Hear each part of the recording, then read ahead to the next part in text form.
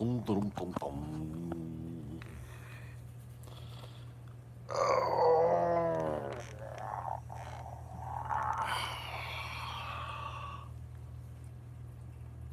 Boy. Where the fuck is my coffee cup?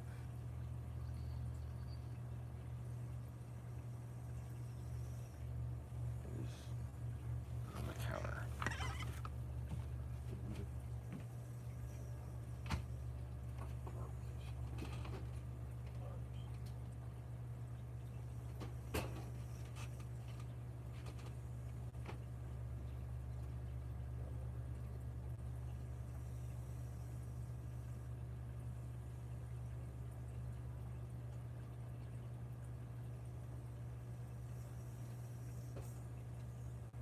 Okay.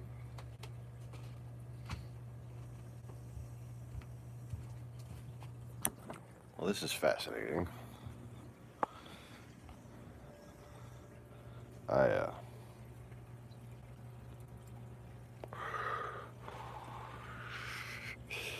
kind of slept through the whole fucking Sunday evening, and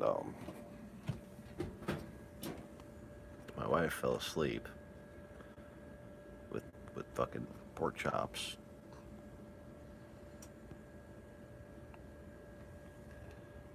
Just fucking sitting.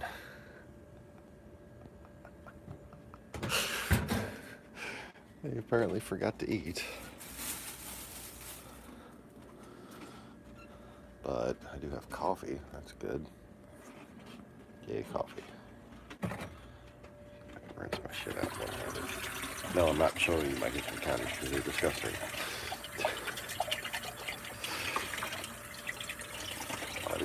I didn't fucking clean it. Everybody else is going to. I want to know where you were, like, you were there. For other people besides me to clean things, so.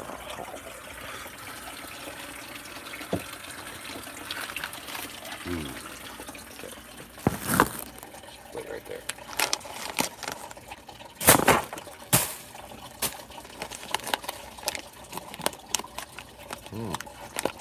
Know how disgusting that was.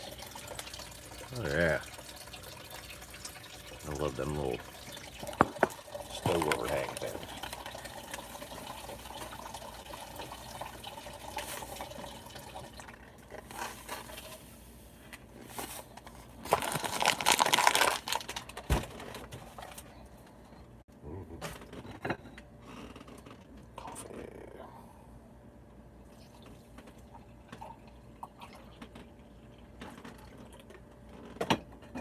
Good.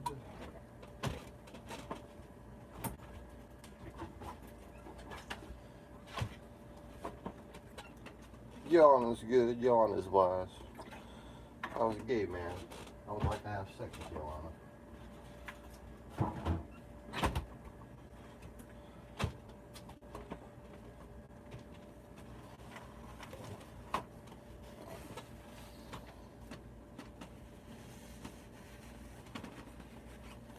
Coffee is good. Coffee is wise. And I already do want to have sex with coffee. But I don't know how. Well, yeah, I do, but no.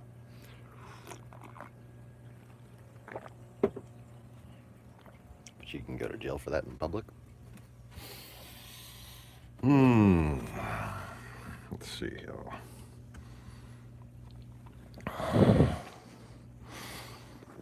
It's nice and not that fucking cold outside. Holy crap, they ate all that food.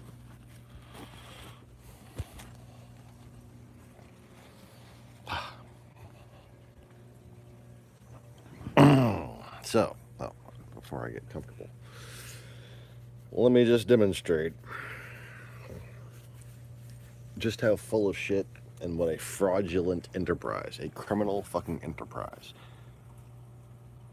a racketeering organization, just a mafia fucking...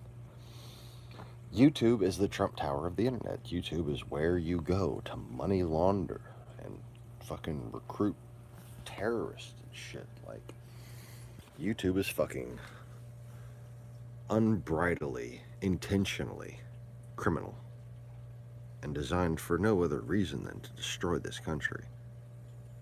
God, they were just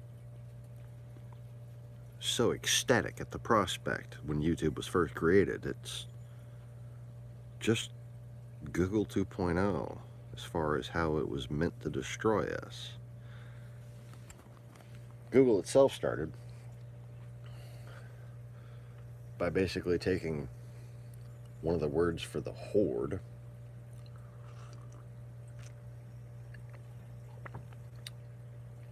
or Google Armageddon, which is another word for the apocalypse,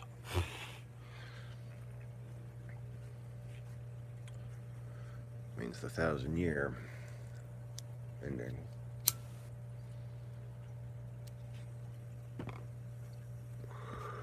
Based on the 1,000-year horde principle that they see from the other side of it's their responsibility to cleanse the earth every 1,000 years. I just don't know what Google has to do with actually searching for anything. But Google shoved itself down America's throat, okay? And put all kinds of existing search engines out of business. Like Ask Jeeves or fucking Yahoo.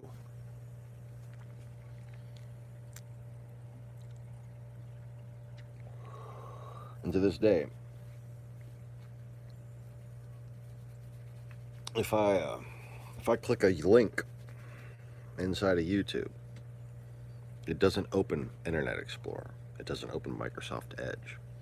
It only gives me the option of downloading Google Chrome or using Safari. It takes effort to fuck up a machine like that. Opening a default browser is not a difficult task for any modern operating system. Yet they intentionally make it difficult so that they control your interface. And what it all comes down to, how does YouTube, how does an internet search engine, how does the Google algorithm itself get designed to destroy America? How do they do that? By raping your mind, by controlling the information that you see and the information that you don't see.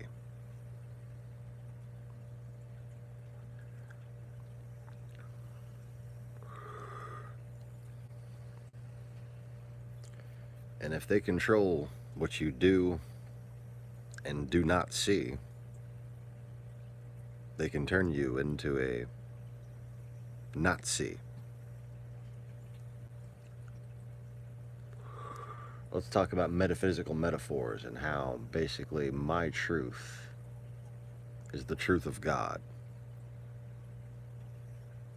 To be a Nazi is to not see the reality around you.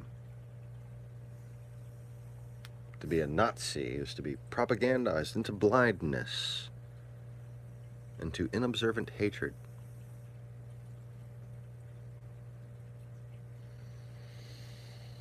To be a Nazi is to not see.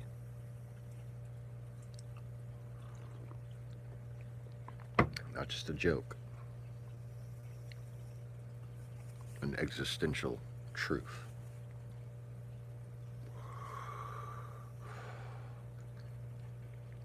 But it's not just about what they make you not see. It's what they make you see. It's what they force into your brain.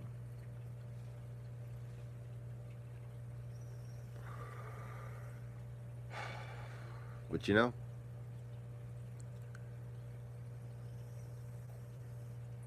with the Google model, influence becomes its own power because they've managed to monetize their own propaganda. They've managed to get us to pay them to brainwash us. And this is how. Because not only do they do that, but they're actually convincing us to not only pay them, but to steal money from other Americans and give it to them. See, when I first turn my TV on, just every single fucking time, whether it's Bill Maher, whether it's John Oliver, whether it's Stephen Colbert, I'm subscribed to these fucking channels. But the goddamn plagiarized, copyright violating upload is recommended to me by Google algorithm every fucking time. Okay, grab my controller. Look at this. Not one, but two.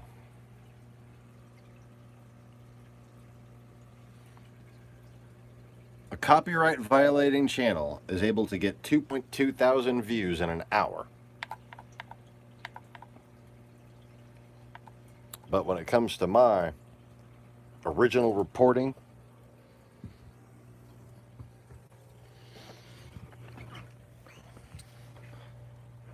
the most powerful interpretation of biblical prophecy on the internet, the only person on the internet to consistently perform magic, and I don't mean magic tricks, I mean fucking miracles, shaping and bending reality, on a YouTube channel, and it's just me and whoever was so kind to join me and click the like button. Just one person watching right now.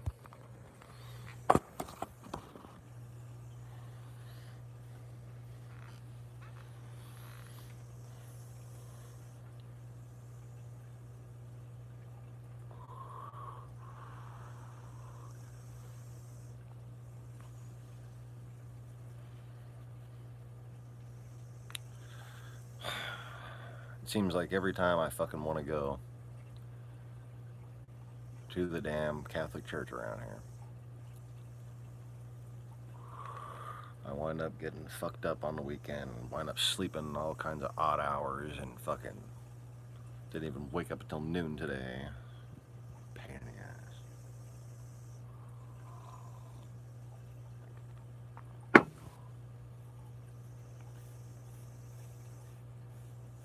And you know, the fact that they are a criminal enterprise is why I can sit here right now and make this video that says that they're a criminal enterprise.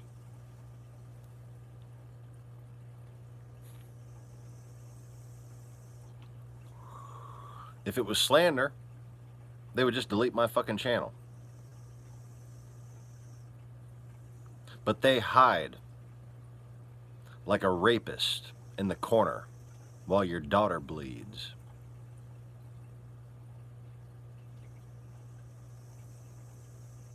They know if they flinch, if they move, if they so much as breathe too hairy,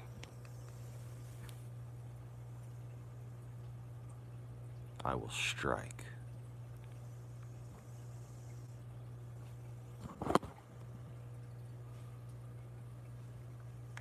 Oh yes, YouTube knows they've fucked me over. Illegally. They know that I am righteous in my indignation and rage towards them. And they know first and foremost, the last thing they want me to do is have too much free time.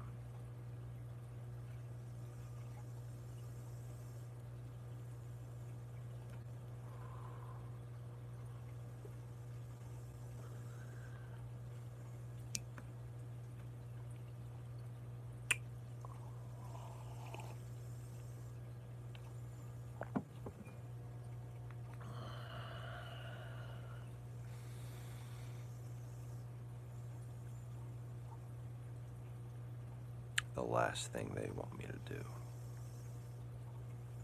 is have too much free time. Because like I said many times, these fucking criminals whose criminal enterprise has led to and helped cover up and recruit for terrorists, people who chopped off the fucking heads of Americans in Iraq, people who kidnap children and sell them as products. Google.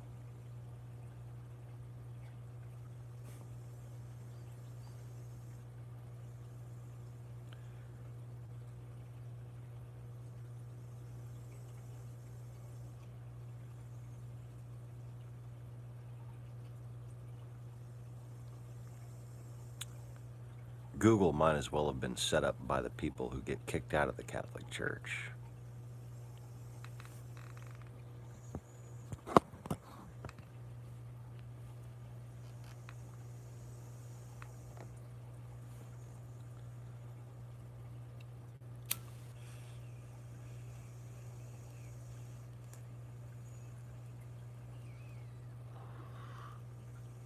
All I gotta say is back in the 90s, you could look up porn without them putting fucking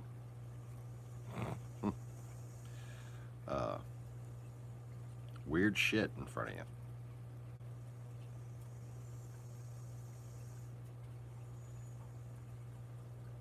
And there ain't a goddamn thing wrong with porn, okay? Except for the way the Russians do it.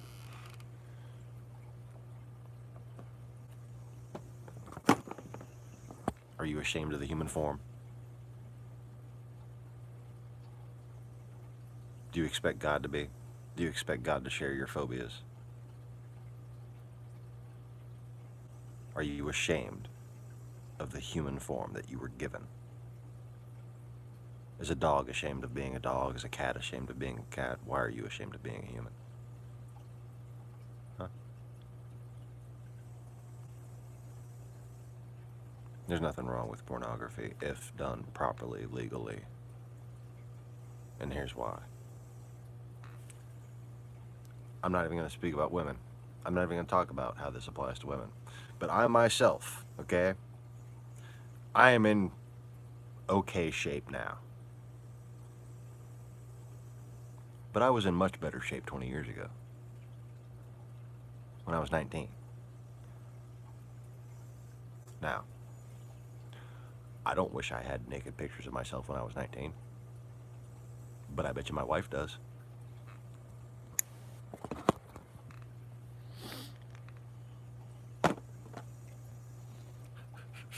Because then she wouldn't have to think of how I look now.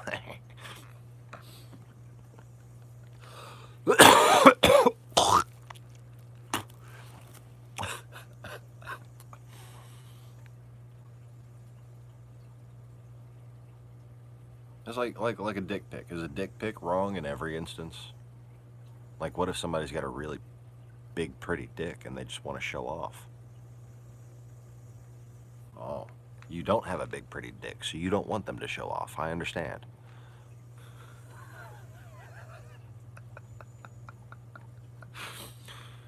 Lacey, don't forget to breathe, Lacey.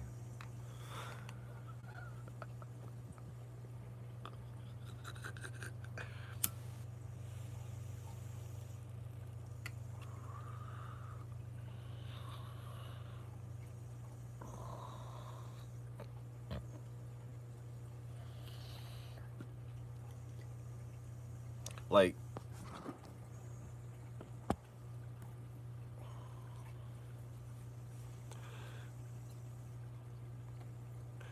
Claudia Schiffer, okay? Are you telling me that there should not have been cameras on Claudia Schiffer every moment from the day she turned 18? Let me ask you this. What were cameras made for?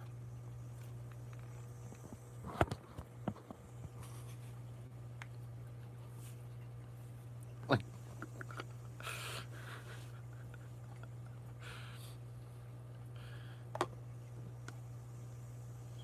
and I'm sorry, I will never I will never sit here and pretend that there is like something resembling a brain cell that can function properly when I think of Claudia Schiffer. No, just no. I'm kidding.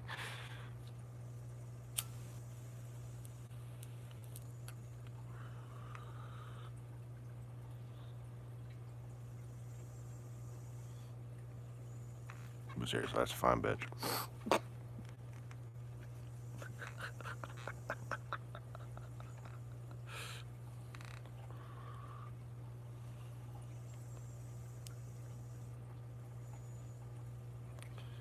You know, technically, zoologists are just a bunch of pornographers. Because they're taking a bunch of pictures of naked animals all the time.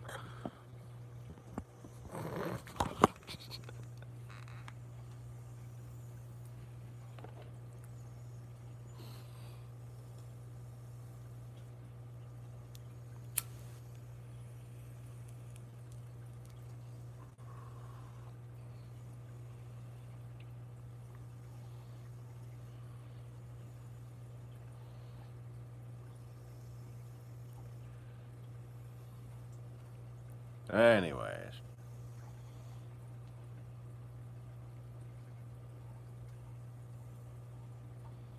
But yeah.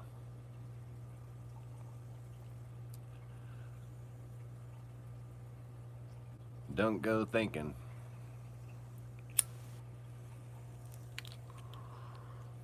with all the hot bitches and their selfies and their yoga pants that somehow the internet is an easier place to be horny. Nope.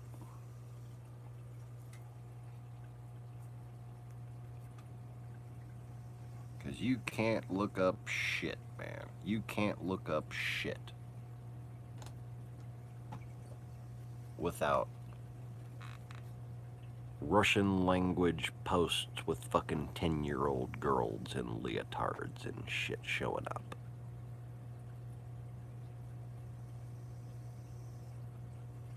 YouTube and Google promote Russian child porn, period.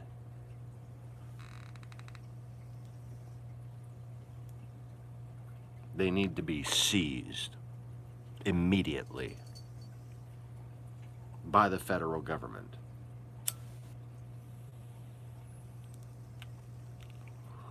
And so does all of Trump Towers.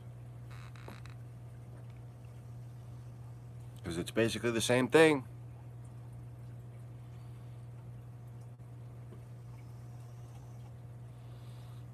I wonder how many of them little fucking girls I ain't seen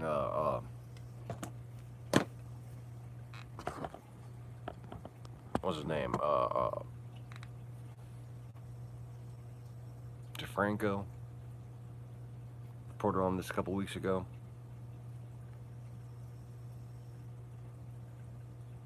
And I hadn't seen this one little Russian thing show up. Looked like a fucking, not even 10-year-old girl. And damn near nothing. Okay? And then something similar to the exact video that he was showing that YouTube said that they were going to crack down on. This fucking icon showed up, I saw, with breastfeeding with this kid's face looking at the camera. And it had 40-something million fucking views on it.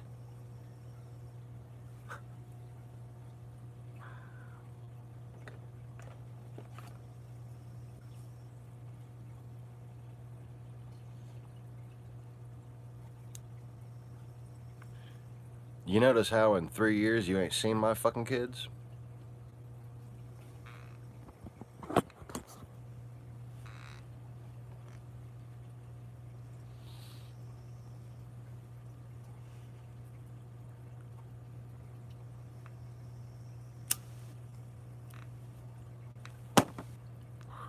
I have 2 beautiful daughters. Have I used them to get views? No. Because that's fucking sick.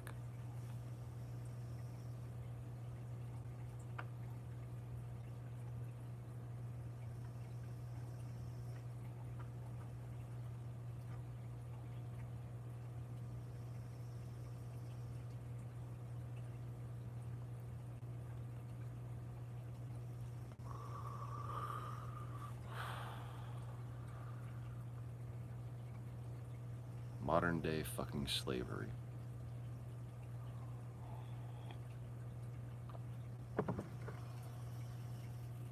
Only worse. Because these poor girls will never be able to fucking forget their shame. It's archived.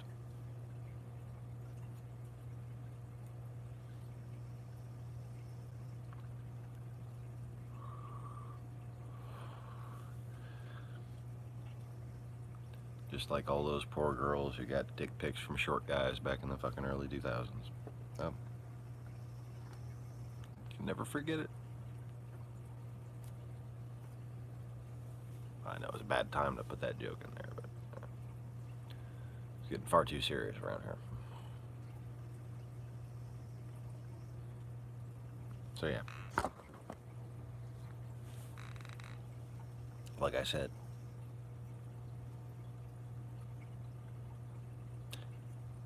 YouTube knows damn good and well they need to make sure I have a place to vent. Because they do not want to see what's gonna fucking happen if I have too much free time.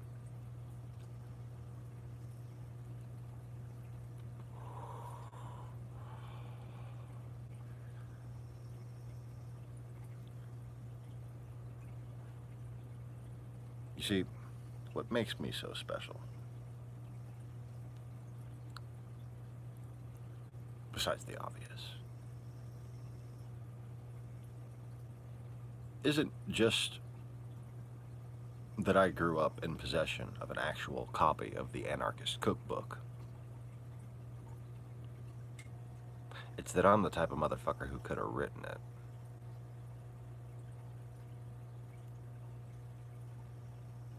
No, it's not on my level.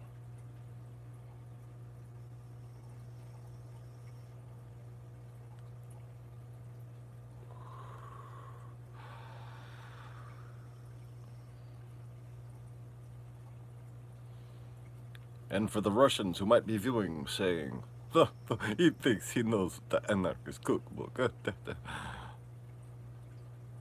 Yep.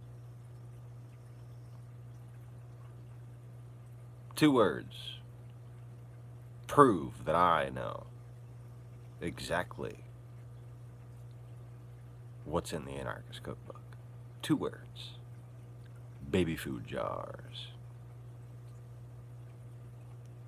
And if you've never read the Anarchist Cookbook, you have no idea what I'm talking about.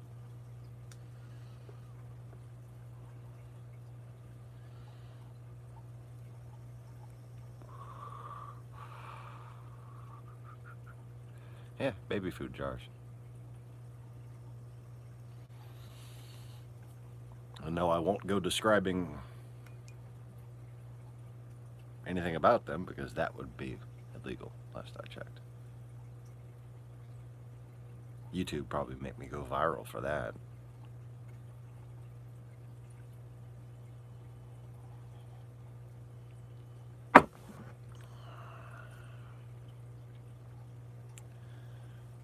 Because they have been giving, material and financial support to terrorists, Russian psychological warfare operators, hackers, kidnappers, pedophiles, money launderers, mobsters.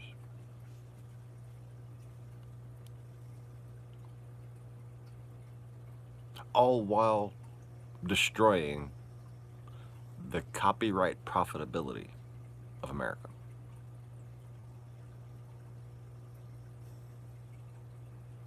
And let me just remind you, the reason why the porn industry got such a big share compared to the US film industry compared to Burbank, compared to Hollywood, compared to New York studios. The reason why the porn industry actually got bigger coincides completely, as far as the timing goes, with the advent of YouTube. And it is because people around the world suddenly had all the American content they wanted for free.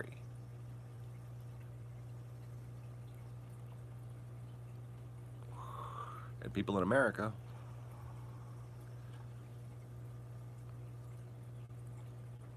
we were wondering what American asshole was giving them this stuff, when the whole time it's been hosted from fucking North Korea and Manchuria and Mongolia. That's where these internet servers, that's where this content has been hosted from.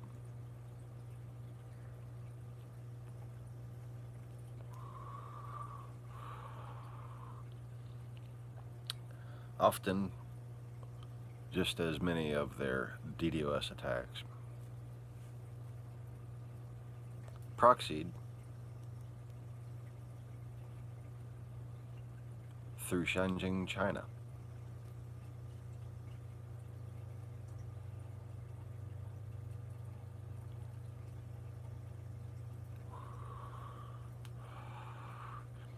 You go back 10 years ago,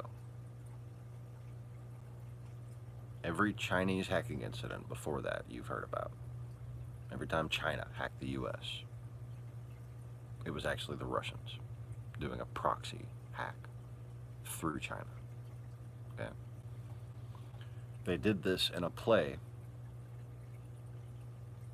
to basically show China our weakness and provide China with bribes. The bribes being F-35 technology, etc. You see, the key to world peace is for the United States to redeem the honor of China.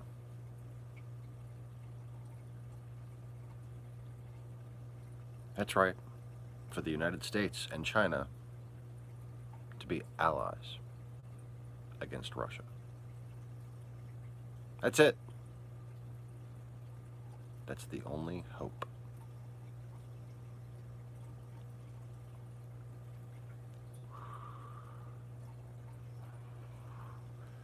That's a hell of a gap to cross, isn't it? It's a hell of a bridge to build.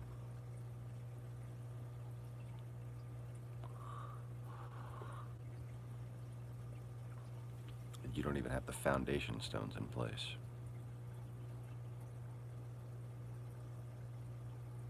You need the truth of Magdalenia.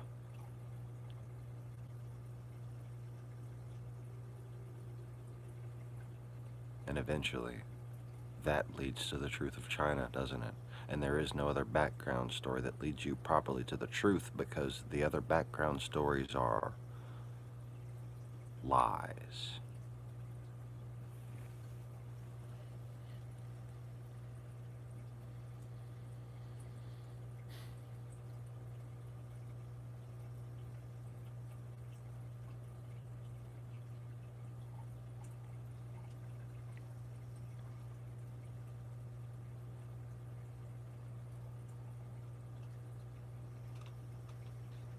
Boy.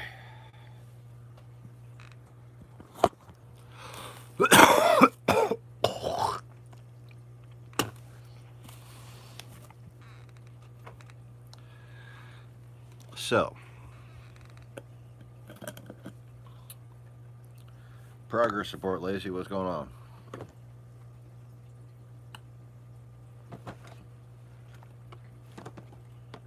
Or as I would normally say, sit rep.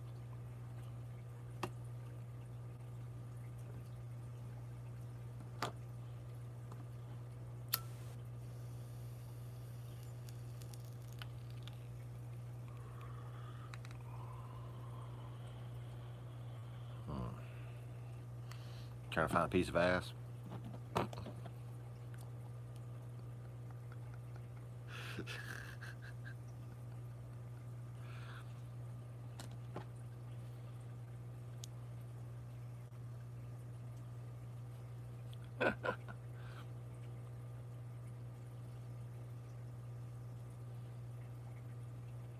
Yeah, I'm trying to find inner peace. If I can get inside that bitch, I think it's gonna be peaceful.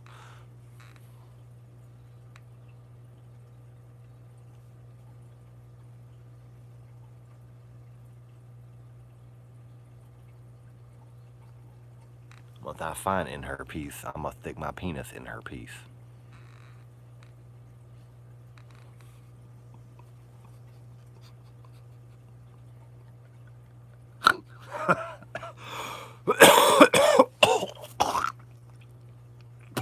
I did not see that coming.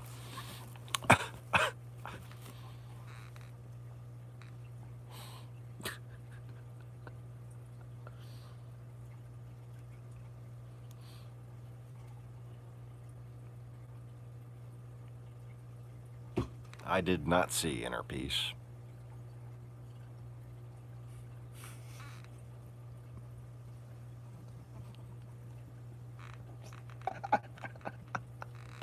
Oh, that's great. I did not see inner peace. At least he did, though. Fucking pervert. Skitty.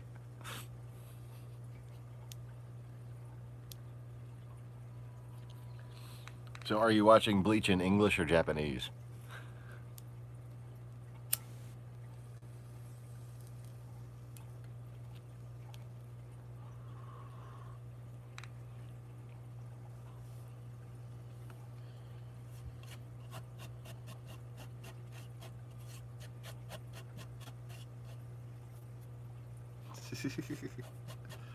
It's actually really great to watch the like once you get it, you know, watch the subtitled ones.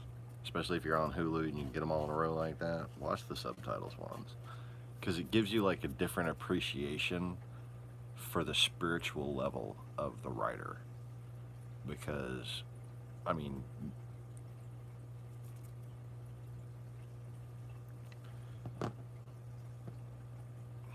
the similarity between Japanese and Basque.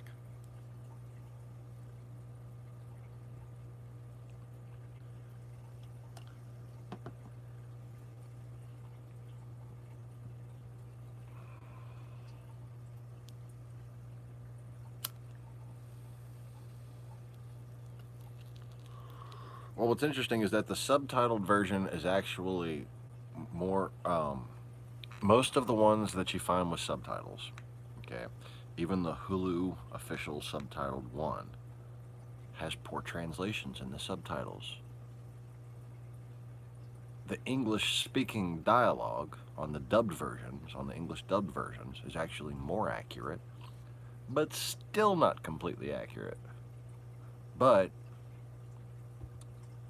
having watched each one sort of dozens of times, I've come to kind of recognize where it is and isn't right. Just at least in the easier phrases of Japanese to pick up on, which I can't say, but I can hear.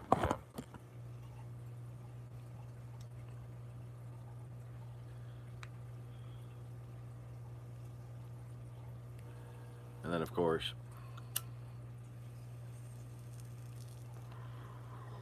once you get done with the Fullbring arc at the end there, then it's on to the manga, because the 1,000-year blood war is fucking intense. The Quincy's come back.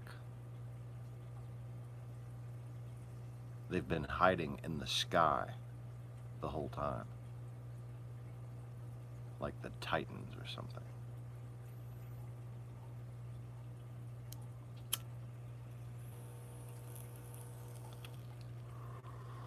Oh, speaking of which,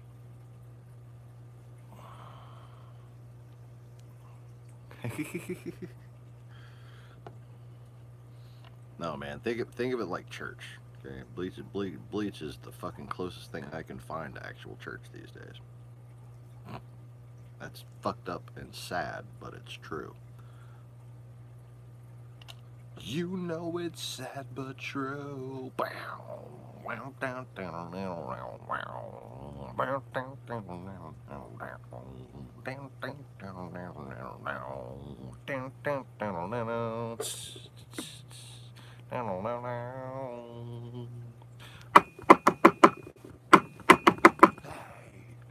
I'm your life, I'm the one who takes you there.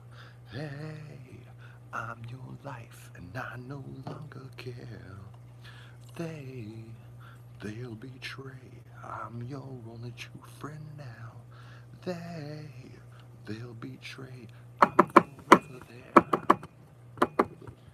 I'm your dream, make you real. I'm your rise when you must steal. I'm your pain when you can't feel. Sad but true. Ah, oh, Metallica. Oh, I'm having a Metallica moment. Ooh. Yes, yes.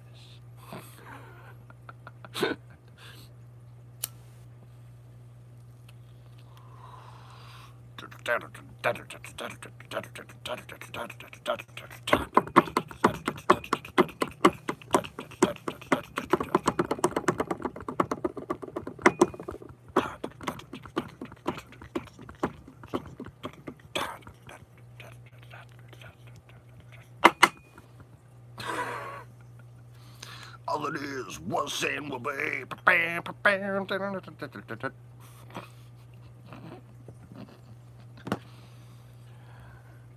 I basically learned how to play the drums to that album.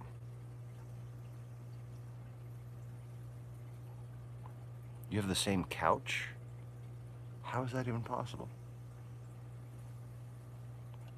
That is some random shit right there.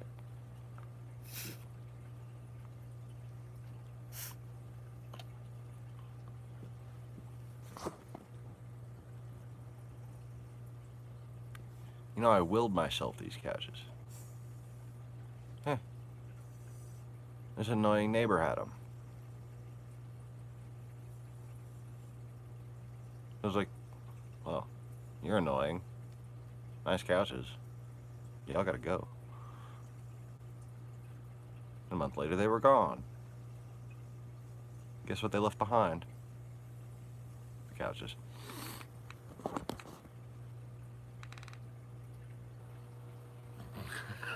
That's funny.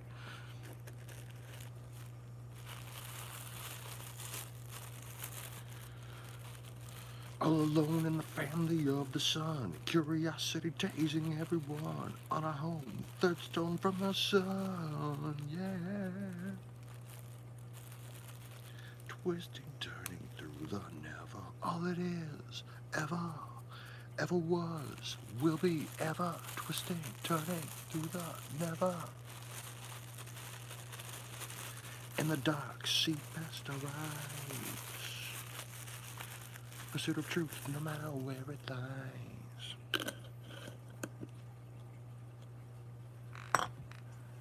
And the words that I do not fucking know, on our own minute reason. Too quick to criticize, obligation to survive. We argue to be alive. Yeah. Twisting, turning through the never. All it is, ever was, will be ever. Twisting, turning, who we are.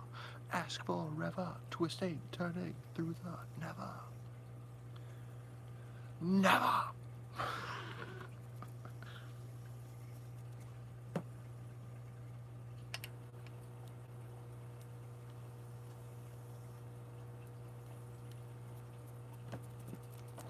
Dum dum dum dum dum dum dum dum dum boom boom boom down down down down down down.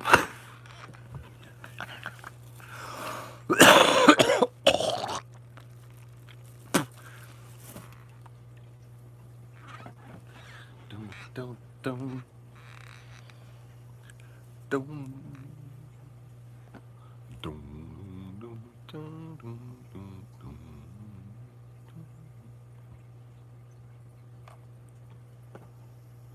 I'll tell you what, being homeless with no radio, my ability to memorize entire albums minus the words I could never actually understand,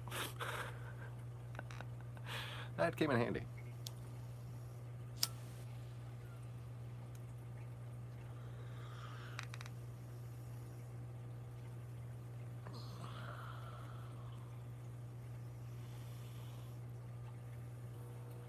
So, where are you living right now, Lacey?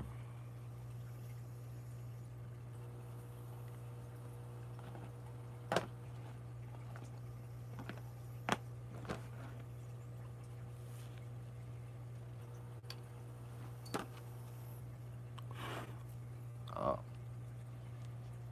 New boyfriend, or did you?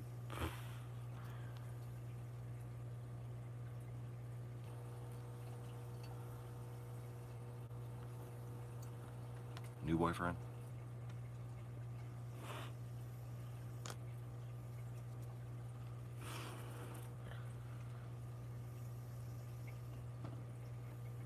Alright, good.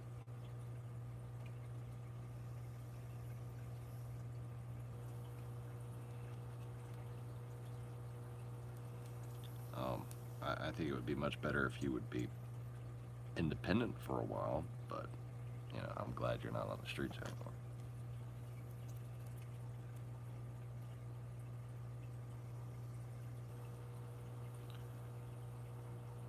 Just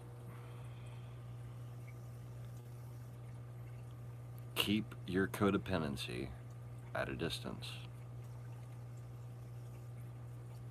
and keep planning your own life.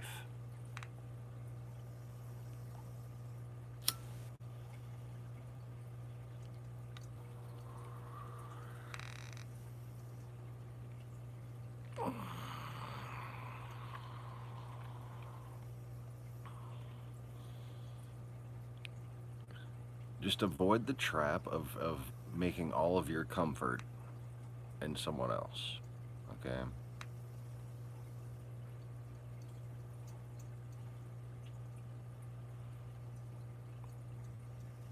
So I know that's easy to do, and I know you probably feel like you need that right now.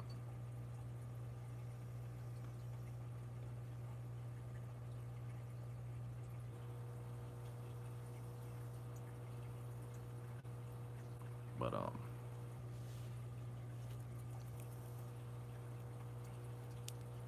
you know, you really should just be still looking for an independent room to rent. And if that's the right guy, you can, you know, make shit work later.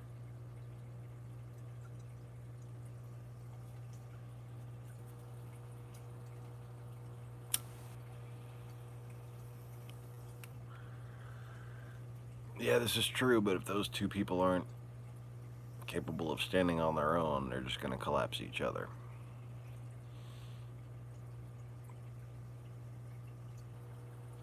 One tower cannot support another when both their legs are broken.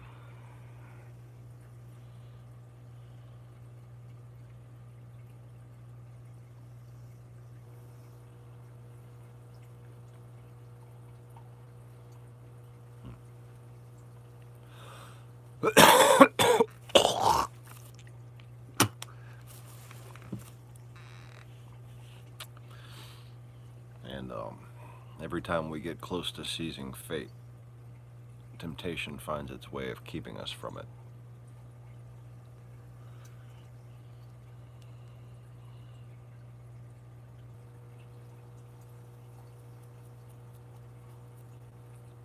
Especially when you surrender to talk. You know? Everybody's always waiting for tick. Come on, tick. Come on, tick. They forget about talk. Tick. Talk. Life. Death. Life. Death. Sadness. Happiness. Love, hate, laughter, tears, tick, tock. Everybody's stuck over here. Tick. They can't just accept talk. Talk.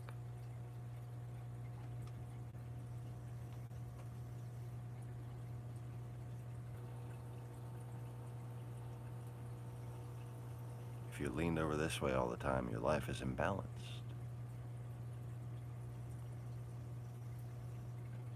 You're gonna swing back to talk. There's nothing you can do about it. But if you resist,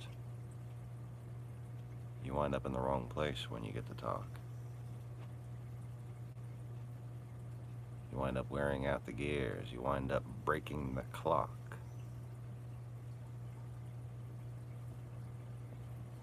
Tick. Tock. Surrender. To talk. Such is how one gets God to speak to you directly.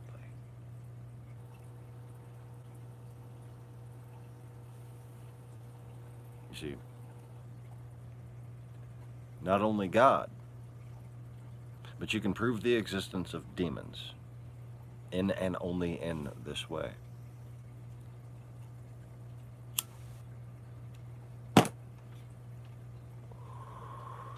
Because when you finally surrender to talk, an unexpected tick appears and tries to make you go the wrong way again, so it can wear out your gears and break the clock.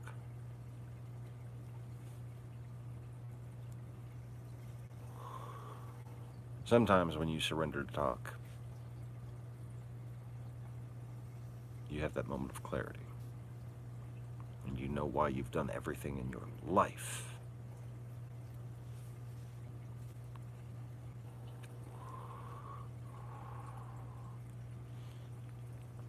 But the more you keep having to learn the same lesson, the more little twists come along. The more unfathomable coincidences, forming a pattern of attempting to destroy your life, just happen to show up. The moment you surrender to talk, you can be sitting there trying to basically accept a fate, understanding how it will guide your path, understanding why you're on that path. At a job, for instance. This happened just the other day to my wife, actually.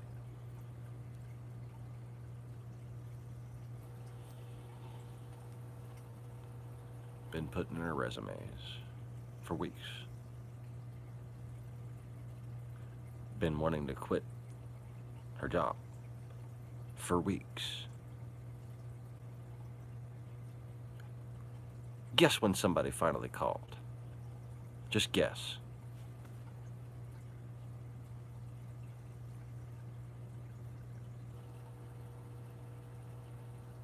Grass is always greener. I want to get a new job. I hate my job. Waste of time. I guess I'll make this work out. Bring!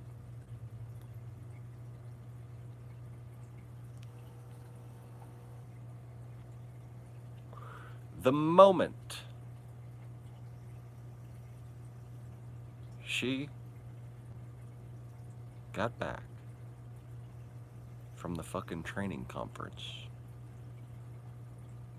I mean, basically, she spent all last week still wanting to quit, and then towards the end of the week, I guess, just gonna make the best of this, go to this conference, try to learn things, and she went to the conference and had that, yeah, okay, I guess I'm fucking doing this. And actually finally clicked over towards committing to the process and learning how to basically recruit real estate agents. Okay, that's what she's doing now.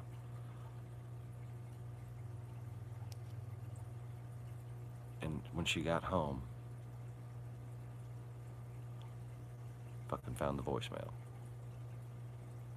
Dental office here in town that she put in her resume 3 weeks ago. Finally contacted her for an interview.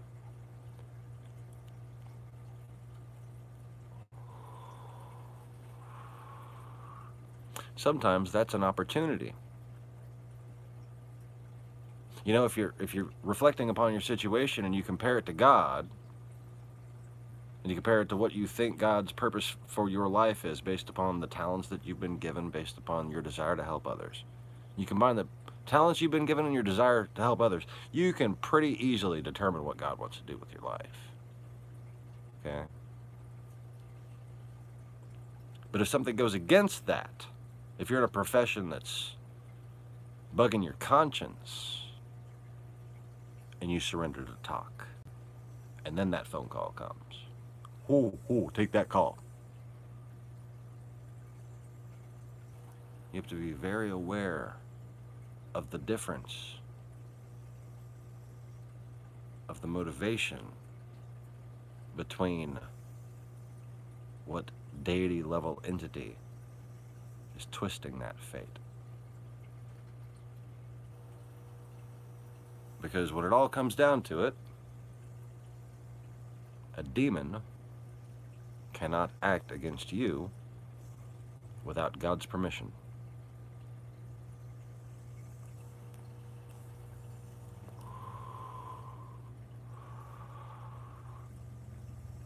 Even Putin.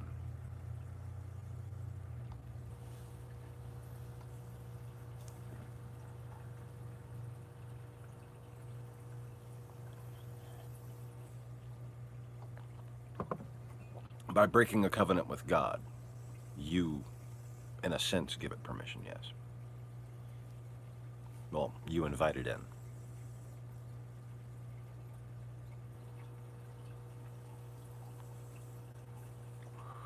Which, in the ancient language is the same as saying, I permit you, which is also the same in Japanese, which is actually in the Fullbring episodes. If you want to hear what that sounds like.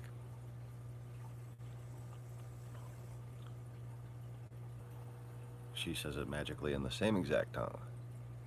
Yeah. The little chick with the box, she traps you inside. I permit you. Pass. Like, that's what I would have done. Like, she'd be like, I permit you, but pass. Ha.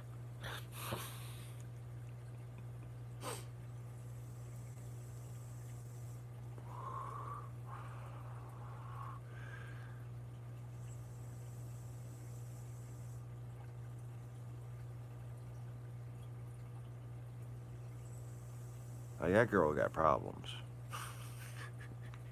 Like, these are the kind of neurological disorders you can develop if you never change a tampon. Like, I don't know what really. It's just my first guess.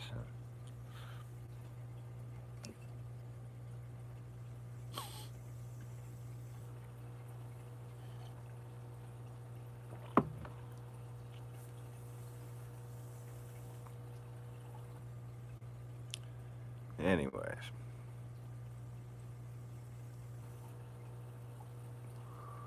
So,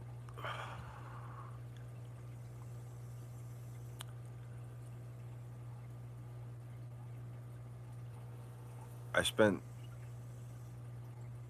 the afternoon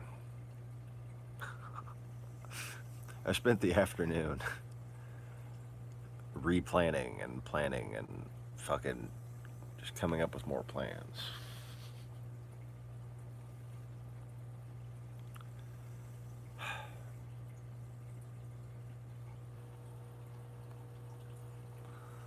All right.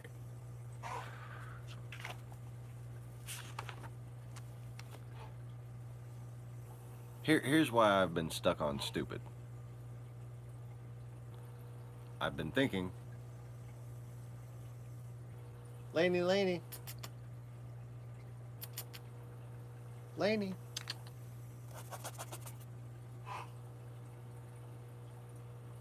You okay, honey?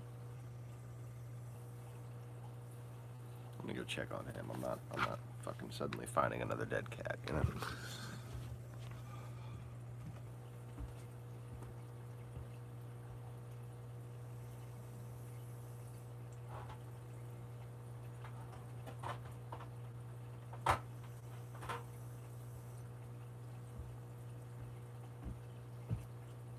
Yeah, he's fine. Just got him a hairball. Okay.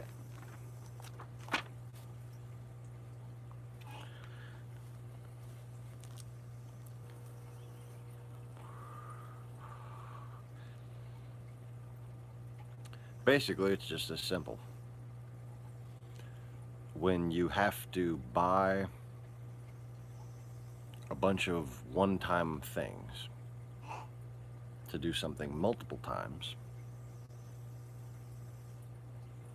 those things you have to buy cost less if you could just do it multiple times.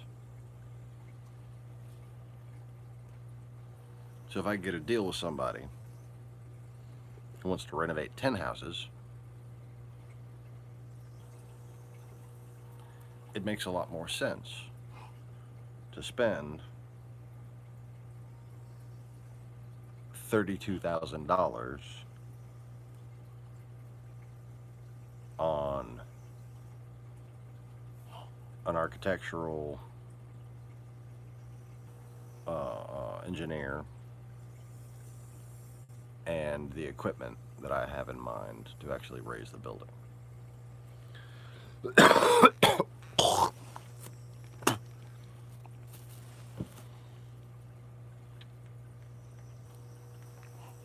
Now, how am I going to raise the building? Just like a car. That's how.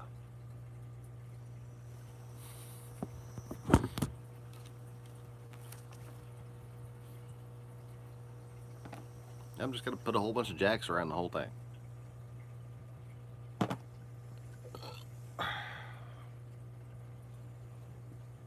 Basically every 4 feet.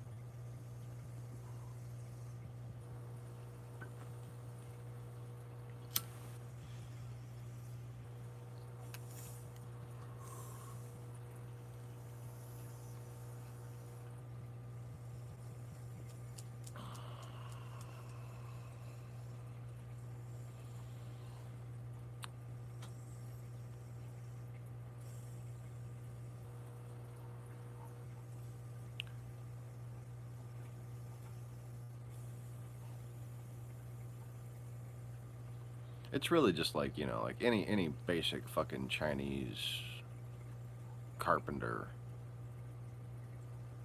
who does concrete and rebar type stuff. Like, I see like that they have a lot of people who do this type of stuff in China. That's why they've been building up so quickly. They've found a lot of very cheap ways to build. And just basic Chinese ingenuity could figure out how to make a building detach and float.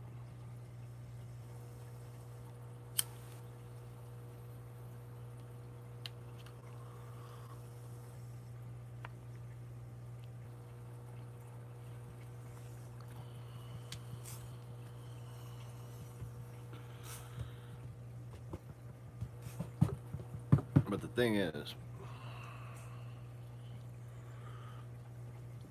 that's not, as of yet, certifiable, you know?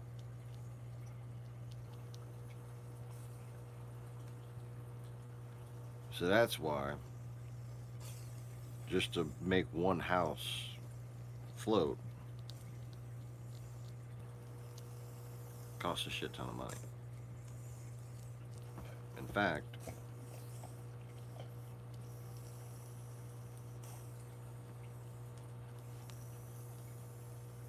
it could cost up to $135,000.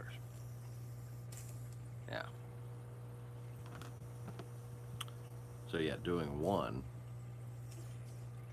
doesn't make a whole lot of sense.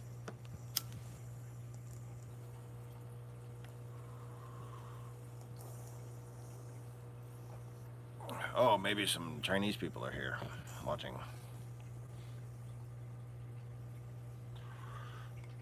Or maybe it's just an Irish person.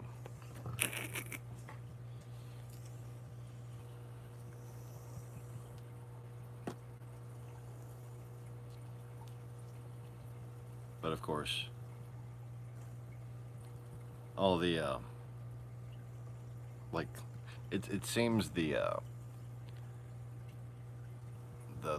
boat they have over there by the channel, I think they're just like leaving that boat out there. I think it's basically stationed out there on the fucking transatlantic cable. And I think it basically, or some other proxy device, takes a keen interest to when Mr. Conway and I start speaking together. Winds up being some productive, interesting conversations more often than not.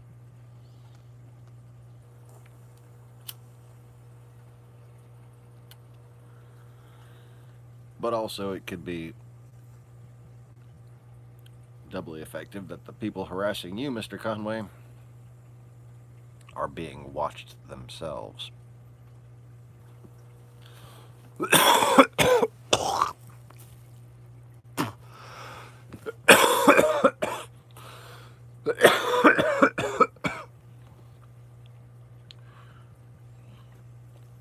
Due to the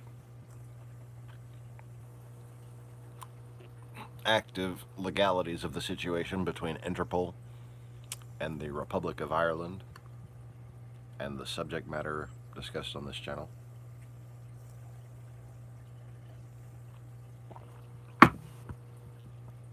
And the fact that due to my ancient spirit, I tend to have a hint of an Irish accent even when I'm not meaning to.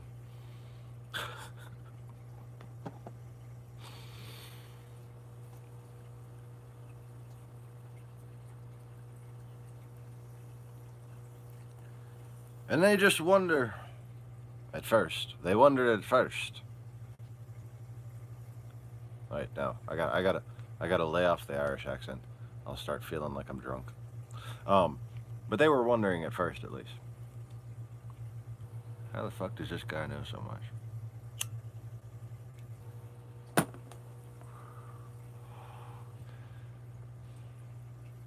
I very much enjoy being a complex enough man that international intelligence agencies boggle their fucking minds over me.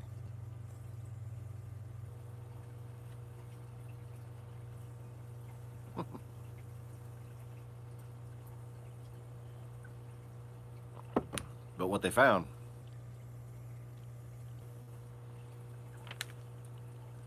is that I was just trying to do their fucking jobs for them.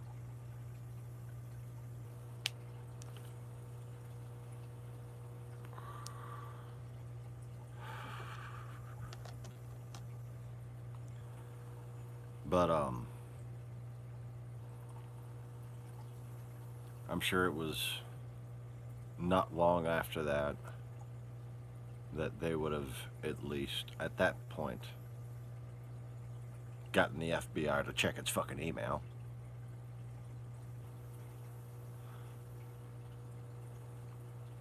They're like, look. Here's how scared YouTube should be of what's happened here.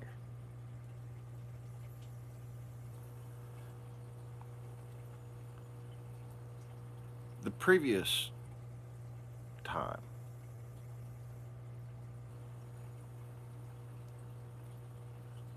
the FBI asked me to work undercover for them.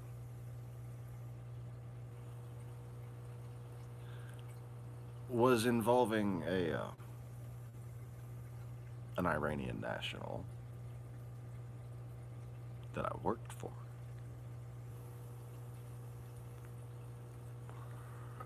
Somebody I've talked about over and over again. Joey. Not Bellucci. Jalal Zamin.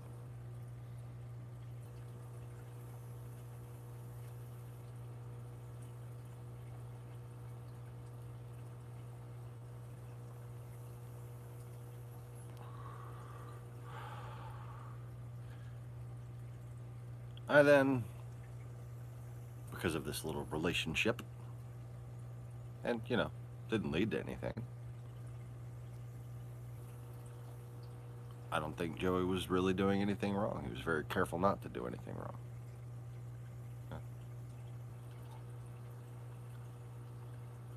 This relationship proceeded down one dead end.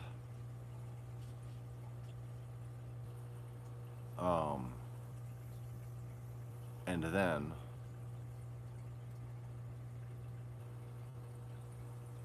one very live continuation of the initial thing that I'd worked with them before Joey's, before Geelong, which was when I had reported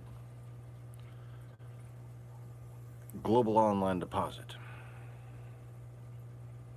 to the IC3.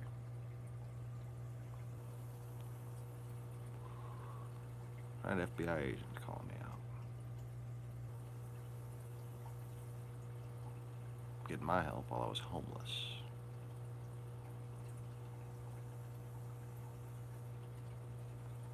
Then I had FBI agents calling me up, trying to get my help, because I worked for this Iranian guy.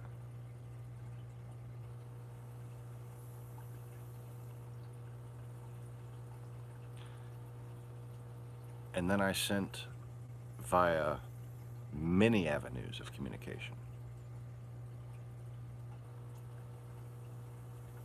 my plan to get YouTube to show their hand.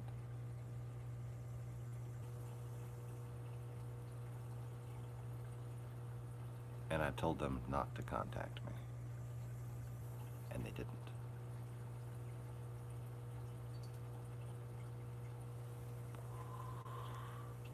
How good am I? I could be the fucking best for all you know.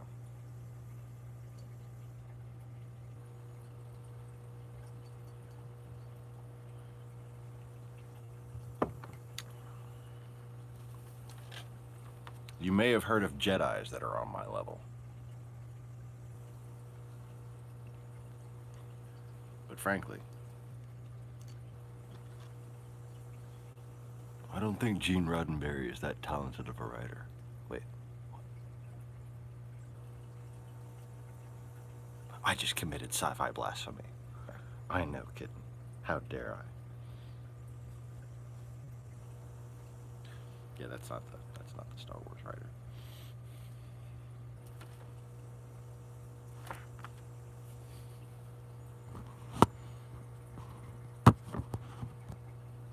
He's come to help me. I don't know, what's my business plan there? Shit.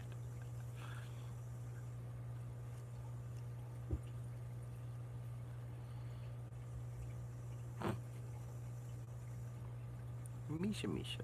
Hey, honey. He's up here. He's up here.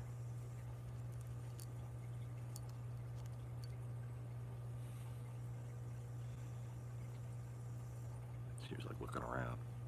Where's the motherfucker? He's gonna pounce on me. Nope, it's okay. He's sleeping up here. Come here, honey.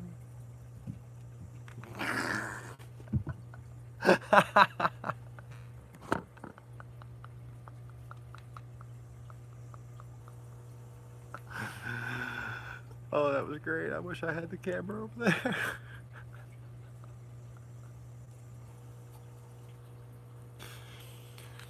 She's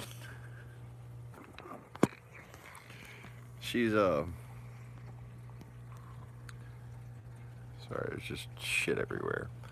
She's running through here. Oh God, there really is shit everywhere. She's just walking along this path, and she sees this fucking sandal all of a sudden and just like flinches. Yeah, I haven't cleaned all weekend. I'm sorry.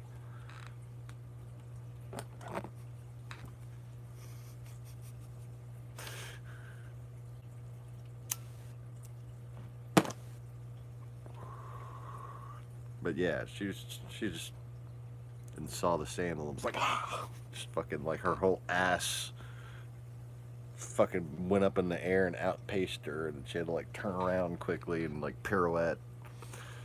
It's fucking great. That's why I have cats, just for those moments.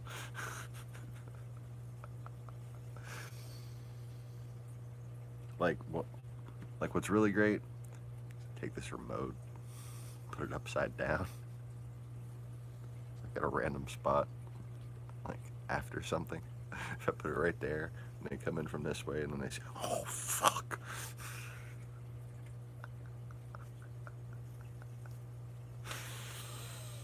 Oh, like, have you seen the cucumber? Oh, the cats and the cucumbers. Oh, God, that's so fucking hilarious. That's like crack. I just can't get enough of that. Right? Obviously, I've never tried crack, but, you know. I'm pretty sure crack is more addictive, but, you know.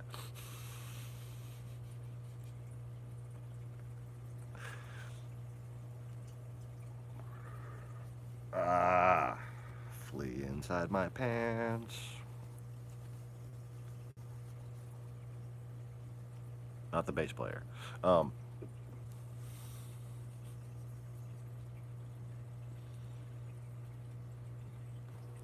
LOL JK. I didn't see you said anything. It's on live chat.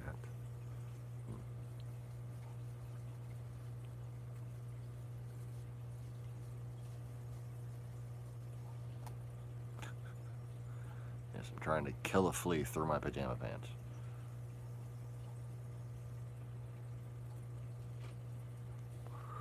Could be one of them fucking Angolian crotch spiders. I don't know.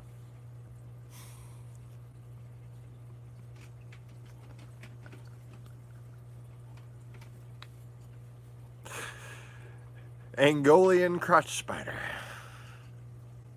It's a cousin of the California barking spider. Also known as a morning fart.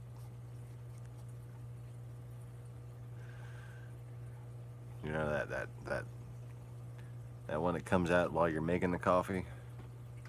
Just kind of blows your pajama pants. Oh fuck, there's a California barking spider loose in this.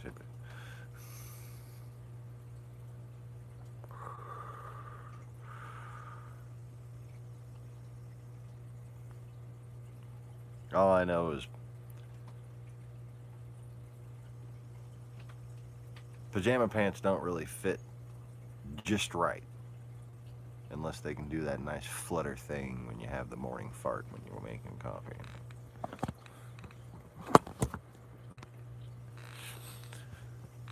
Okay, that's too zoomed in.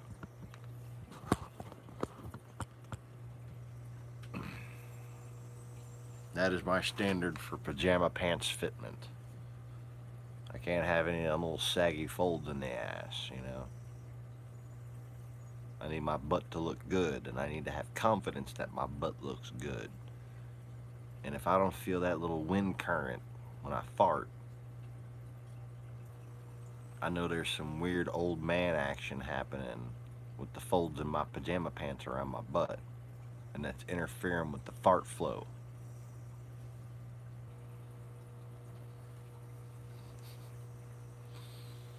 So basically what I'm trying to say is morning farts are sexy.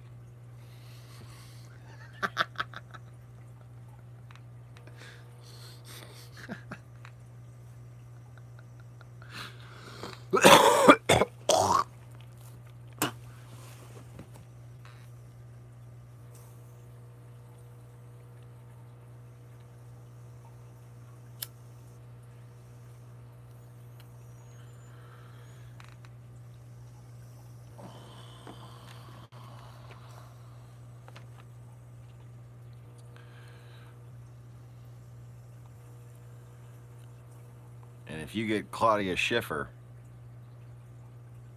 making coffee and having a morning fart, you know, Venus is just going to kill herself.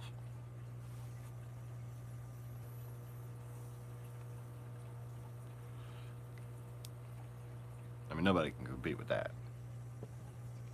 Claudia Schiffer's morning farts, that's just the sexiest thing possible.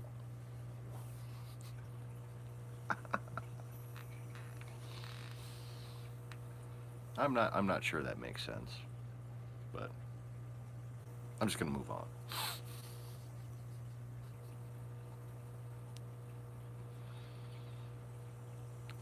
And for some reason, that makes me think of the Portishead song Morning Air. Hold on.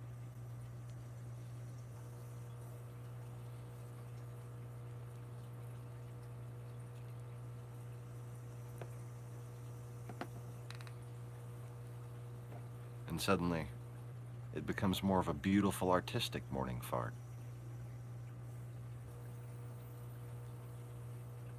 But still sexy, because it's Claudia Schiffer's morning fart.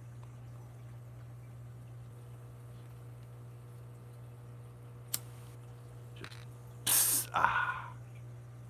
These pajama pants fit nicely.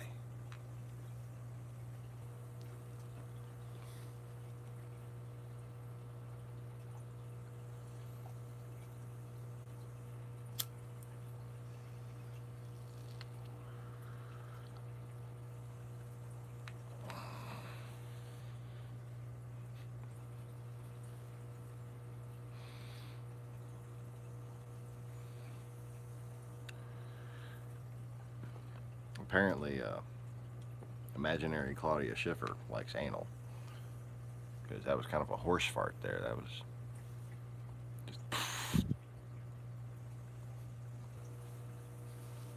just kind of blew straight out there, didn't it? Like a little cool breeze. That made it to my ankles. Oh shit.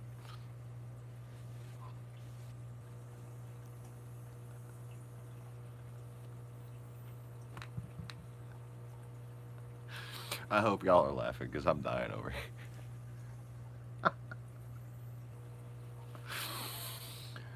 Oh shit. Okay.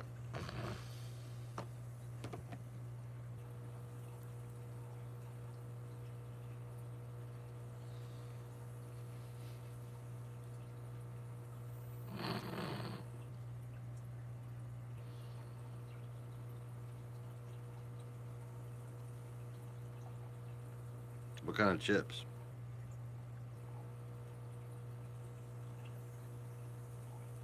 I don't know if you've ever been like,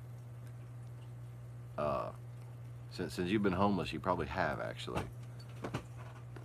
Eating a consistent enough diet of just Lay's chips to actually have a Lay's fart. But that is terrifying.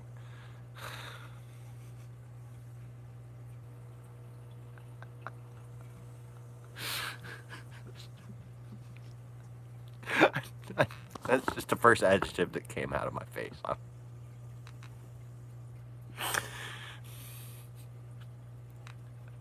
Like I must have been eating on that bag of Lay's for 3 days.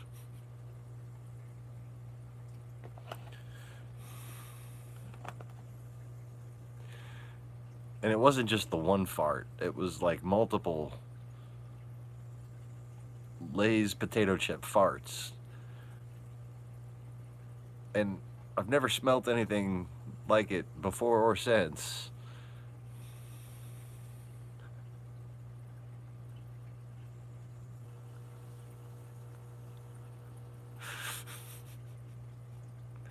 I don't even know how to describe it.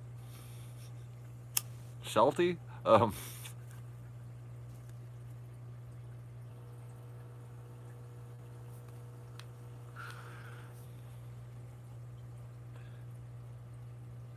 Lay's fart kind of smells like Vienna sausages taste.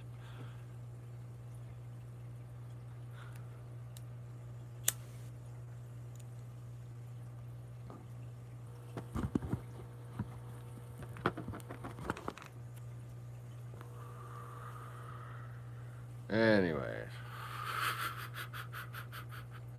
Fuck.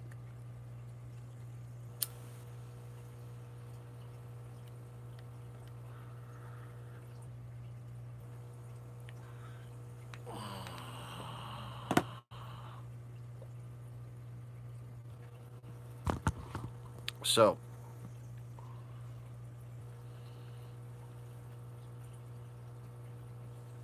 here's I'm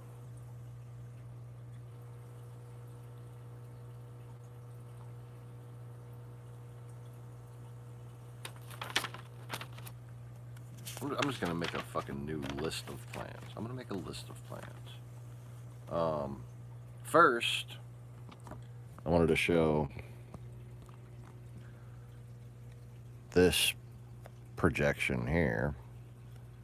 I just sketched it up in the afternoon. I apologize for the horrible quality. I didn't do the whole erasing and making shit straighter thing. I just started doing it all in dark lines because I just wanted to fucking see it. Wasn't really worried about the quality. But yeah, so.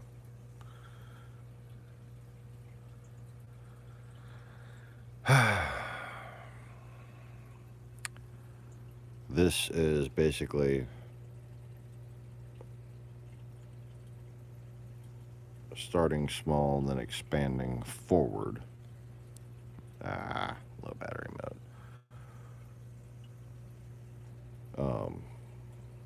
Easy reefers, and then starting here, building cars, living back here. Okay.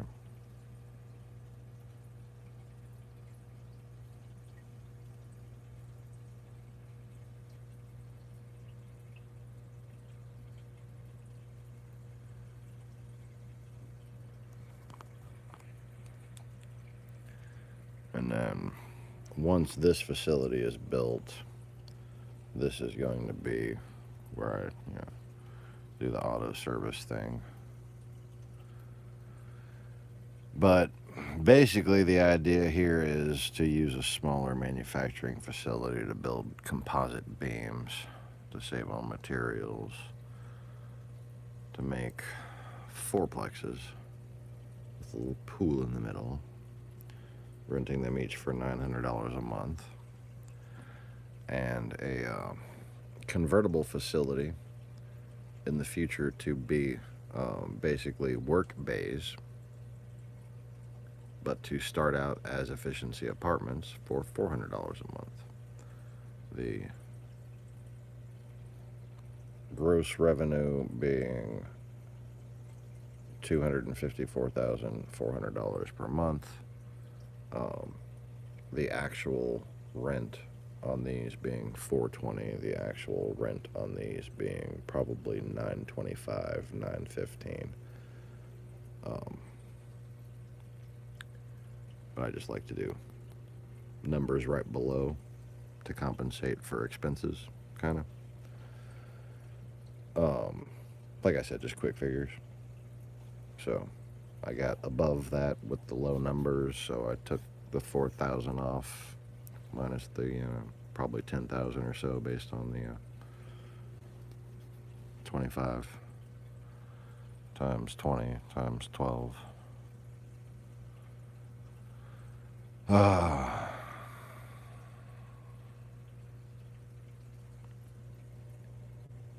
$250,000 a year on this one.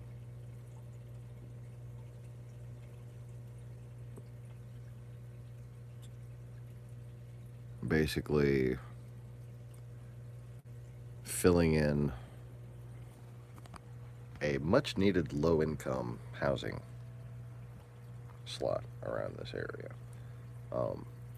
As you know, we've been stuck in this place forever because it's the cheapest place in town at $700 a month.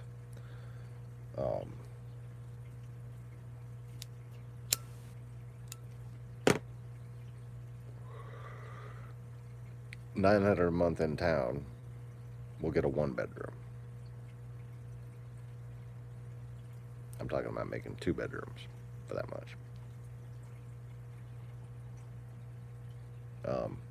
And it's $900 to $1,100 for a 1-bedroom in town.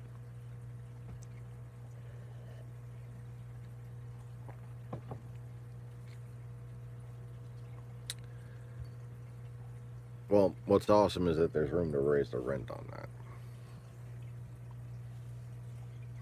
Now, it's because of the cheap land and because of the unique foundation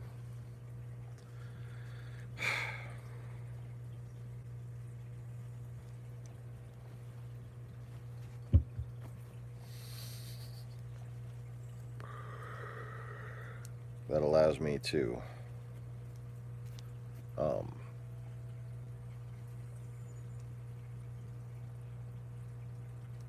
build with minimal excavation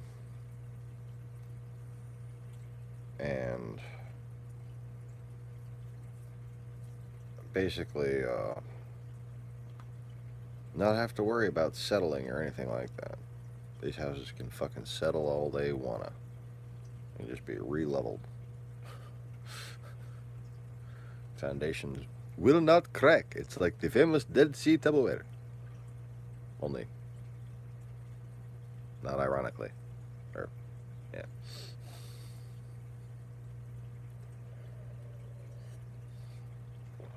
Will not break. Will not break. It broke. No, that's not going to happen. And the thing is, if it happens, it's no fucking problem. Because it's a crack-free foundation. Which means you're not building one big fucking piece of concrete that's going to crack when the shit settles. You have concrete pylons, not connected. They all support the same shit, but at the bottom, they're wide. At the top, they're relatively narrow. And the way you raise a trailer on big stacks of blocks or whatever, similar to that, only in a way that builds value instead of looking like shit and basically being the cheapest possible way to do it.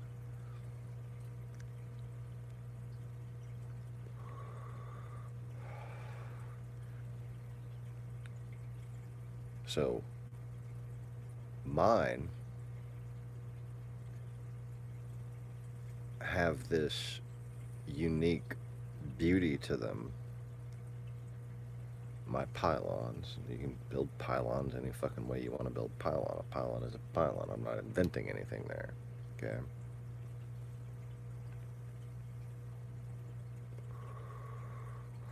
Right, the trailer park has already been reinvented, but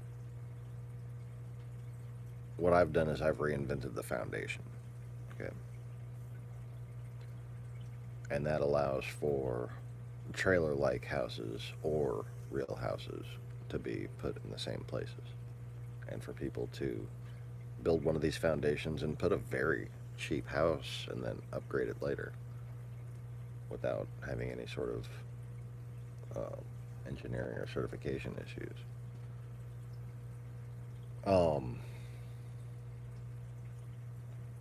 But like I said, that's the big chunk. I'm about to bring us back to the stage one plan here in a second after I finish talking about this.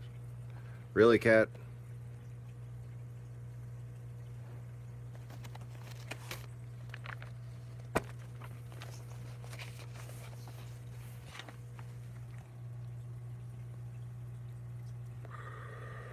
He comes on here while I'm working all the time.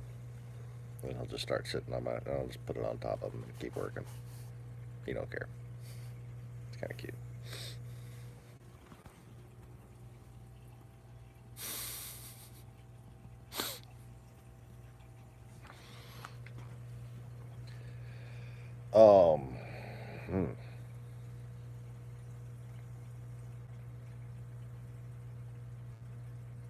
What the fuck was I talking about?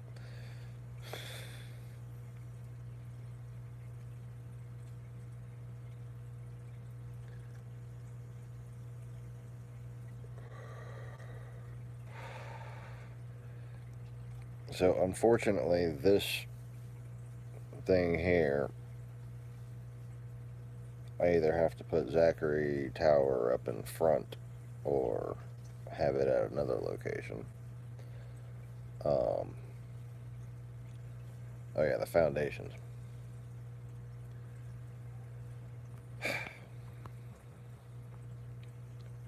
Catastrophic failure. No guarantee covers catastrophic failure. So, when I say it's a crack free foundation, I'm not saying there's no way it can have a catastrophic failure. Fortunately, when it comes to catastrophic failure, you're talking about things that are easier to replace.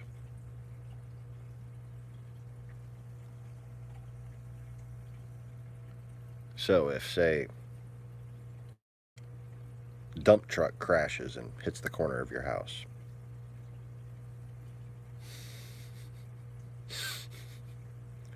catastrophic failure of a pylon.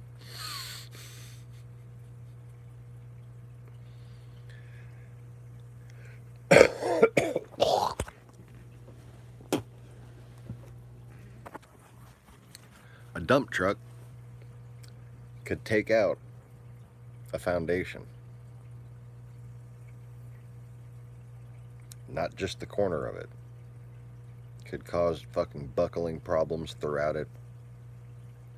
Could create a sinkhole underneath your house over time. Could basically dislodge the whole foundation for a split second in a wave form, like an earthquake. In addition to being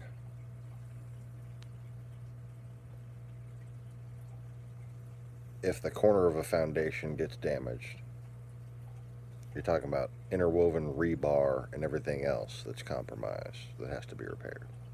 Okay? You got a pylon there. Let's put some jacks up. Yank the pylon. Put a new pylon there. The whole thing is structurally sound again.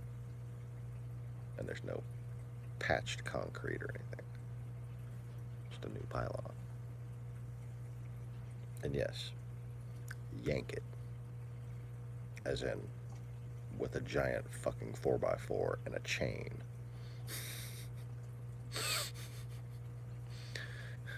Ain't even gonna bother demoing that motherfucker. Nope.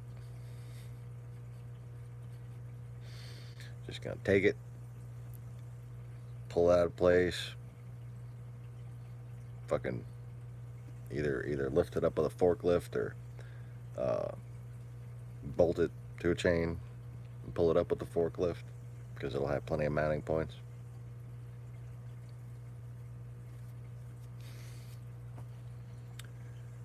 And probably other people's damaged pylons are going to become used in further experiments or, production-based building.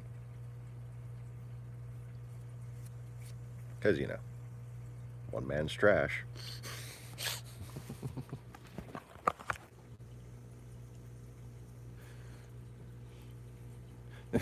Look, man. There is no more effective future CEO than a really efficient homeless person.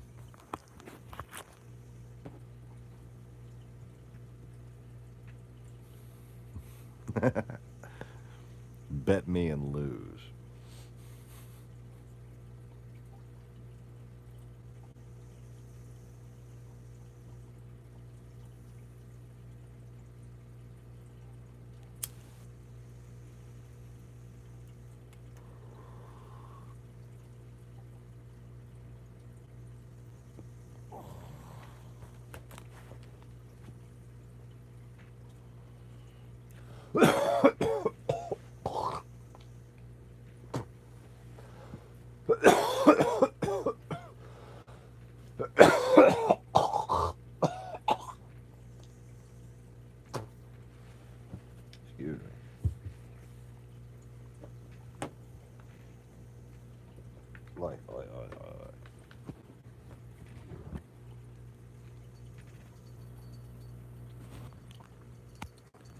So yeah, the trick is,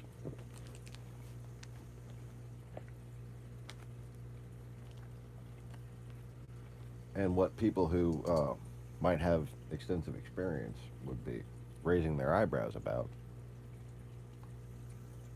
is how do you keep your pylons from excessively settling?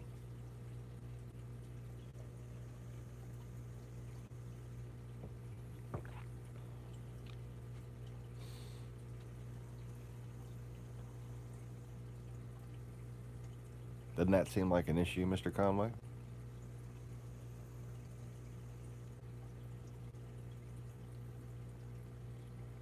You have a wide footprint of a big slab. When settling becomes catastrophic, it's bad. But the purpose of the concrete slab is to prevent the settling by allowing a wide surface area, right?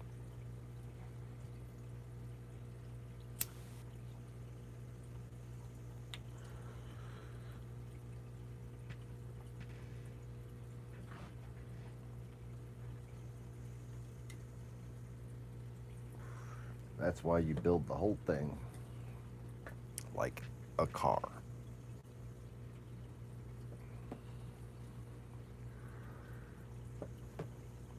Sway bars.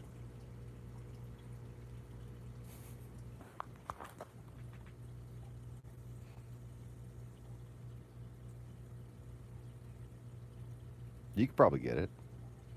Sway bars.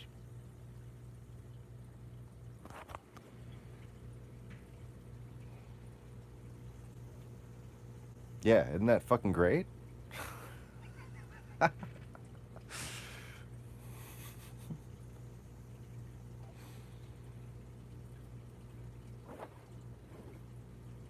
Oh, viewer number 3 has showed up. Hello, viewer number 3.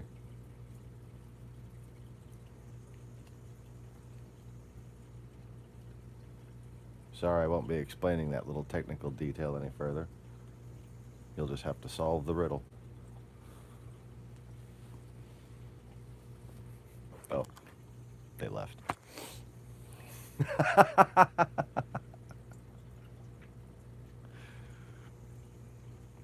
Oh shit, I don't know how a sway bar works.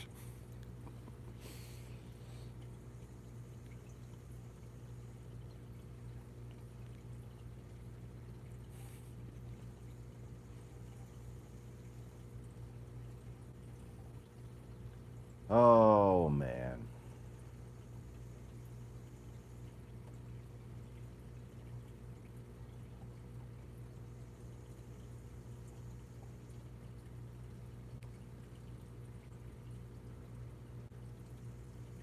So yeah.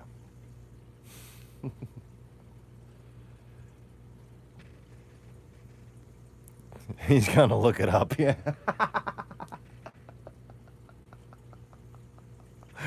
Oh, let's test his grasp of physics, shall we? Let's see if he can understand the forces in motion.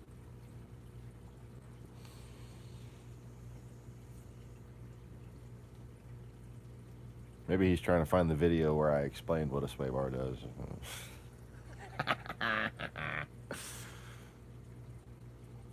But anyways.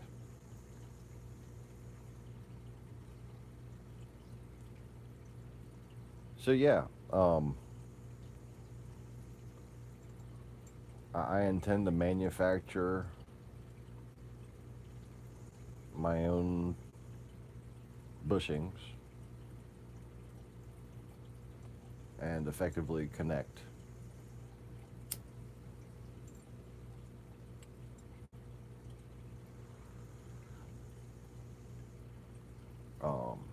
in a very strategic way all of the pylons.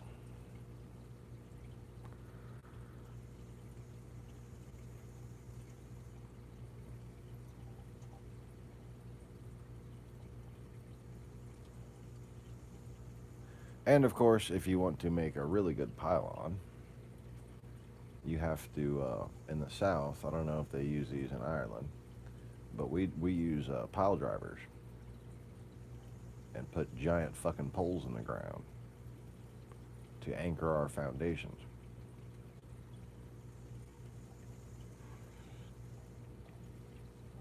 So what one would essentially do, and here is, you know, my great expense,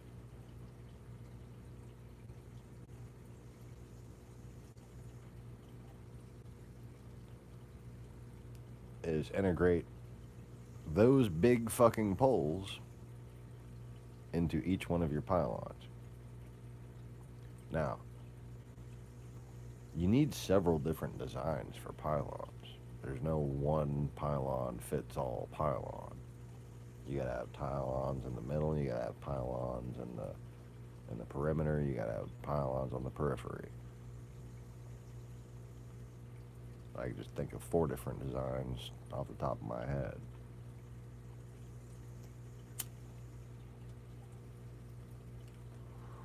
And each one has to be designed that it can be anchored into the ground. Furthermore, best practices of retaining walls also apply.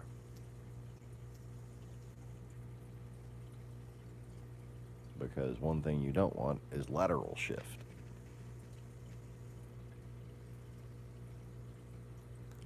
Oh! Oh my God.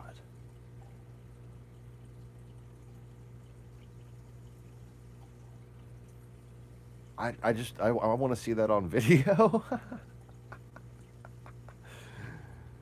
Mr. Conway, for those of you who can't read the chat, Mr. Conway has just informed me that across the way by him, there has been an incident with some soft terrain in which tracked construction vehicles have been lost. Holy shit. Like, that's what those are for, you know?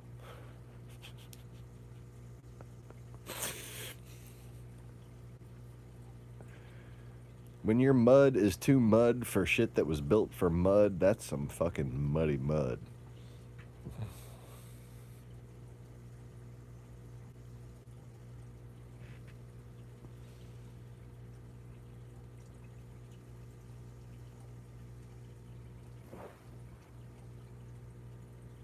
Just bottomless bog.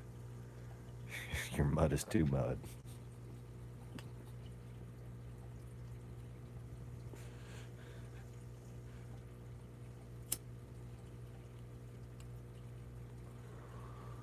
Yeah.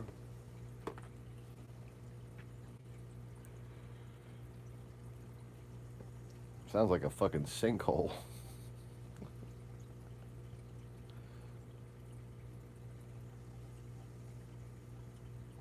Hopefully those tractors plugged it up for you.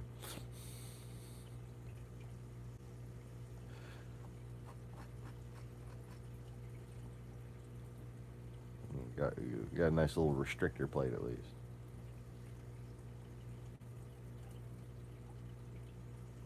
It says Caterpillar right on there.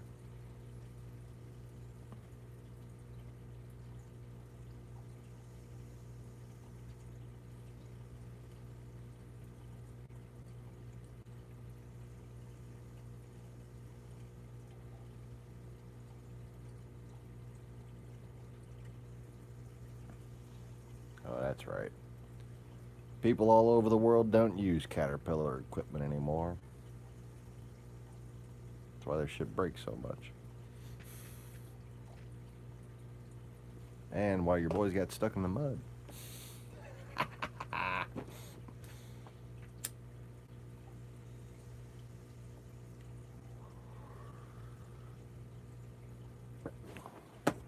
See, if they would have been contracting that shit out to Caterpillar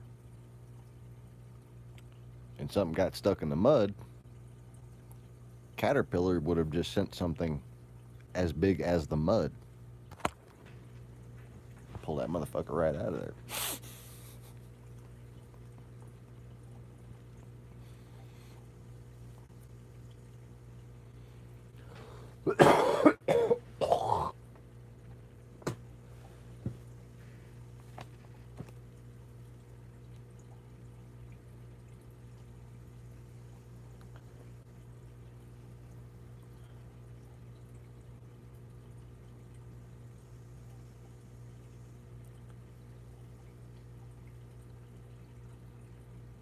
I don't know how well this is known in other parts of the world, but Caterpillar damn near invented.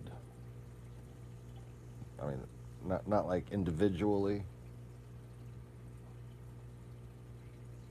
pieces, but they invented heavy equipment contracting.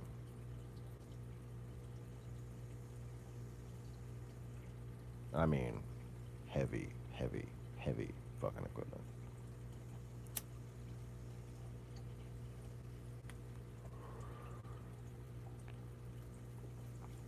All started with the dump truck. They didn't invent the dump truck. They said, we're gonna build the biggest fucking dump truck anyone's ever seen in their goddamn lives. And we're gonna provide it as a service to mines. And they built their big fucking dump trucks. And I'm telling you,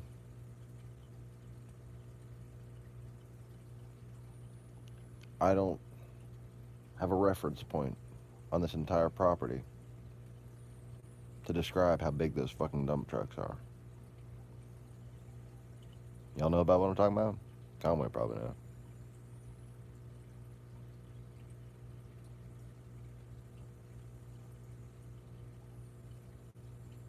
And man, ever since the 50s, you get yourself a little Tonka dump truck.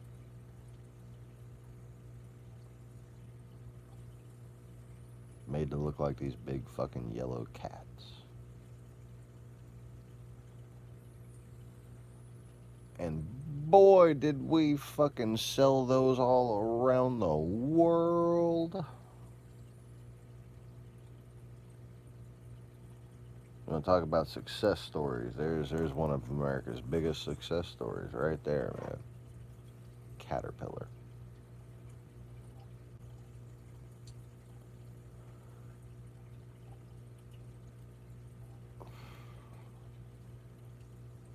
And one of the reasons why we shouldn't have invaded Iraq.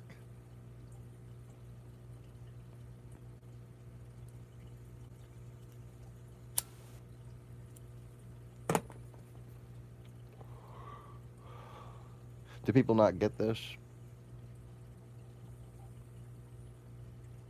You can go just about anywhere but China. You can even go to Russia and see people using fucking Caterpillar dump trucks. Okay?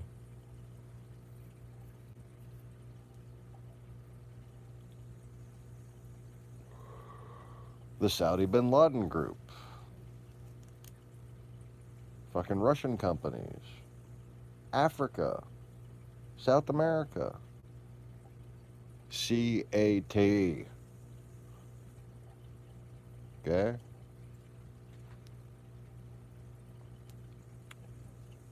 And then we pissed off the world. And they got tired of looking at those big fucking trucks, didn't they?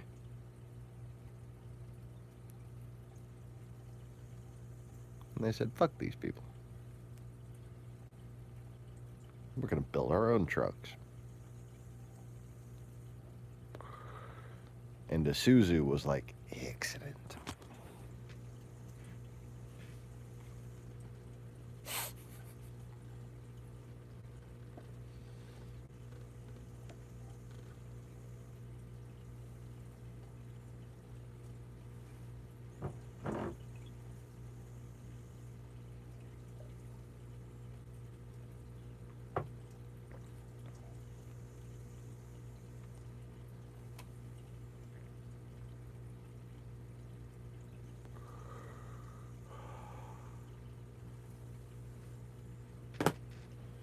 When it comes to cranes and dump trucks and shit, I'm probably going to go with Isuzu.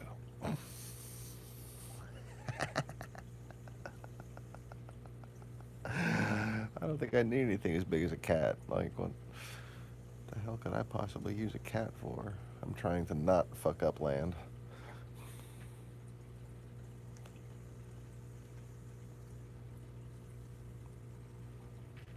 But they got fucking...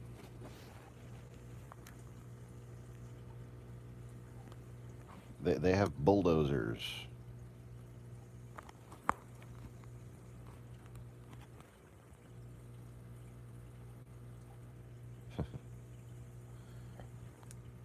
Yeah. Quarries, mines. That's where they use the big motherfuckers.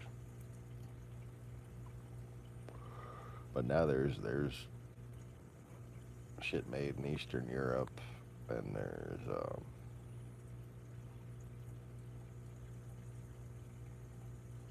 probably several NATO countries supplying their own.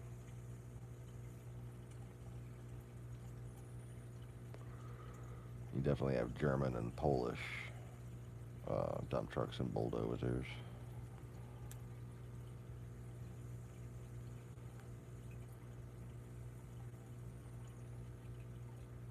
But that all started with them fucking cats, man. Let's fucking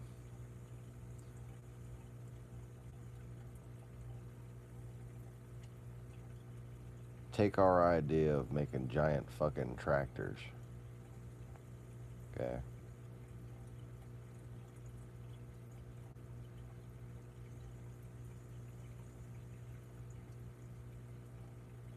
And let's combine it with the most efficient fucking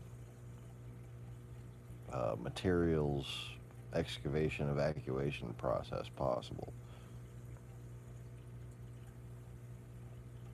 Most people think of cat and they think of the tracks, you know. That's what cat does. I mean, they're fucking tractors with the fucking tracks, and they go around. They get the little triangle and the logo. Yeah. But that's not what made cat. It's them fucking dump trucks.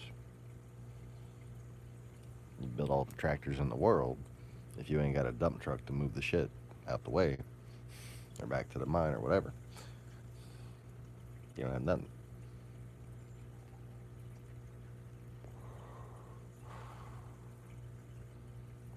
But the most impressive is the bulldozers. Just the fucking size of them. Russians got some big ones too, but the ones up there in the fucking mines in South Dakota,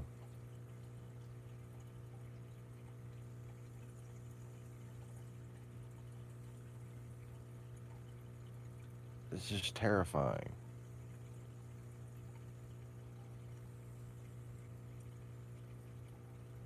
Right, right, right. It's like a building with wheels.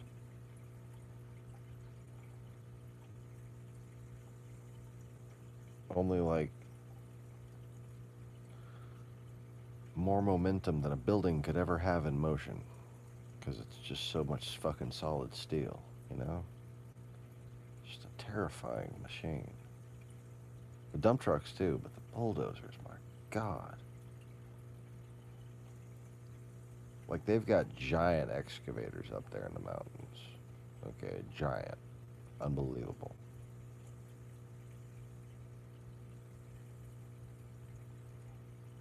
But the fucking bulldozers, man.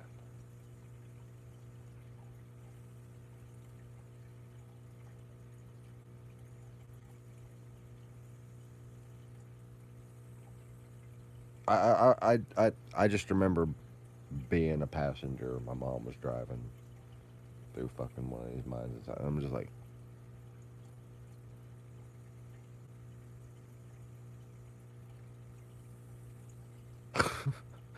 just staring at this fucking bulldozer. And that's exactly what I was thinking about, was how long did it take to travel to the place to operate it? Like, did a helicopter fly these fucking people in? Like, what? It might as well have had a helicopter landing pad on it. It was that big.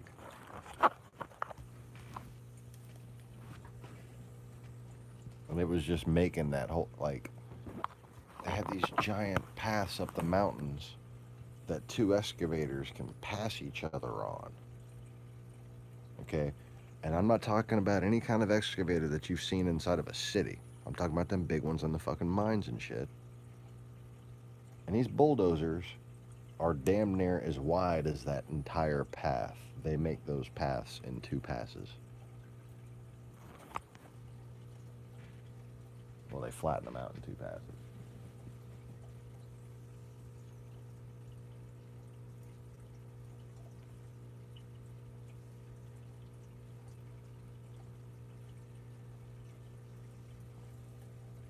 But I would say probably there was like bulldozer and then like a third of the bulldozer. And the bulldozer was that wide. The two excavators like that. You know, and still room to not fall off, you know, not for it not to crumble.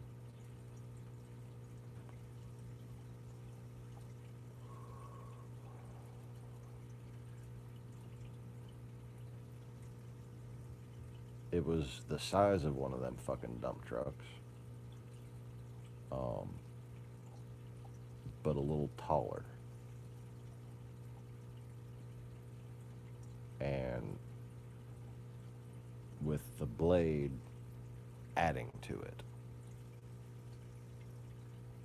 So if you take the overall size of a dump truck and squish up the loader, make it taller in the back, like dump truck shaped, right? But then add that big fucking blade to the front.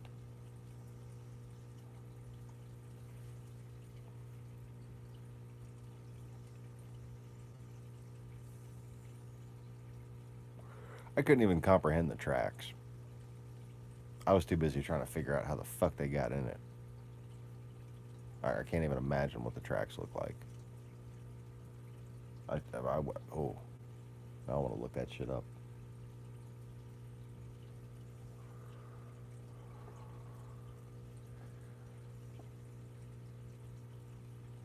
I remember looking at that shit and just thinking of just like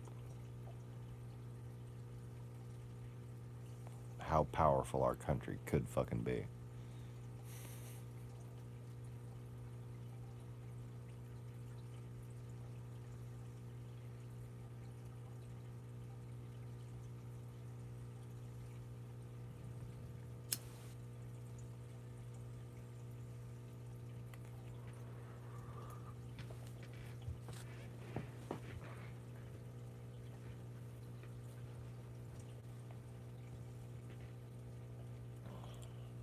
Oh, and the reason why I started talking about Caterpillar and how they made their giant machinery and the brilliance of their business plan.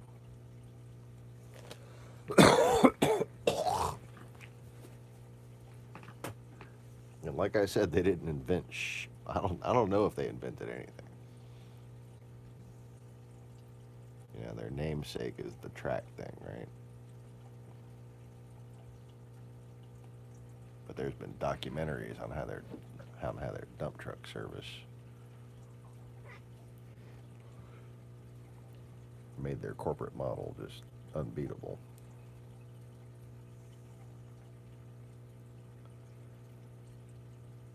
But they did make everything bigger.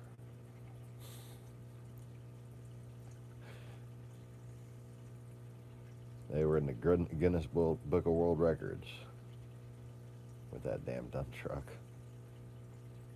Pretty sure the bulldozer was in there too.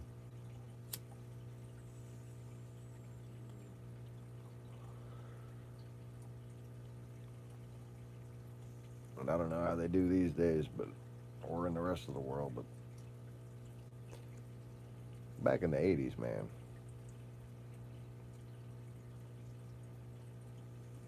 Especially in my little magnet geek school that I was at in Houston. We kind of obsessed over the Guinness Book of World Records every year. You know, in them little book fair store things where they came and you bought the books every year.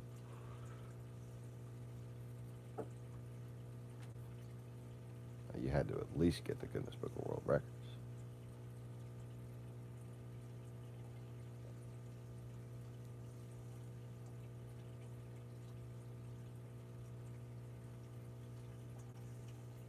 Yeah, I've been reading that bitch since I was so little that I still say goodness. I think I just accidentally said goodness. That's why. That's why. Because I've been fucking reading that shit since before I could pronounce Guinness.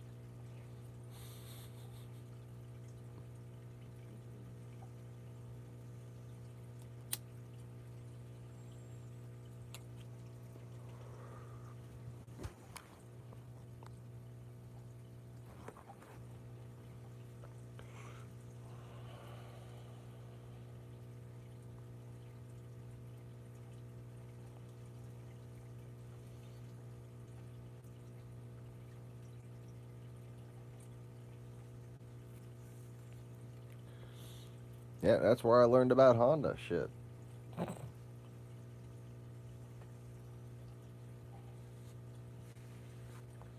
And you know, the male teachers be all too willing to tell you about how good the Honda generators were back then. Oh, they were fucking amazing. Honda home generator.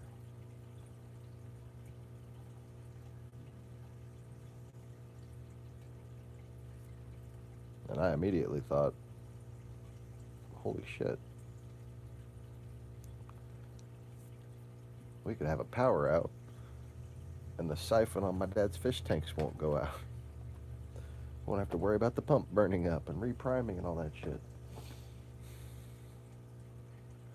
Because, you know, back then, it was, you didn't order an overflow box for your fish tank.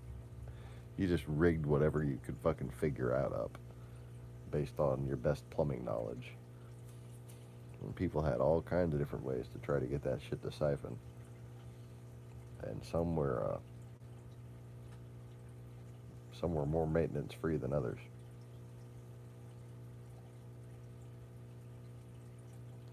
And based on, you know, I don't remember exactly how my dad's worked, but based on what he had to do to reprime it, I'm not entirely convinced it was all that brilliant.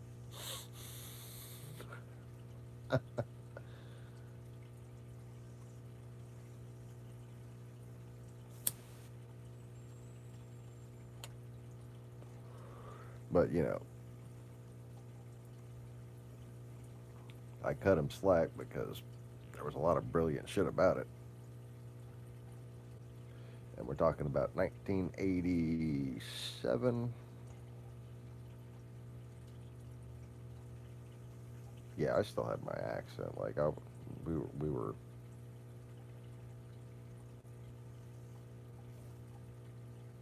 in the house less than a year.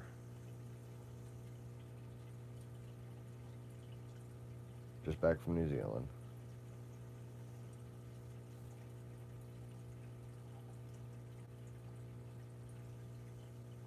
Spent the summer going to Galveston and Florida and shit.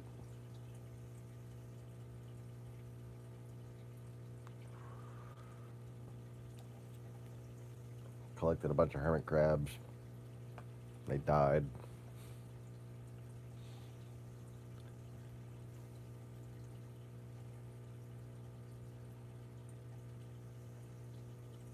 We got a freshwater fish tank. Everything died. Got a little 10-gallon.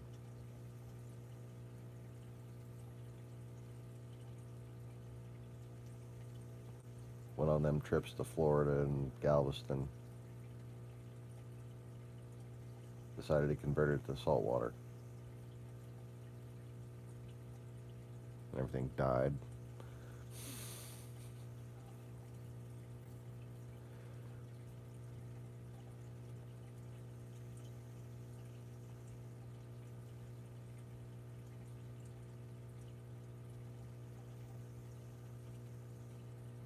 So as I was starting first grade that fall, I think, again, because I've done first grade in New Zealand already,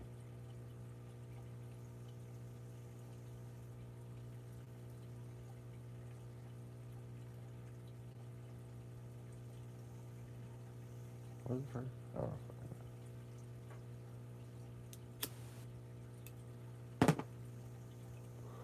But I did kindergarten in first, and then kindergarten first. No, wait.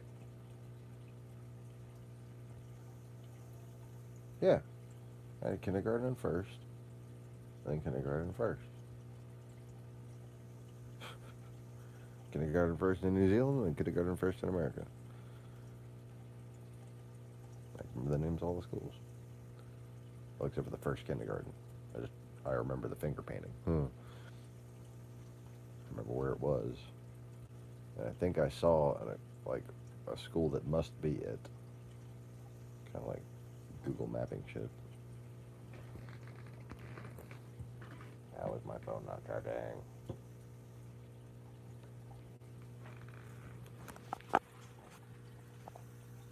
Just had a fucking low battery notification. What the hell?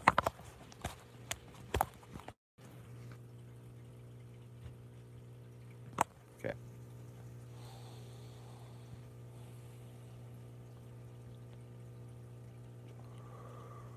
Alright, so anyways. What the fuck was I just talking about? Oh, I need to get back to Caterpillar. What Caterpillar reminds me of is the old Lantian machines. Machina, they say on Final Fantasy X.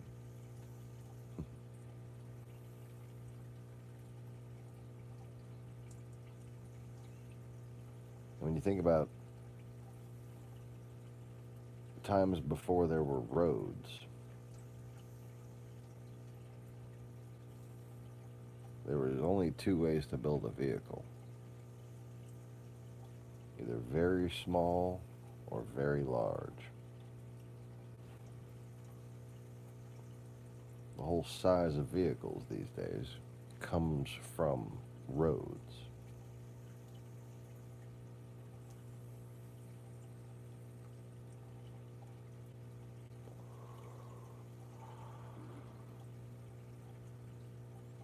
What's funny is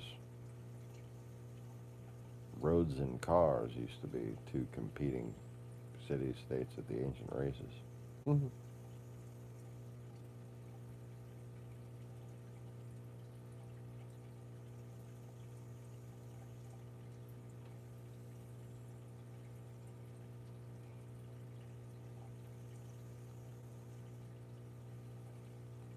They were competing vaculars at the vaculum.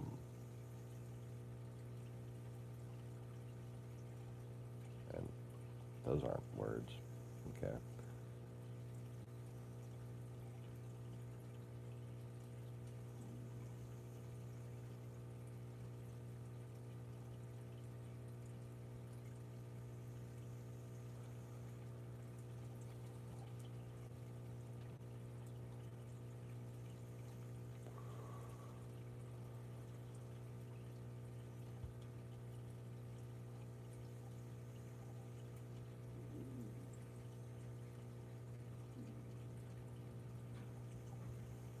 Vacad, vacadum.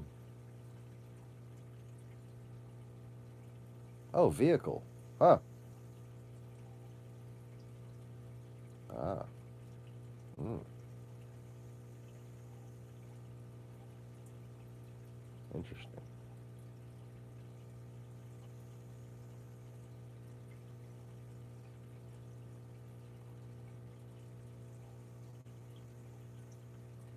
So that was vehicle and mechanic, those other two words, those last two words.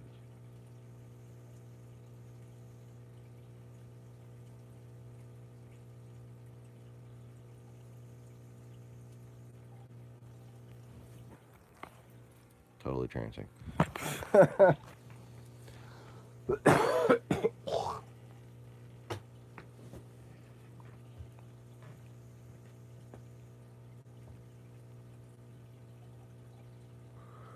I really wanted to draw some of these fucking things.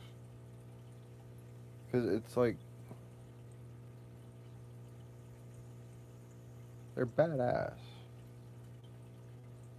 I mean, they're horrible by today's standards, obviously. But when it comes to, like, just being an all-terrain vehicle, They're like,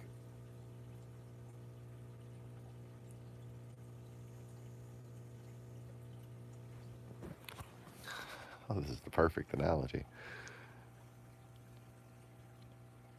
A royal carriage mixed with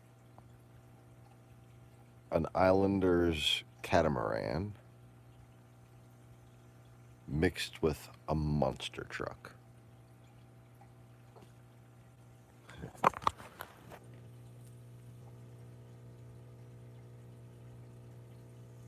I want to build one. Steam powered, pneumatic. No combustion.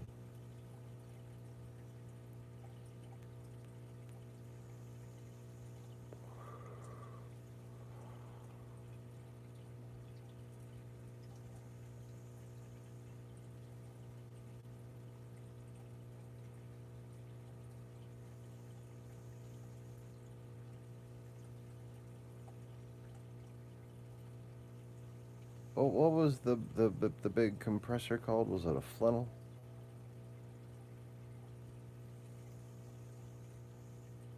It's like one of them one of them little things that you squeeze and blow the fire with, right?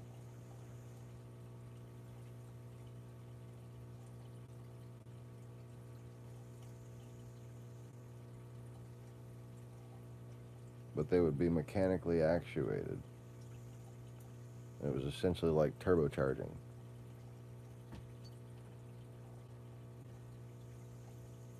But mechanically. Supercharging, really, yeah.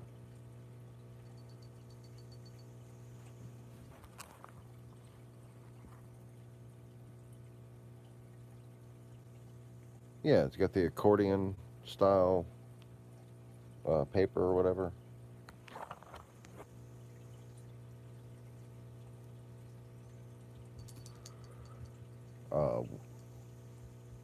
These would be made similar to the way you bind books.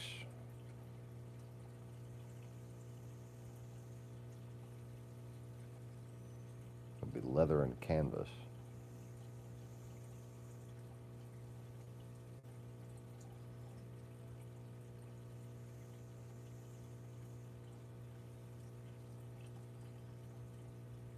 They would have to be unbound from time to time and re-greased.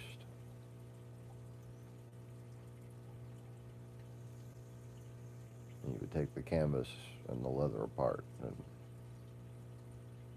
lubricate in between them, basically. I think it was with some sort of fat.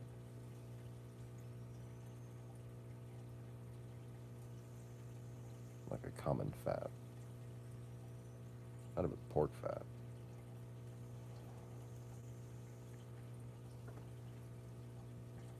It was like axle grease. Oh, it was definitely pork fat. Yeah, definitely pork fat. Oh, okay, funny memory. Anyways, oh,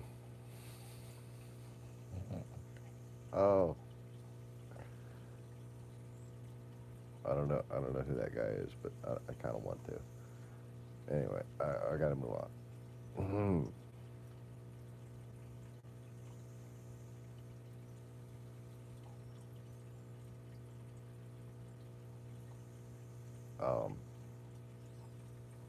Big, ugly, and hairy, but very just happy and drunk.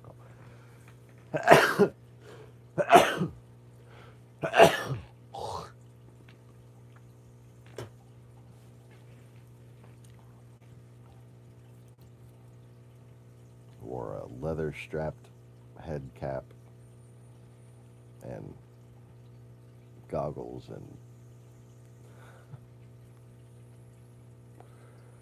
had obscenely curly, just a black curly fucking fro of hair if he wasn't wearing the head strap.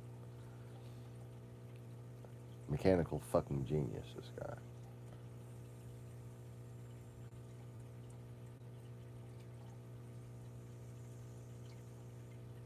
Armenian.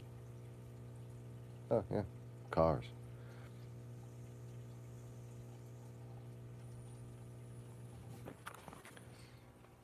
I've never met an Armenian mechanic, but I bet you they're pretty good fucking mechanics.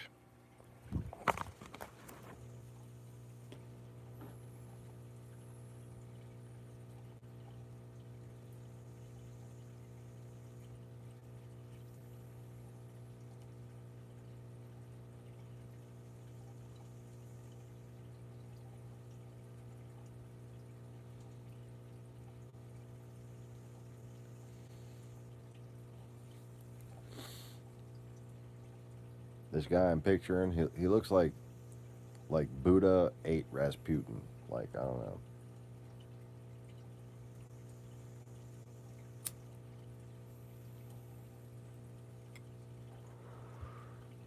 Very round face. One of the biggest fucking smiles you've ever seen. Anyway.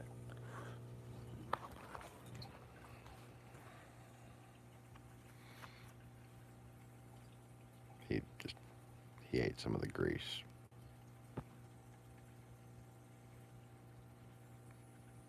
And laughed at me.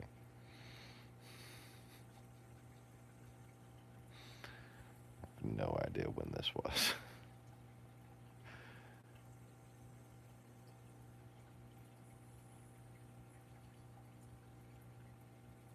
But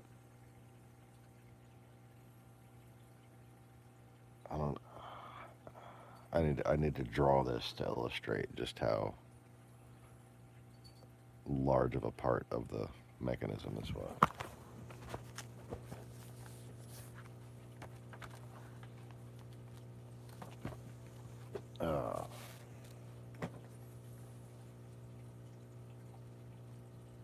Let's see.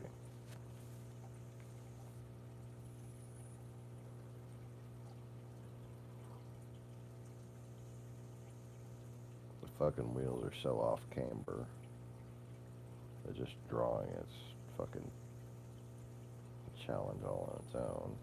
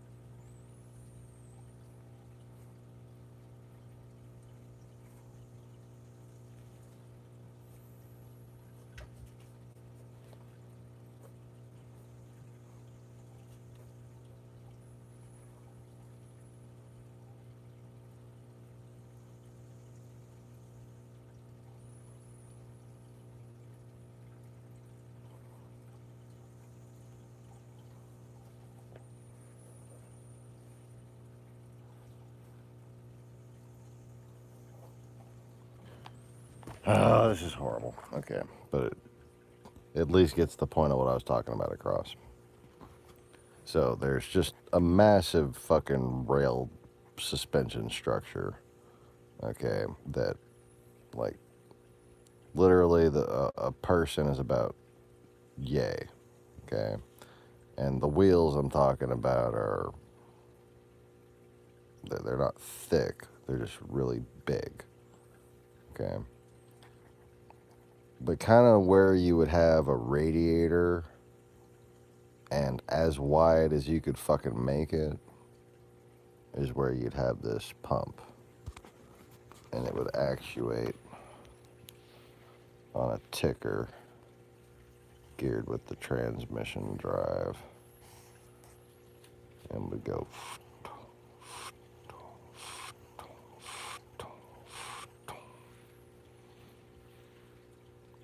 And that essentially turbocharge the steam vat, which would be behind your cabin, you know, if you were smart.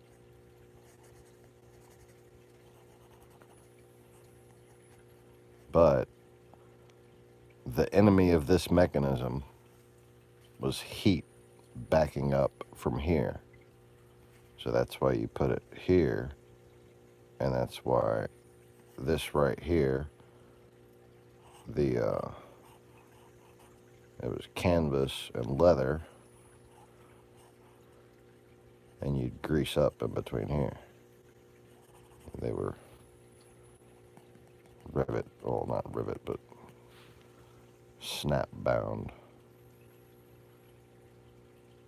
Not snaps. Huh?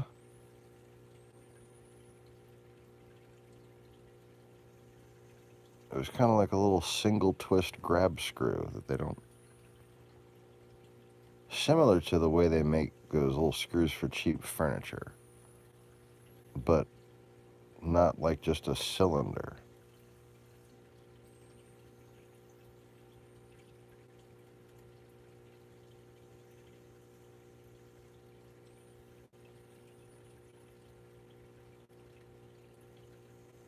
Interesting. To just remember a whole different type of screw all of a sudden. They're really easy to make too.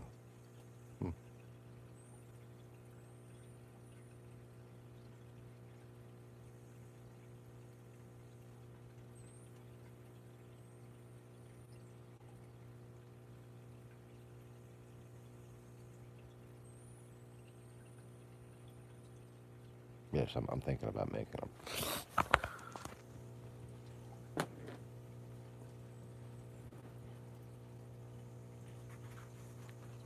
But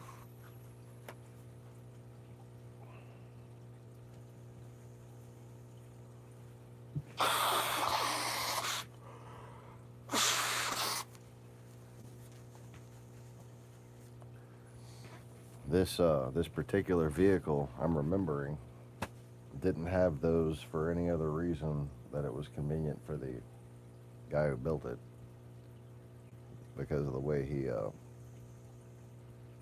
would drill was with a corkscrew.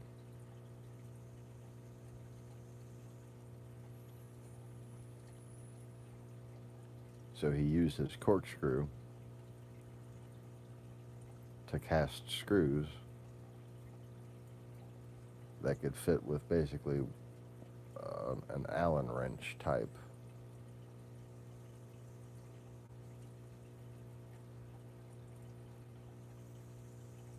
little hex star thing. 5 points actually.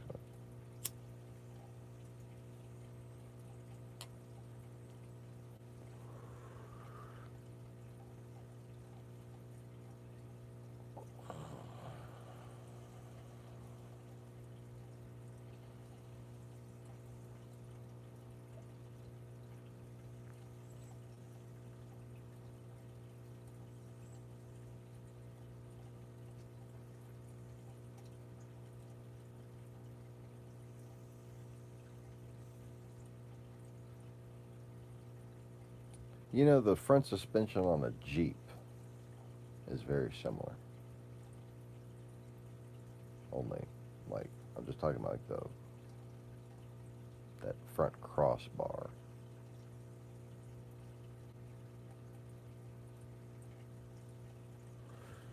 It had kind of two A-arms that went like this. The wheels were out here, and there's a crossbar up here. And the radiator, the radiator bellow was way the fuck back there.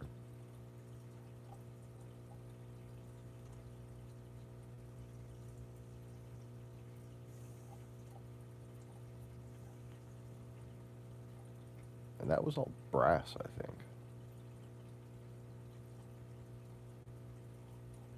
It was all brass tubing, big brass tubing. The whole frame of it.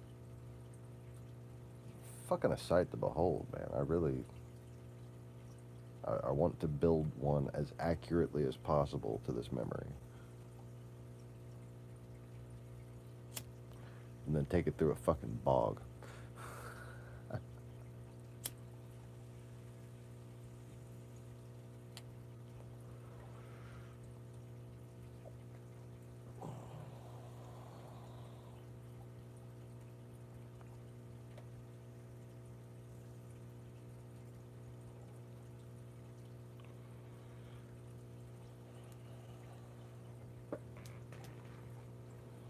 Like, I've been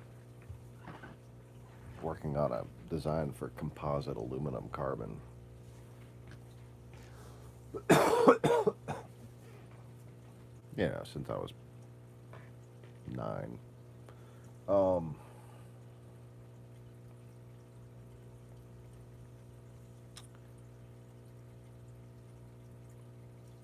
and you could make a vehicle like that. Just crazy. Just crazy fun. Just crazy fun. Just so much crazy fun. Oh.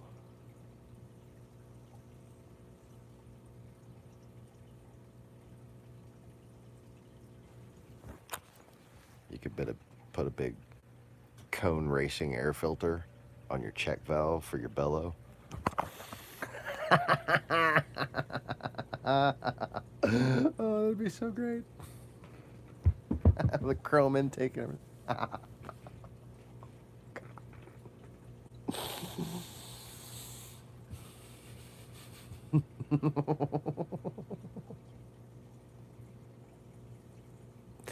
I hope someone else can picture this. This is fucking brilliant.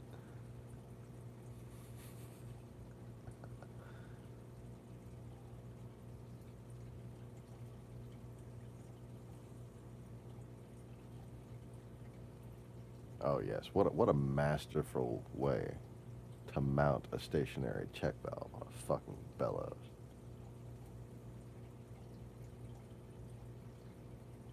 Is that what it's called? Conway? The bellows?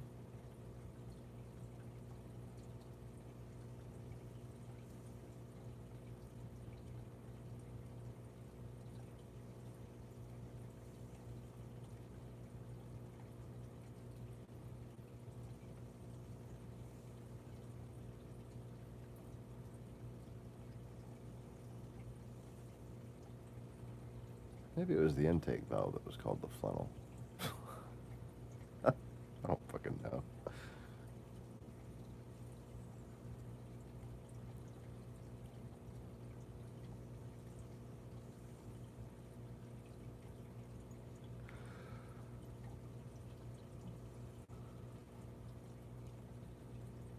Just assigning words to things. I don't know.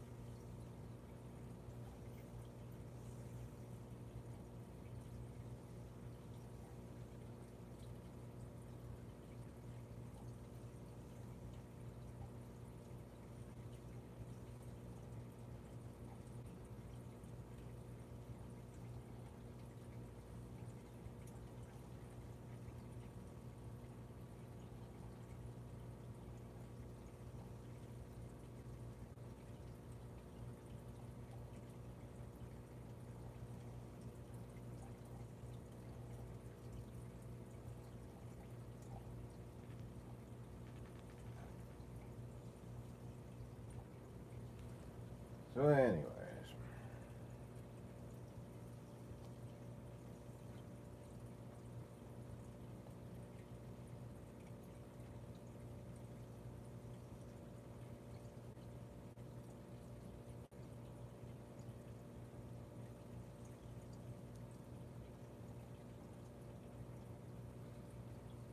It seems like the vehicles, by and large, that I'm picturing right now were made mostly for like mud and bog and swamp use.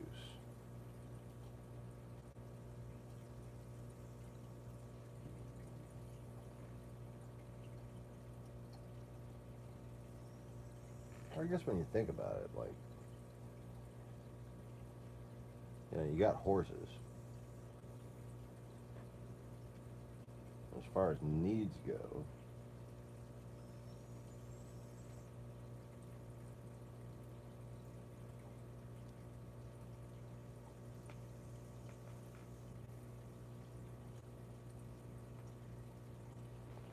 anything large enough to get you through a whole shit ton of mud is probably large enough to level your village if you piss it off.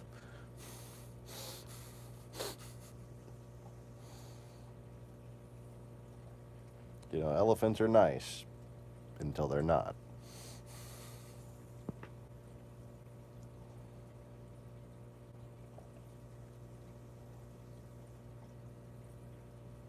Now, Triceratops, surprisingly docile.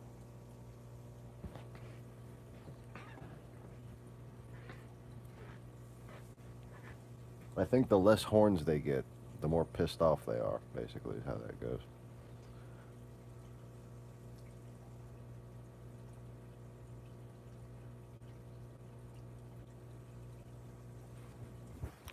Here, let me just make it more comprehensible and sillier at the same time. It's not a Triceratops. It's a Triceracorn. It's a Trinocorn. Or a Trinoceros.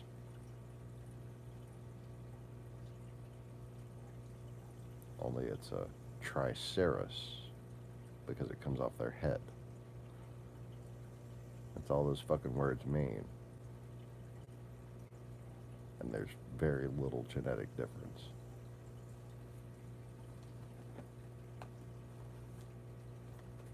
It's not a big fucking lizard.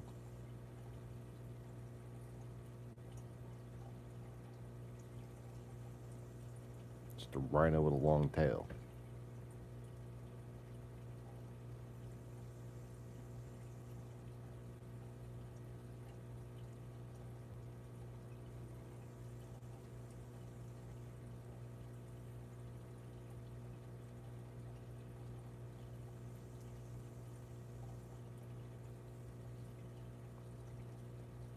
When insects became more of a problem than large predators, animals with large tails became more extinct than animals with small tails.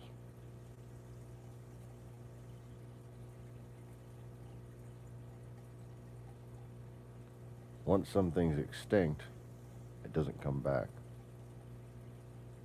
Unless I fucking miracle it back.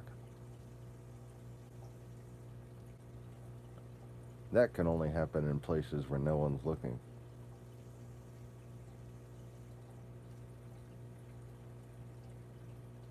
And I do mean no one.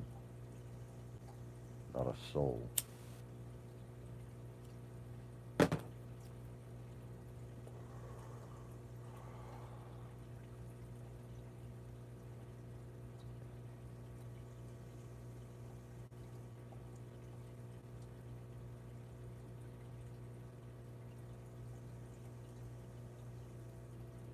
Anyways.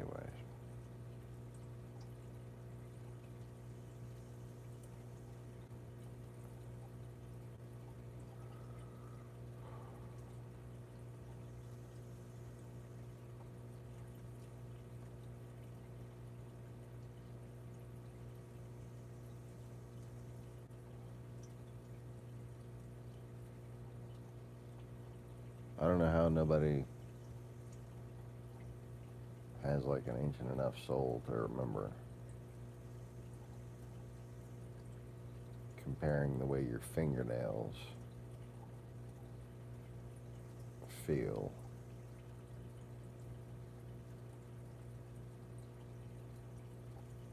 to how a Triceratops likes its horns rubbed.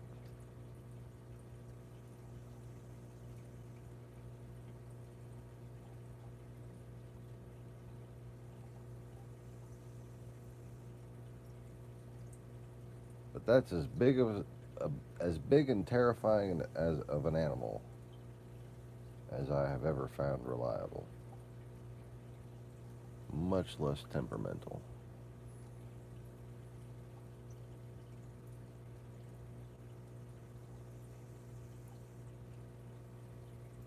very social.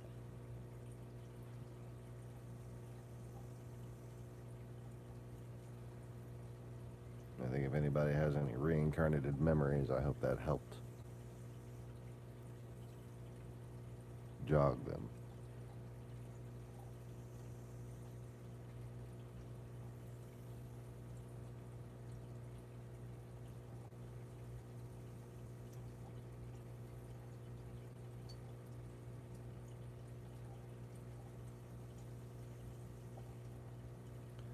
You'll never know what was alive at any one time based upon the corpses. Especially once mankind comes around. And there have been found skulls dated possibly 2 million years.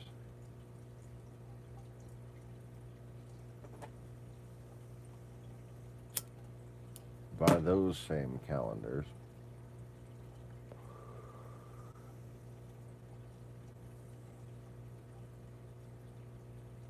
dinosaurs were here, what, 600,000 years ago? Well, when it comes to Triceratops, 680,000 years ago. Or 640.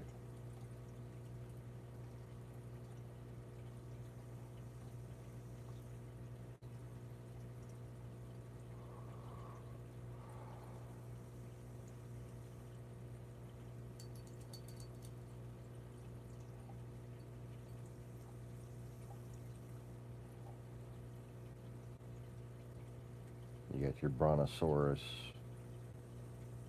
and Diplodocus or whatever, Diplodonus. I used to be so good with dinosaur shit. That's all like 1.4, 1.8 million years. Right?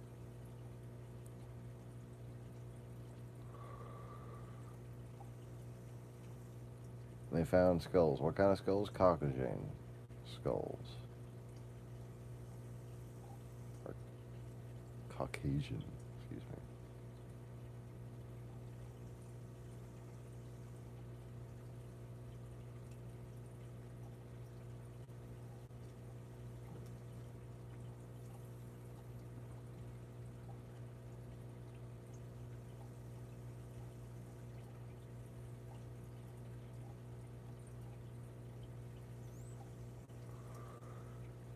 Domino homicus.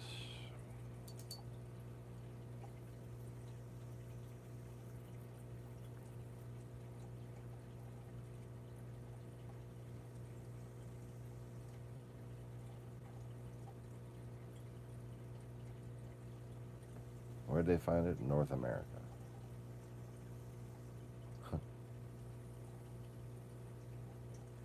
Ohio? Or the Ohio River Valley?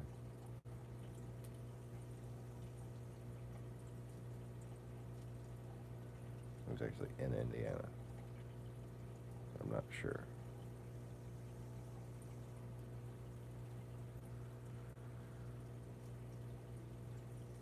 Too much shit crammed in my brain.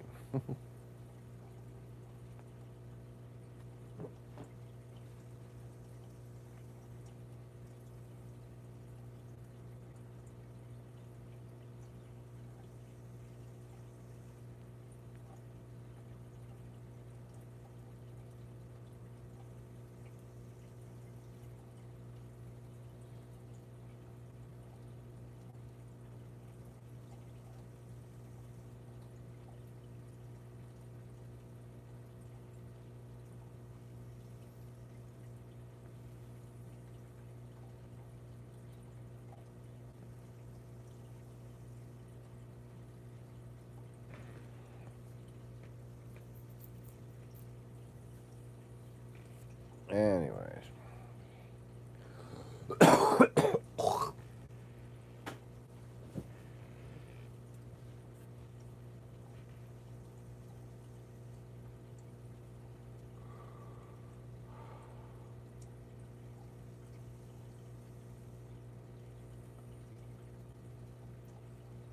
I want to build a giant wheeled vehicle. I bet you they got something they build around here that I'm not even aware of. Some kind of mud bog running fucking thing. Just wheels all the way up over the sides of it, you know?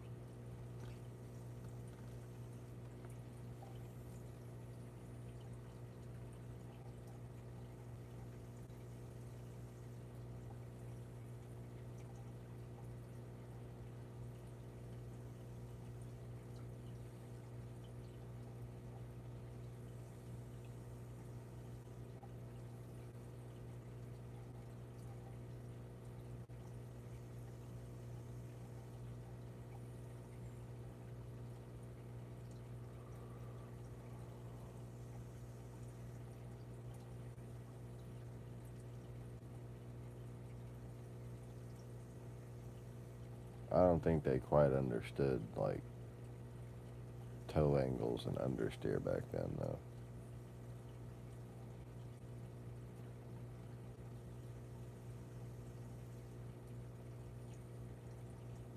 They were more worried about which way the mud was going to fling.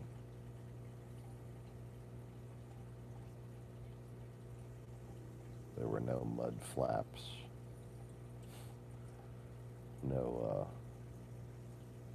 No fenders.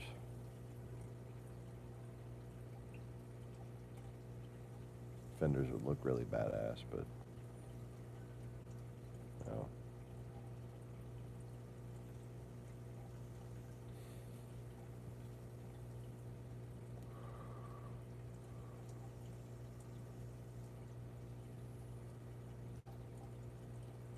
The wheels didn't even look like uniform. They were just round enough to roll, basically.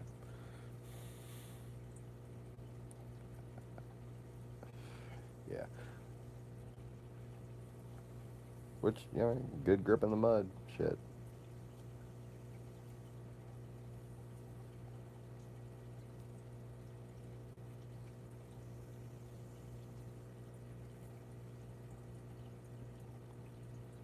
Anyways.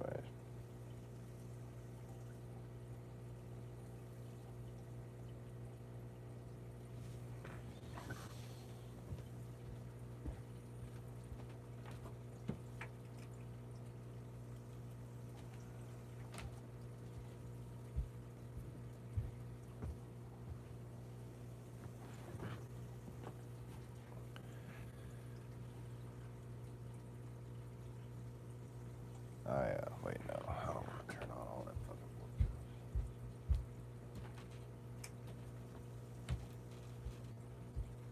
I'm just gonna eat fucking cold one. Fuck it. I'm dry them out for everybody else.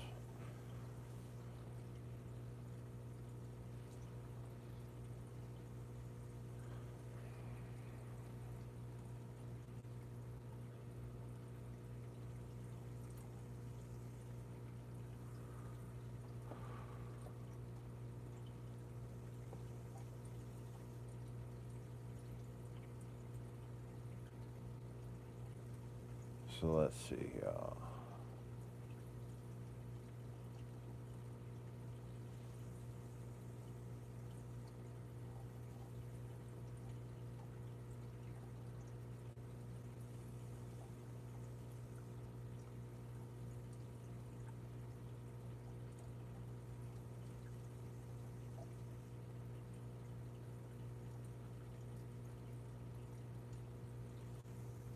Some asshole caught a 60-foot wave at Nazar.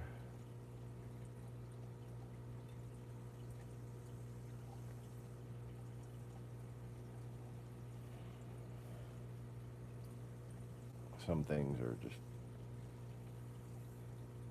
better left to dolphins.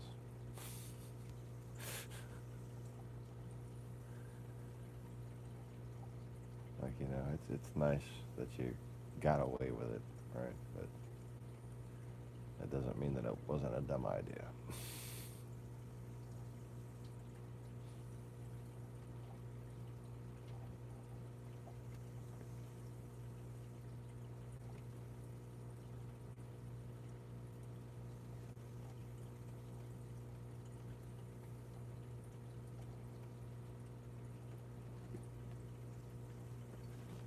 Oh, the news is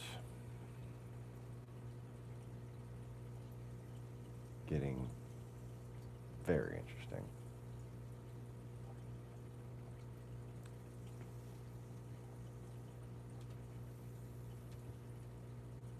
Manafort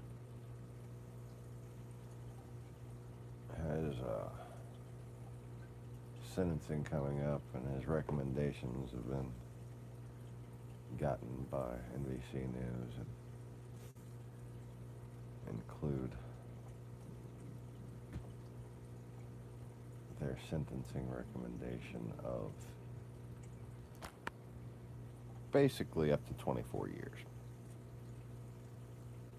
21 to 24 years.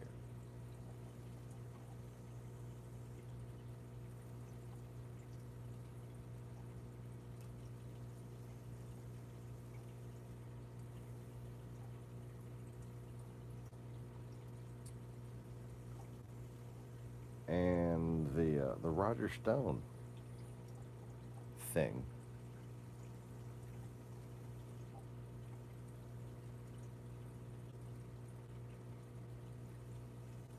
has been tied directly to the indictment of all those Russian hackers.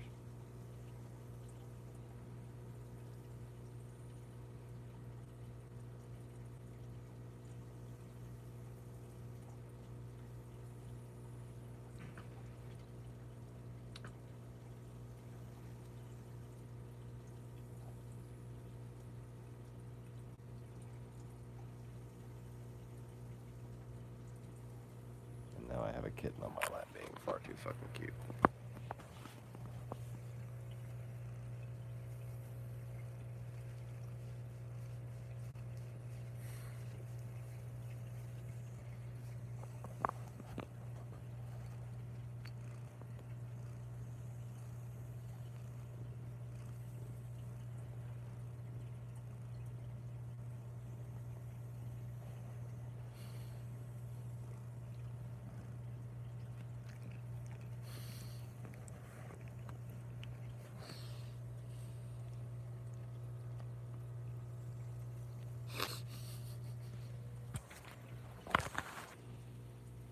Alright, stop licking yourself while you're on me.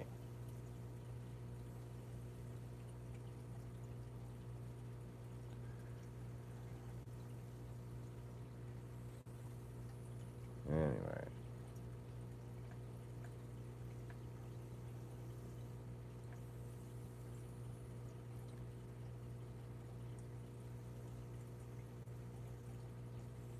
Lindsey Graham. Oh, man. He has something to hide. Lindsey Graham has to have something to hide. He's now saying he supports the fucking emergency declaration. Pentagon is looking to free up funds. You know what this is? This is a quagmire. Building a wall where one isn't fucking needed.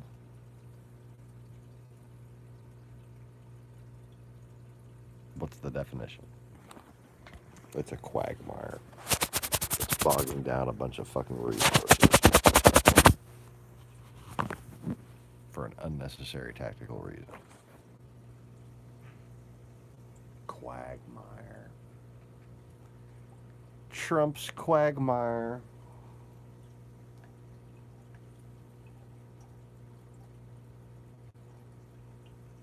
Trump is quagmire. Oh. Holy shit, he's like a fat quagmire.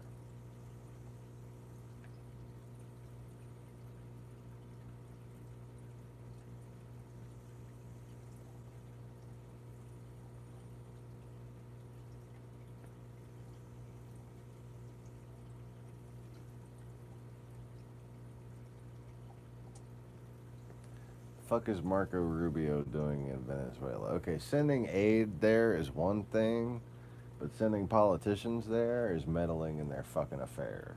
What the fuck are you people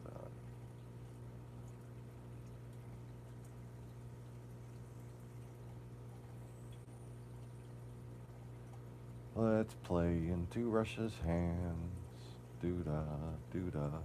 Let's play into Russia's hands all the doo-da day.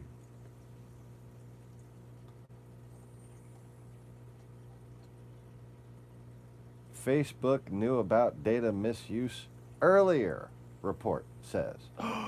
No shit, Sherlock. They knew about data use since they agreed with the Russians to do it. Why'd they agree with the Russians to do it? $400 million, that's why. You fucking kidding me?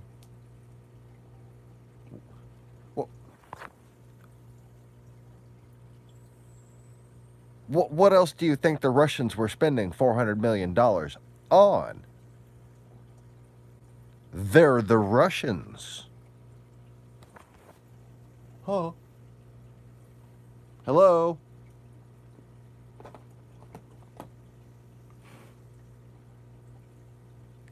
If a Russian mobster comes to you and wants $400 million of something legal, you're being lied to.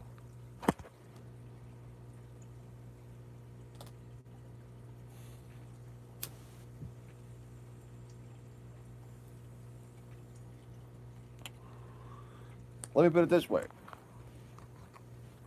If you've got something that the Russians want, that the Russian mafia, not Russian people, okay, the Russians, our enemy,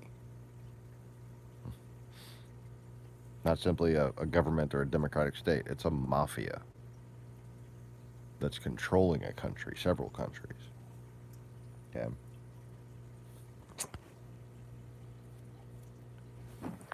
If you have something worth $400 million to them,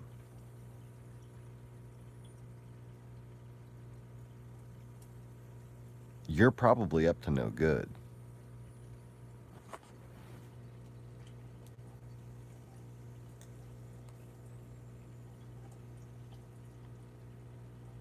You don't need evidence when you have logic. Inescapable logic.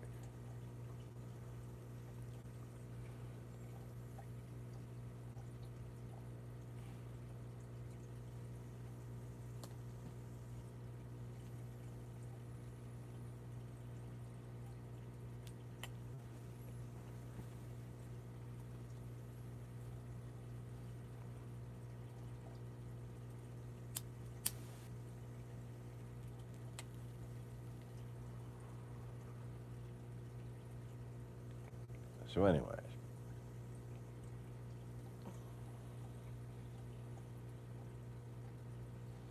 Alec Baldwin's just minor remix of Trump's fucking speech was priceless.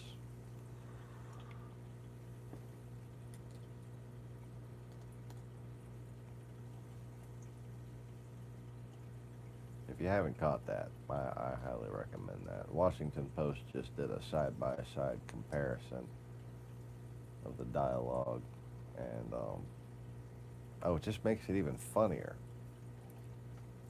how little he had to add to it, because it was already so ridiculous. He didn't have to add any ridiculousness to it. He basically just had to add like little interpretive, out loud thoughts in between what Trump actually said and did. It's fucking amazing that anybody can still say, I support Trump with a straight face.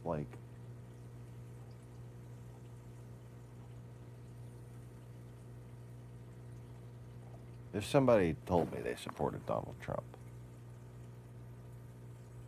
I would look at them and say, okay, to me, your eyes are open right now.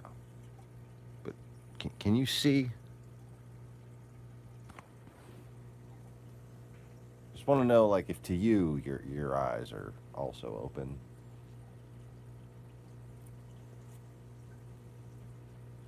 Because it seems that there's some things about reality you have missed.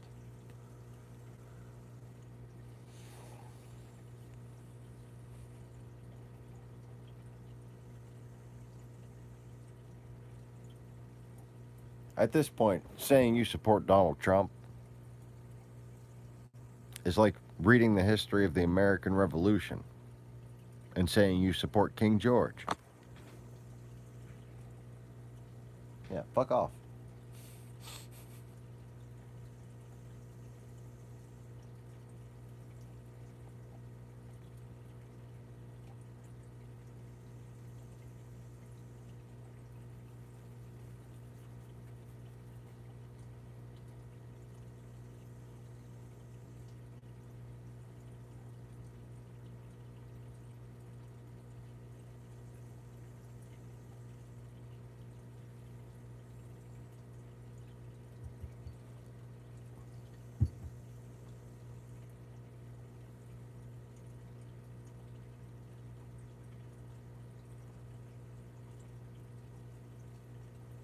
Chinese army builds bridge across Yangtze River in 26 minutes.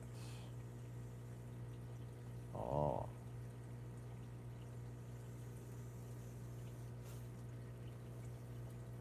Very good.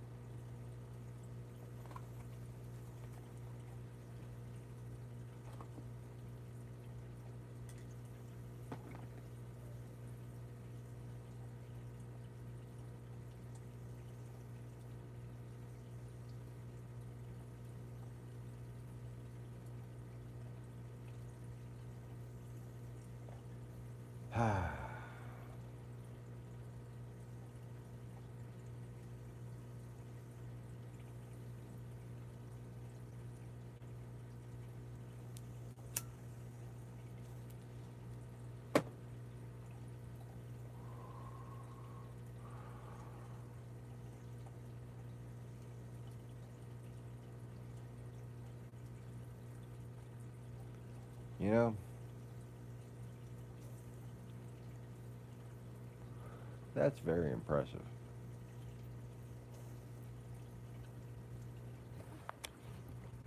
And if they could learn how to fly a plane or drive a car, it might actually be threatening.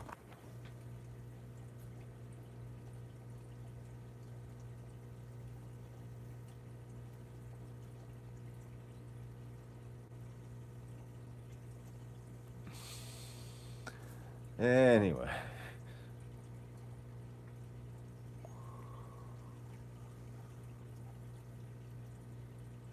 Saudi Crown Prince starts Asia tour. Signs $20 billion in deals with Pakistan.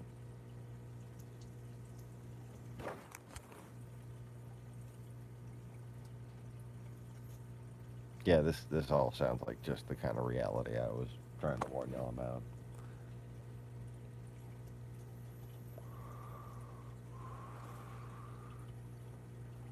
They're all gonna get along just fine without us. That was the whole point. They always have.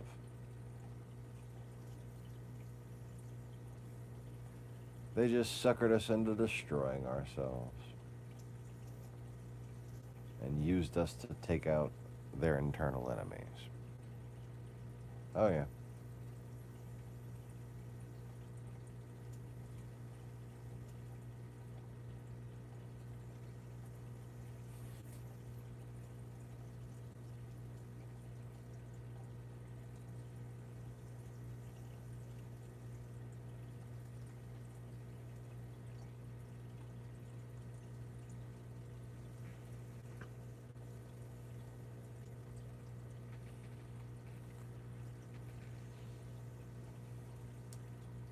Think of bin Laden as like an internal nuisance. Think of Saddam as like a rebel son.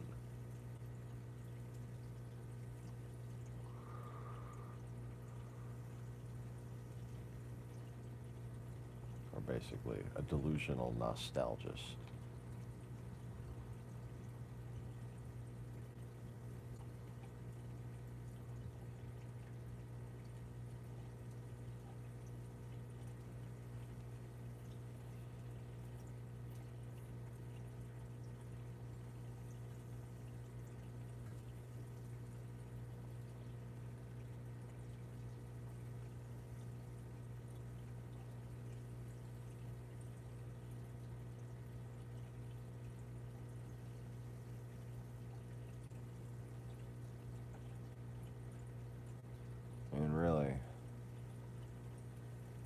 among Muslims,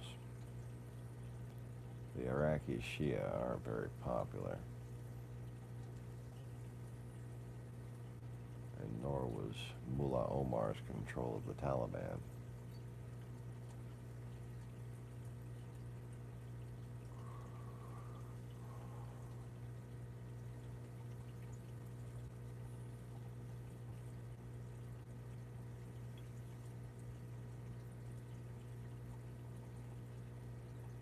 And their perceived problem with both of them is similar to why we would find them acceptable. Well, not Mullah Omar as much as Iraqi Shias.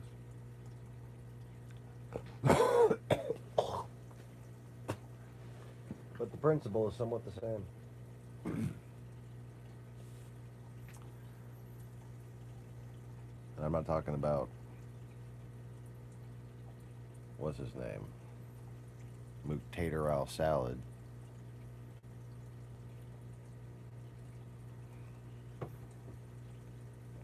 Not talking about tater salad out there. No.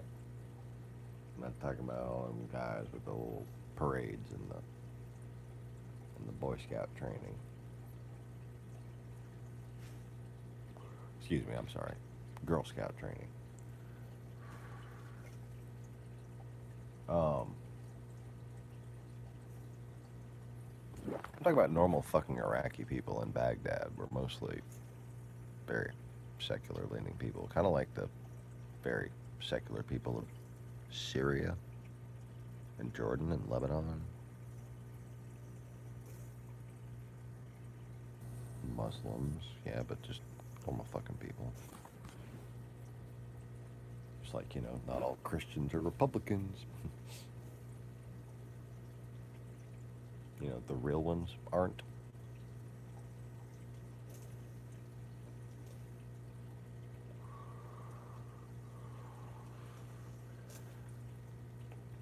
Well, if you define Muslims as their cover story, you know, Islam as its cover story, Islam as its fanciful self-reflection, not what it actually is,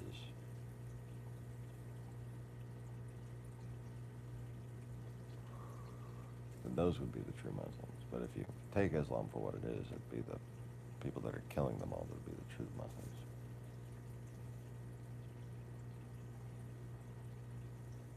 And even as evil and corrupt as that Saudi prince might seem, that's a true Muslim. They simply don't have the same values as Judeo-Christian based Western belief systems, including atheism.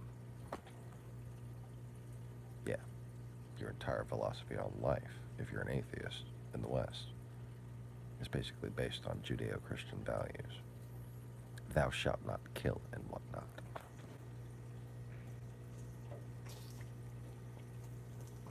But you know, if you want to erase God from history, you could just go back to killing people who owe you money, fucking your sisters, eating your children, that kind of thing.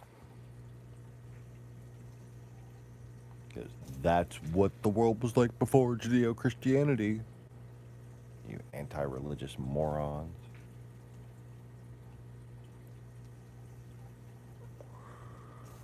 That's why we have a law against persecution of religion. And recognition of that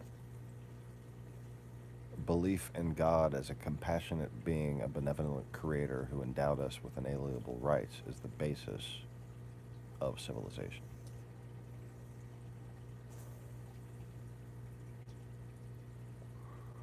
And the world was not civilized and could not be civilized and cannot be civilized without that truth on paper.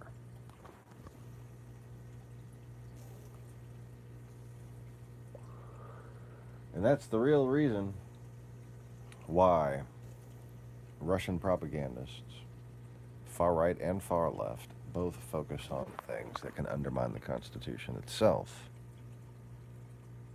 because it's the Constitution itself and our religious freedom, our freedom from persecution,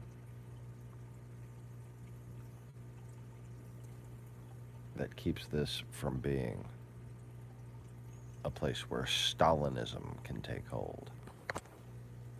Because we have rights.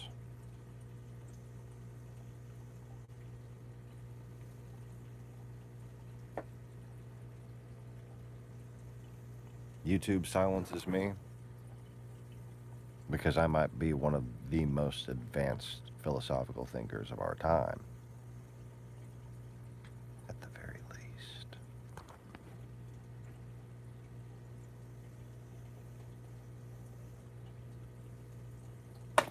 Now, if I was a narcissist, I would be happy with that status. Instead, it terrifies me.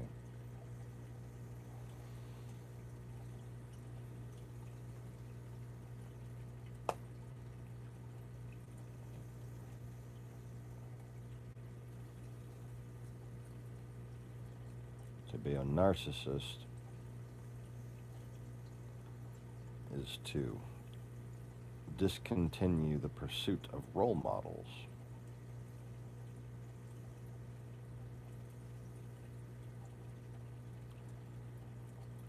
No.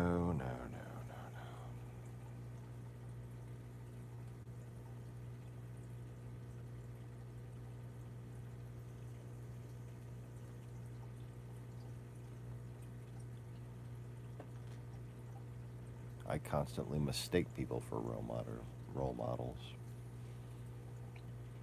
Just for having a few endearing qualities here and there. Just for being aware of a few things. I'm like, is that a smart person? Maybe? No. Oh. Damn it.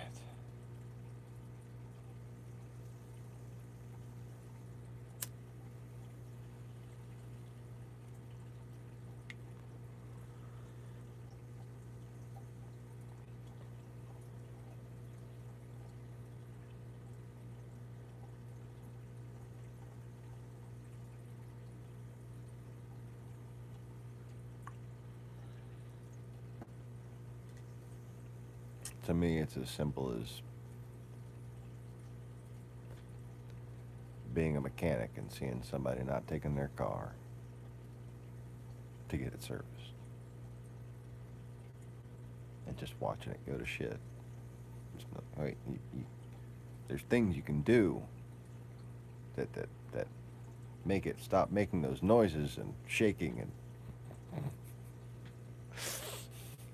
being unsafe. In many ways.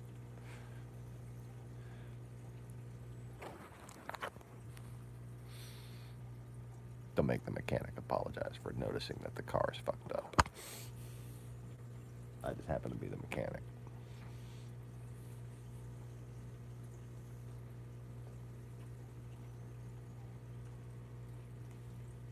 But when the customer has money but they still don't want to get the job done, oh, the mechanic gets stressed out. The mechanic wishes they weren't a fucking mechanic.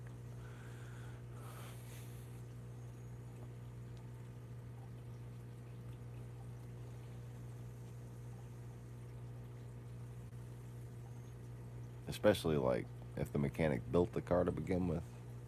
Oh, I built you a car and you're not even taking care of it. Oh, fuck.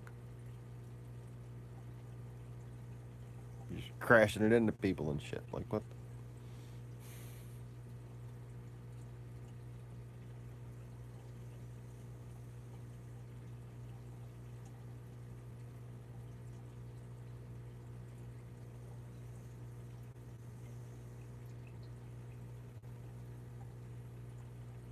Like a whole town.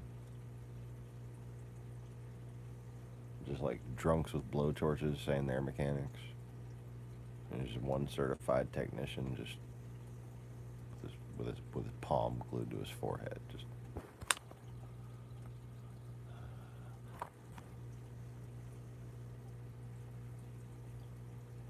I've got a blowtorch and a hammer. I'm a mechanic.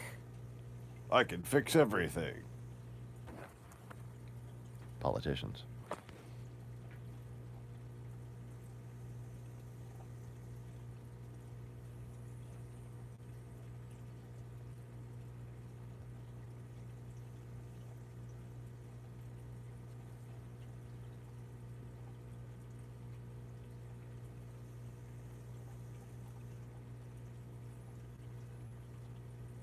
Meanwhile,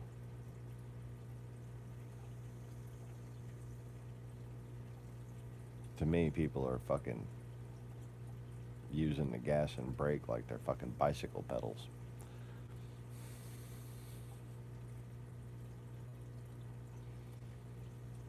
That's how just broken everyday function just seems to me.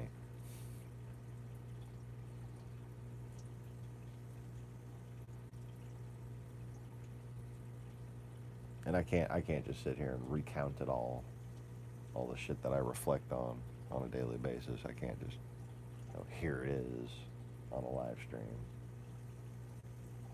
I go through it little by little, but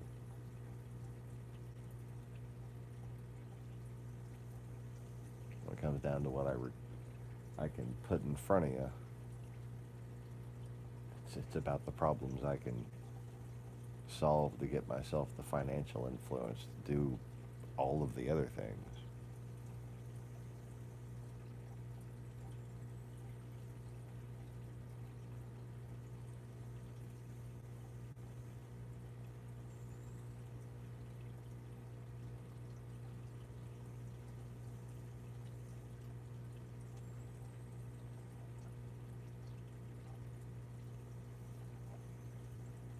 When it all comes down to it, we've made a lot of advances in technology without making any of it very helpful. Convenient, but not helpful.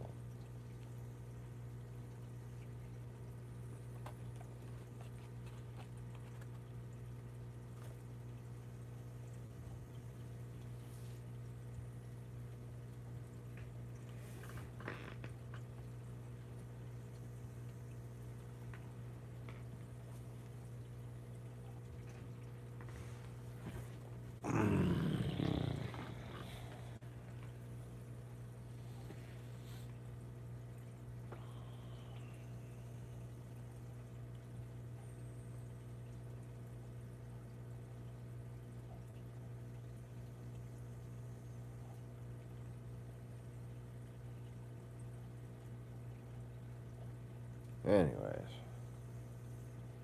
I just started designing shit in my head instead of trying to make a general statement.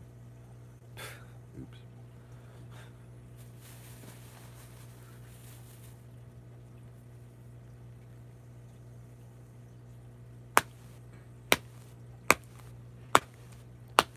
And we just passed the 200-minute mark.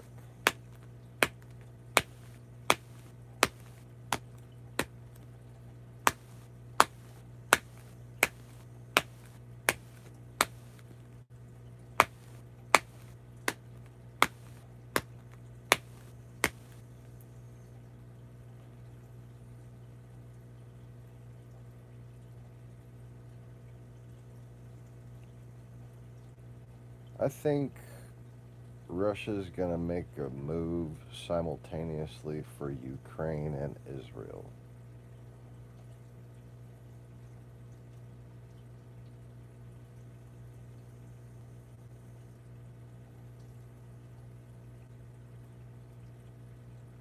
And that's why they're gonna rely on Venezuela to attack us once we counterattack them.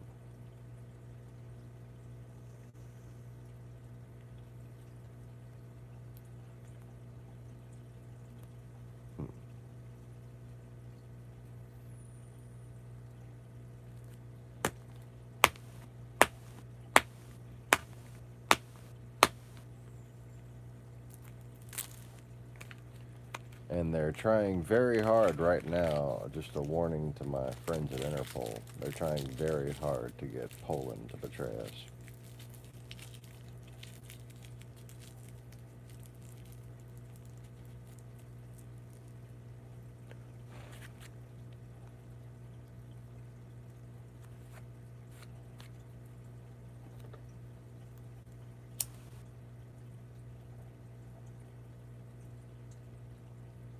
If you haven't heard,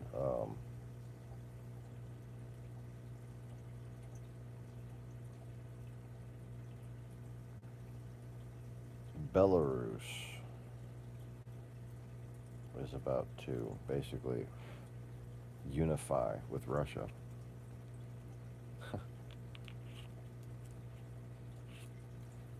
They were basically Putin and the prime minister, president, whatever the guy's name is, a giant motherfucker. They were, well, he looks giant next to Putin, so normal size.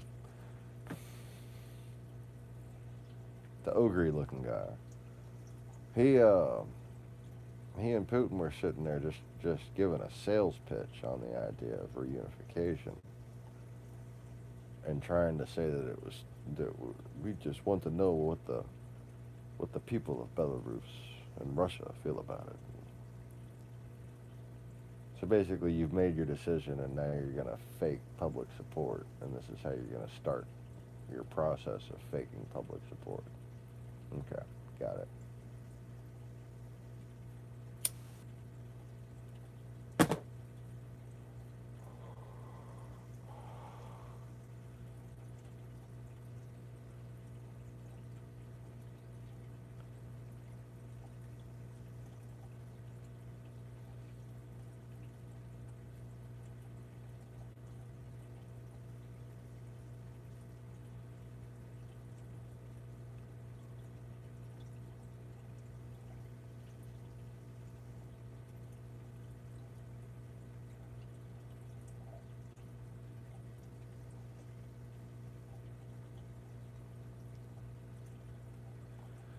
Okay.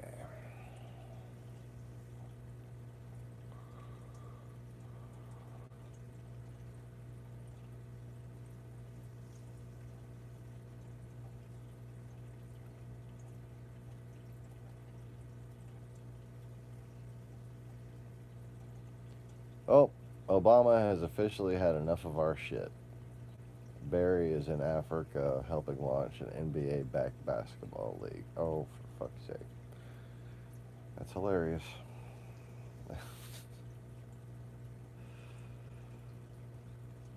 Sad, but hilarious.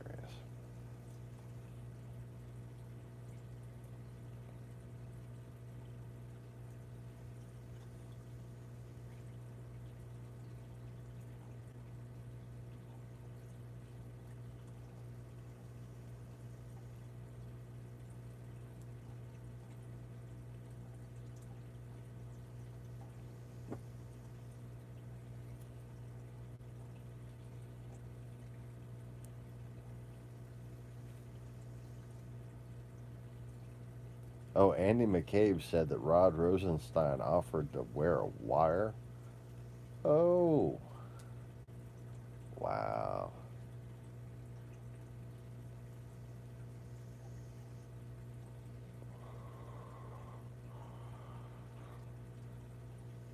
You know, it's funny, they can cite all the instances that were turned down, but they can't, by agreement, cite instances in which they talked about wearing a wire and it actually led to a wiretapping itself. So he's probably hinting at that they have Trump on tape.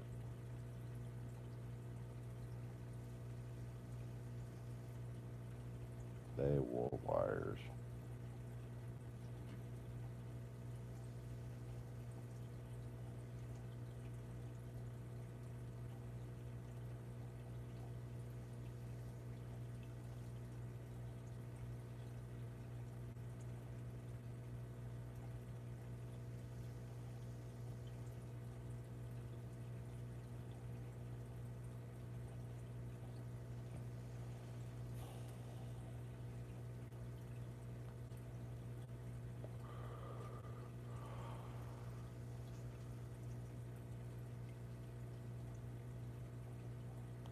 You know, I think the best situation in Syria, I hate to say it, is to let Assad take over with international support. Otherwise, he's going to take over with nothing but Russia's support. Then Russia will control him. He will be willing to take power for himself if he can be guaranteed forgiveness. And that is the only way to stop Israel from being invaded.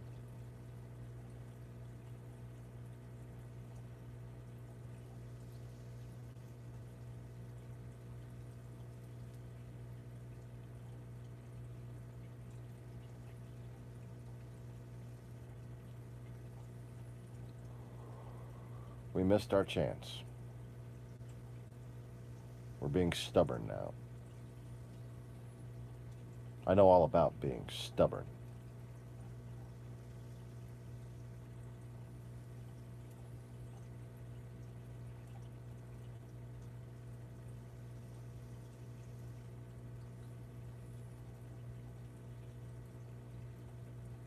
Where we are, we shouldn't go anywhere. We should withdraw shit.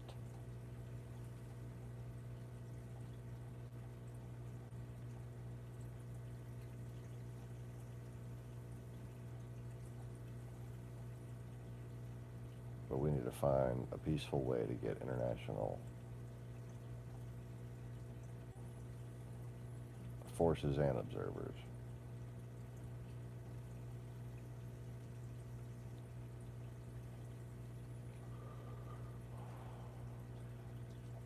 And that'd be a quick way to weed out the extremists from the real rebels.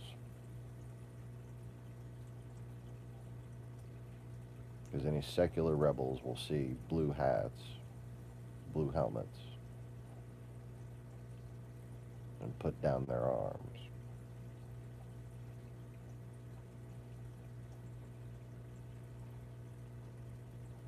Anybody who doesn't is a fucking terrorist.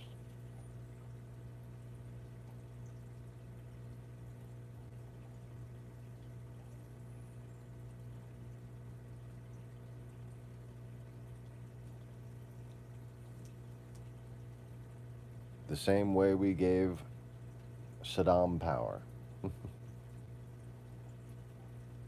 We gave Assad power. We helped Assad. We allowed Assad. We didn't complain about Assad. Because Assad, like so many people up until now, was willing to at least sort of play Russia and the West against each other.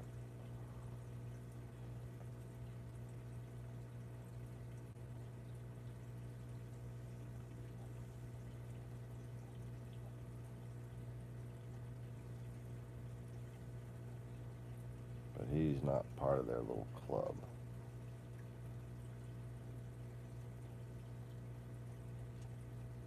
He's not a member of the right family.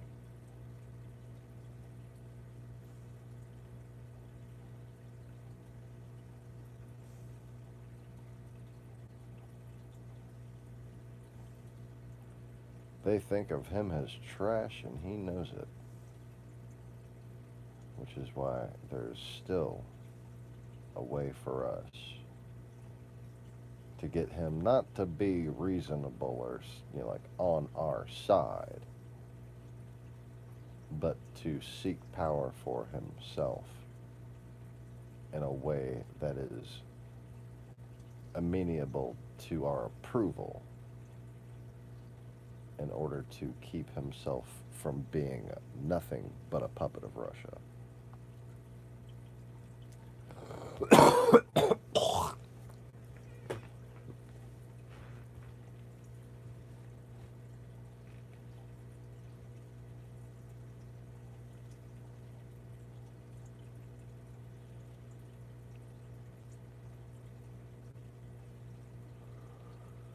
Anyways.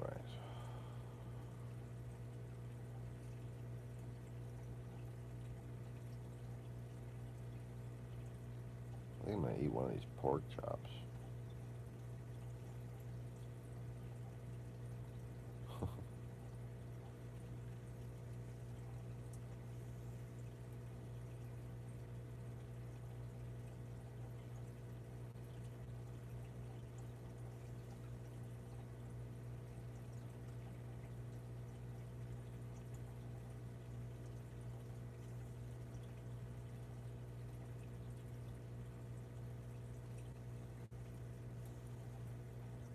News. Iran claims the U.S. is the world's single biggest source of destabilization, says China's global television network.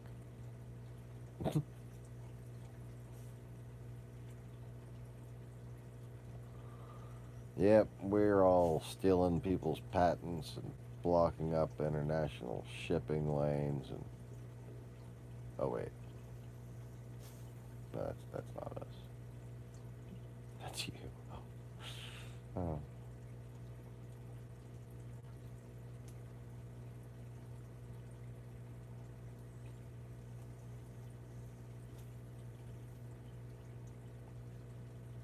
Yeah, us bad Westerners. I know the British, and they're all,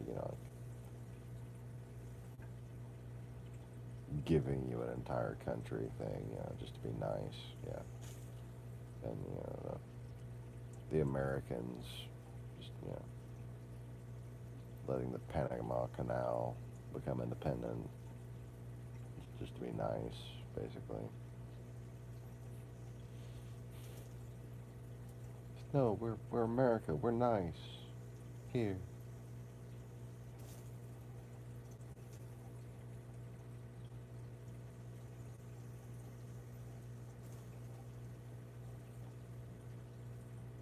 People asking for our help all over the world. We actually help them. Oh, we're destabilizing things.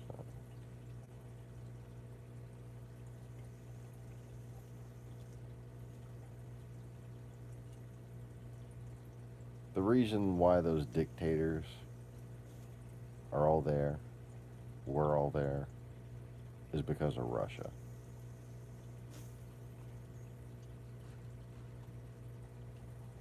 The reason why the world can't unite to defeat Russia is because China's stuck on stupid.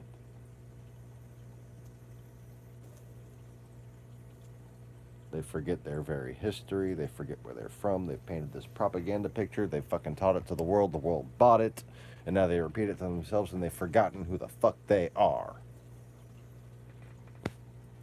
Makes me sick.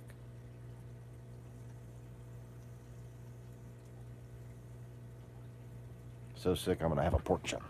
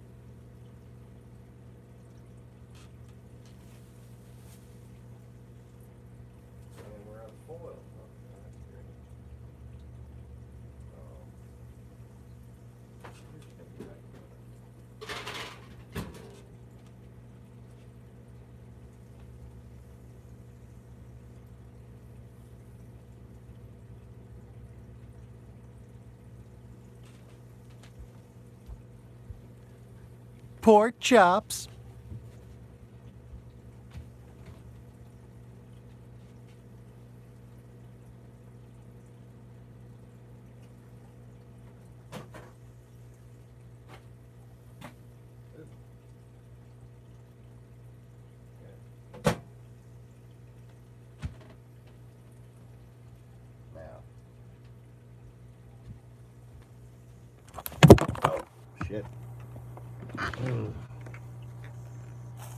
Hi.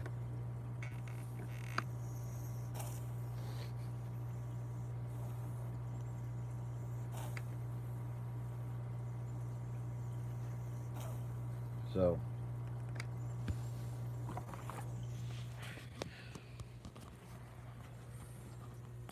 I can just kind of see what happened here.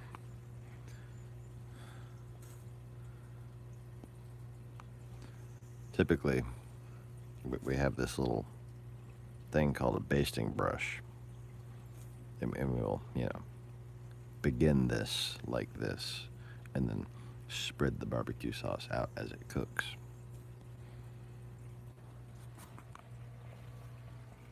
My wife put this on and fell the fuck asleep. I woke up, nobody even ate. It's just everybody's asleep. Oven's full of pork chops.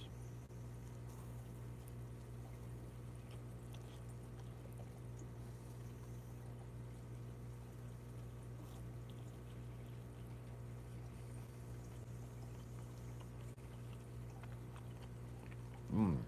Mmm. Mmm. Mm-hmm.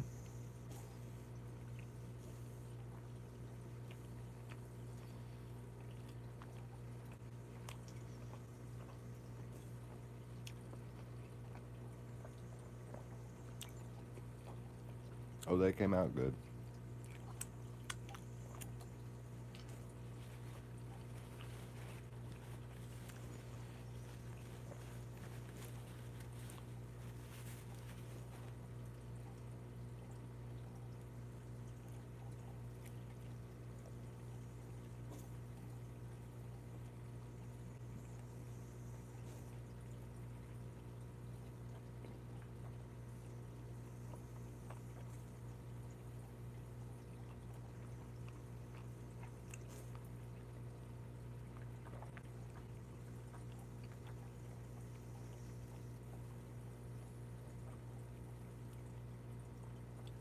You know, it's hilarious. My channel no longer comes up on my wife's recommended channels.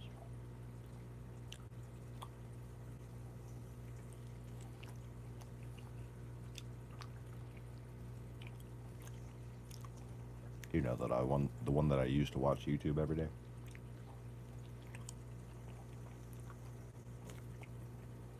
Her account.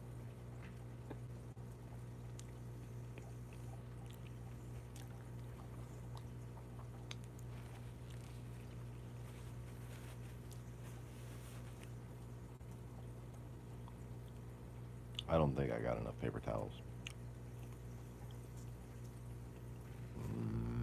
Pork chop.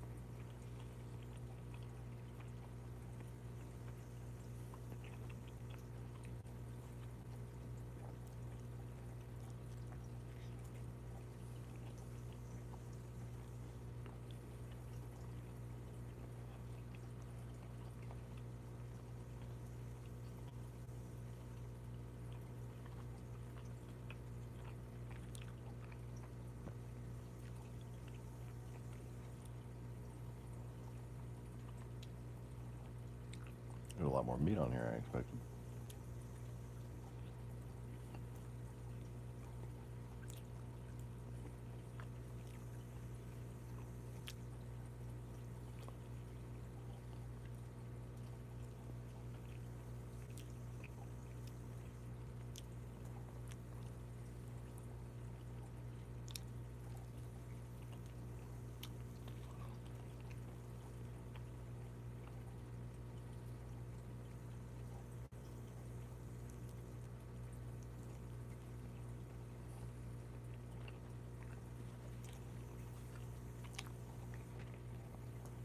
My fingers are kind of messy.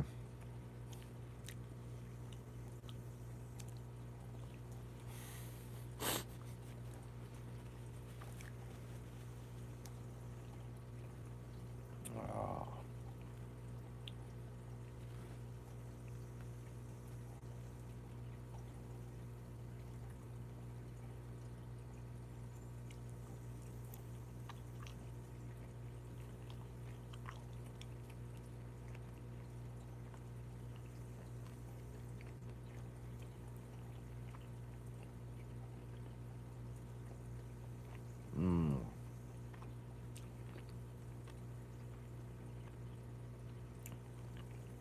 I was not expecting this.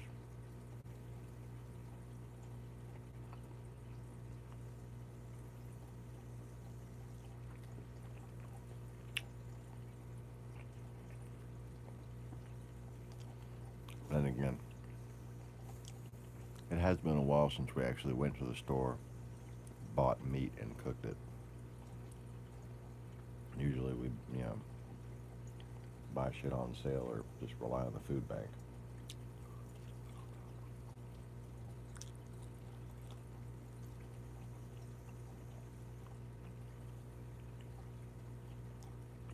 The meat will get stuck in the freezer.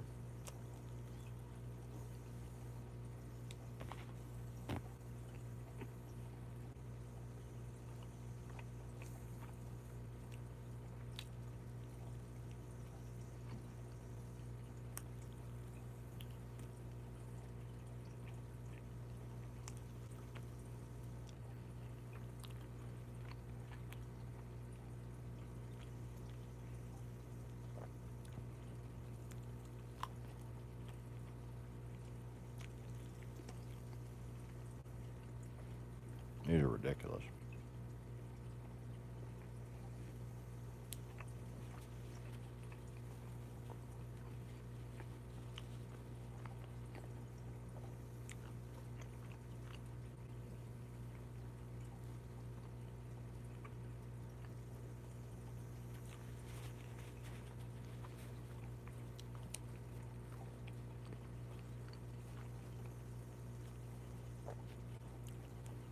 I'm only really chewing so it'll taste long, so I can taste it longer.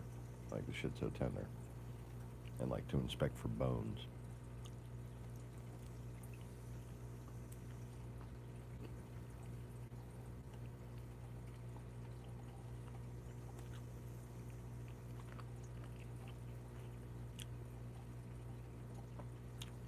The only bad thing about pork chops is them little tiny fucking bones that are like in mysterious places and shit. Huh?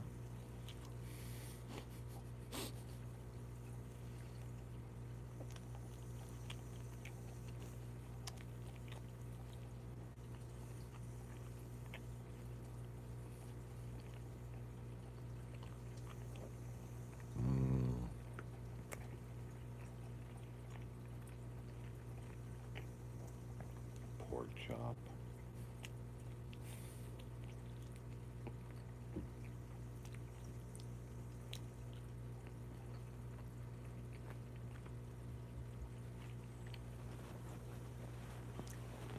Holy shit, those are delicious.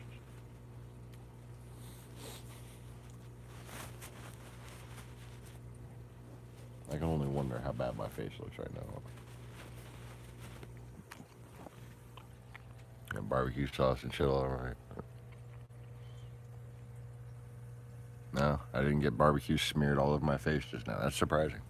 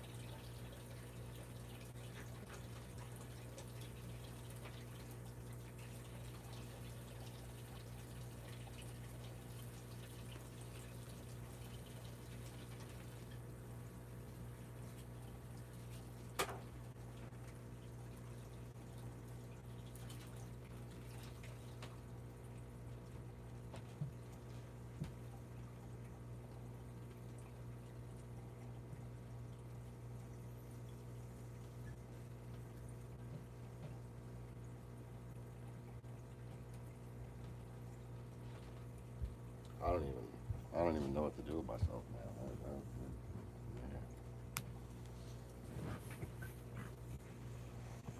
I just want to dwell on that flavor. Just reflect upon the pork chops.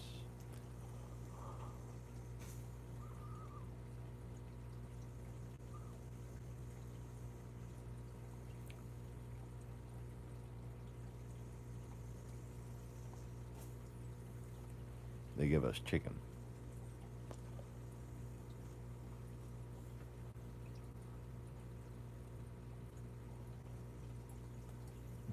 And we'll get those little pork cutlets that you make Chinese food with.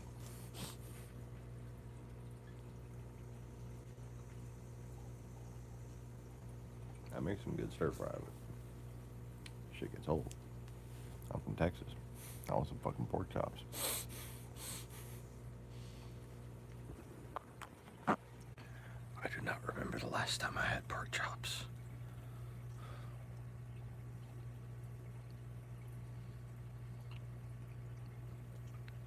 I'm glad I got holes in my teeth just so I can pick out more pork chop.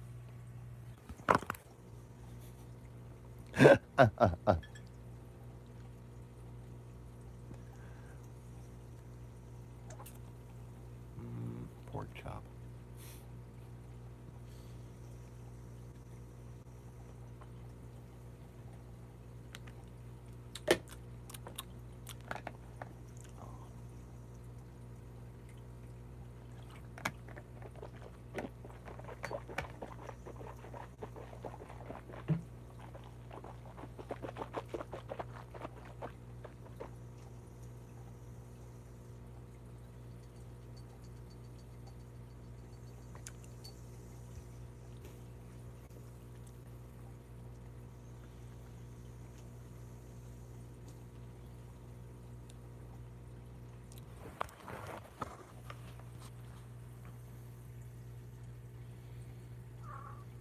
I want another one. I really don't eat much, but you set some good barbecue in front of me, I will make myself sick.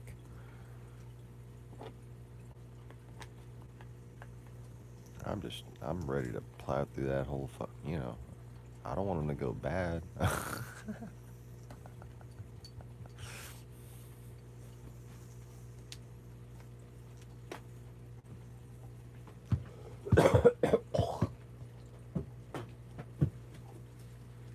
Dingo, what are you doing?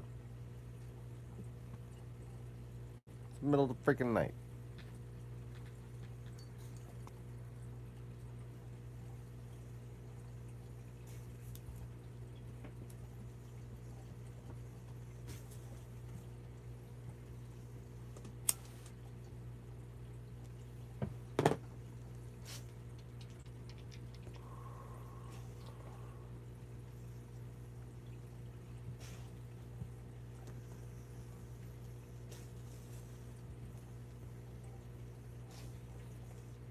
Huh. Alright, now look at this. Last week tonight has posted their video. 90,000 views.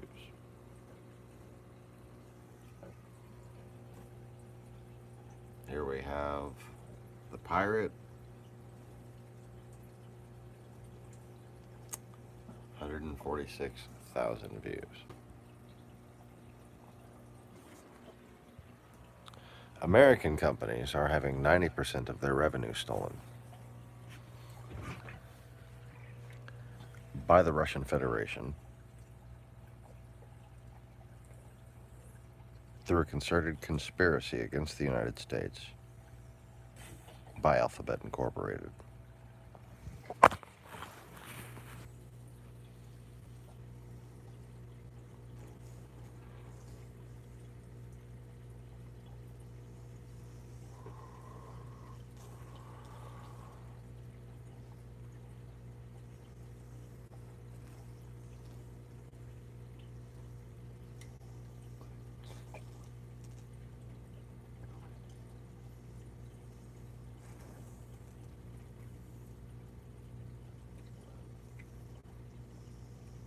And what you're talking about is 90% of what once was and what could and should still be.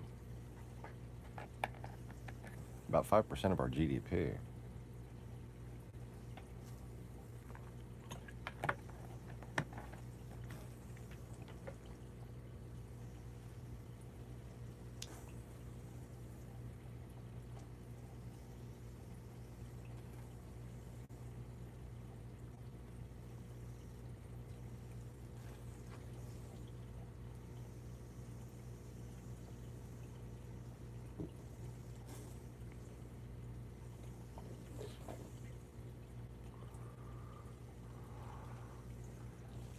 It takes a lot of work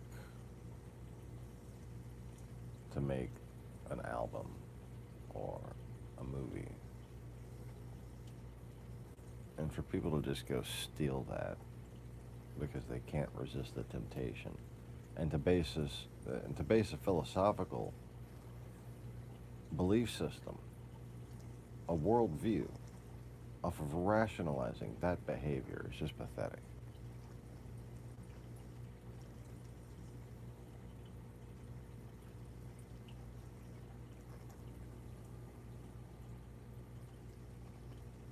Oh, there's another one.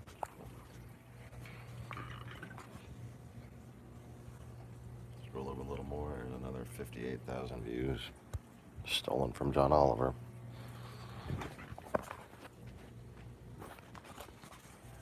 But he doesn't want to hear any more about Trump Russia from Jesus, does he? You didn't see that little joke?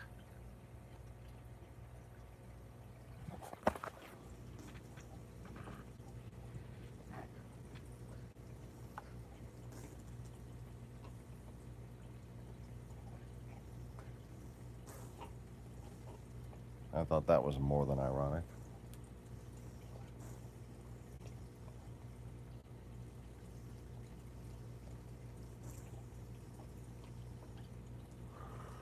Well, I'm sorry, Mr. Oliver, but they're stealing millions of fucking dollars from you, my boy.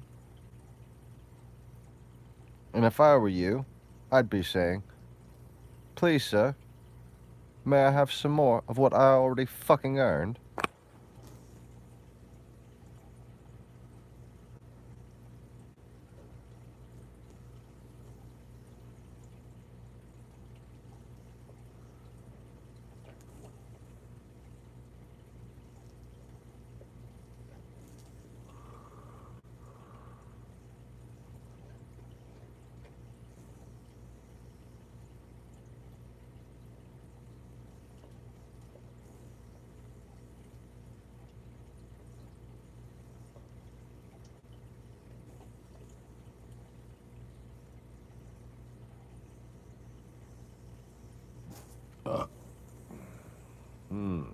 What accent was that? I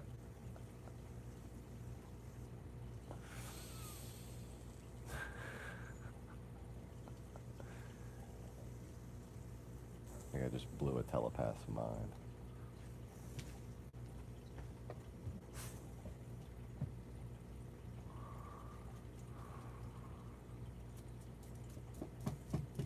Dingo!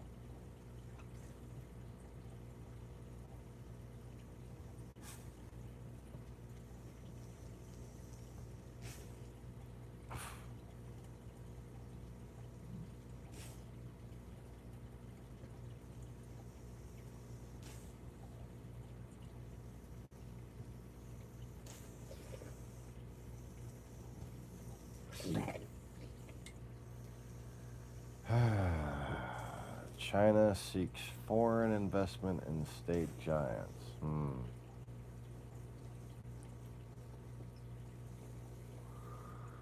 Yeah, I'm sure they do. Why? I thought we owed China all our money. This doesn't make any fucking sense.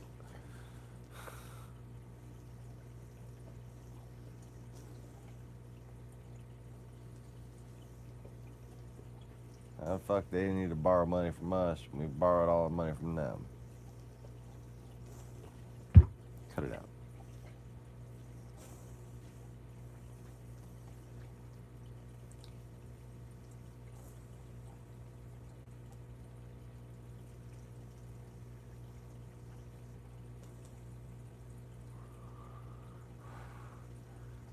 Europe's Forgotten War continues in eastern Ukraine. How about you stop calling it Europe's Forgotten War? How about you say the war in Ukraine continues to be a threat to all of Europe? Fucking morons. Oh, I forgot. You're complicit. You're not that stupid. It's Euro dues. Just fucking. All these channels should just rename themselves to Shillavision.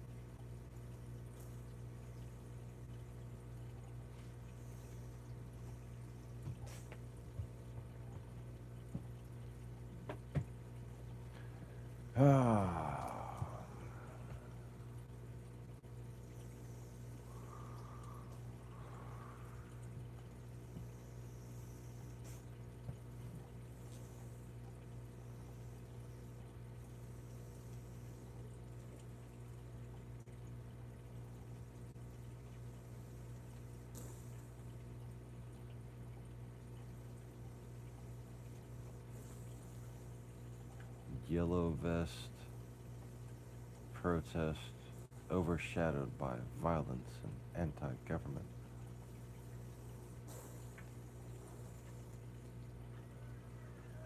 Surrounded by heavy police presence, the yellow vests demonstrated again in Oh, France. and anti-Semitics.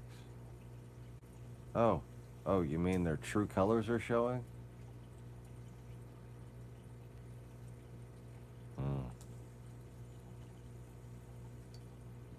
And you sound sad about it. As if to say, stop it, boys, you're blowing your cover.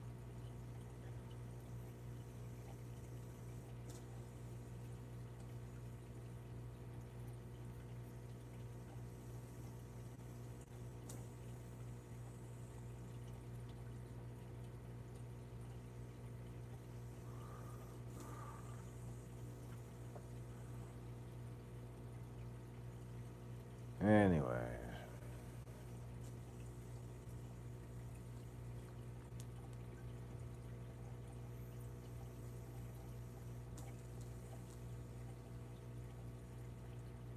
Like there was a shootout in New Orleans. 5 bystanders injured, suspect dead.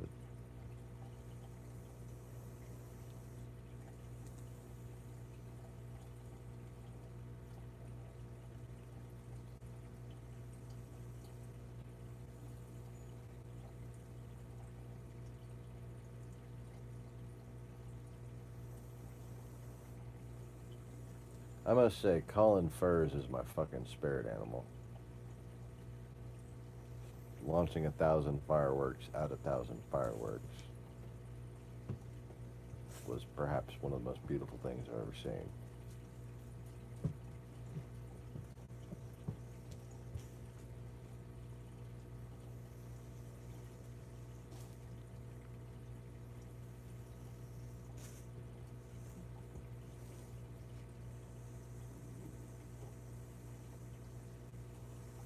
Oh, can we stop making the same old fucking psychoanalysis bullshit up to be some sort of new age philosophy and calling it some random hard pronounced thing like Kurtzigatst? Fuck.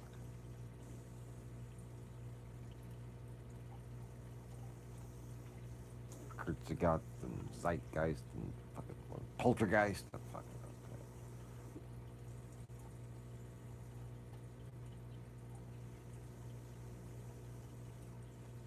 Well, you see, Scientology sounded too pretentious, and we realized we were full of shit anyways. Had to adapt.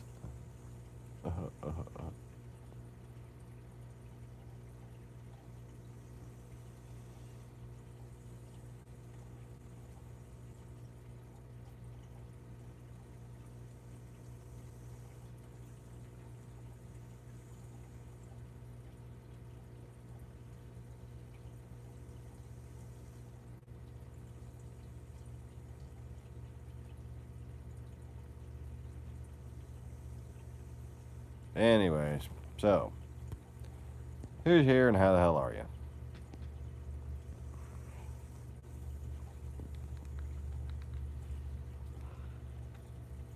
Looks like that about catches us up on news.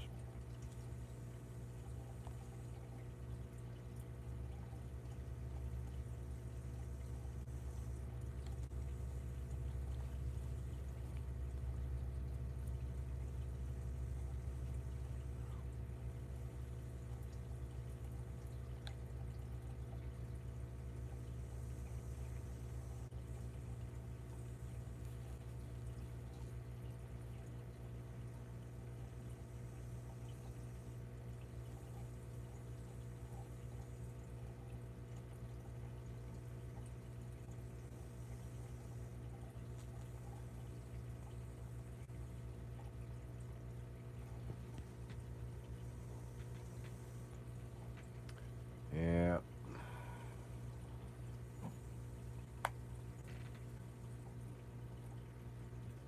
So anyways, yeah, I guess before I go and before you go, I ought to get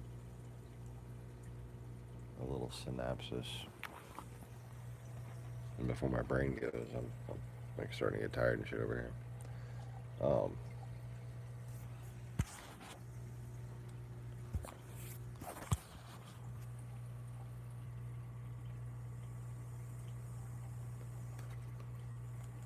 So one house flipped requires sort of an adaptive process. Okay. And what I decided what we're going to do is basically focus on that and then minimize what we do to the actual house itself.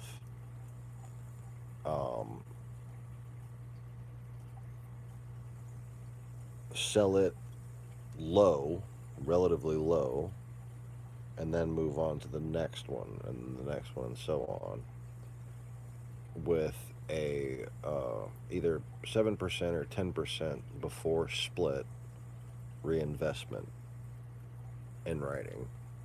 Okay, so basically what I'm gonna do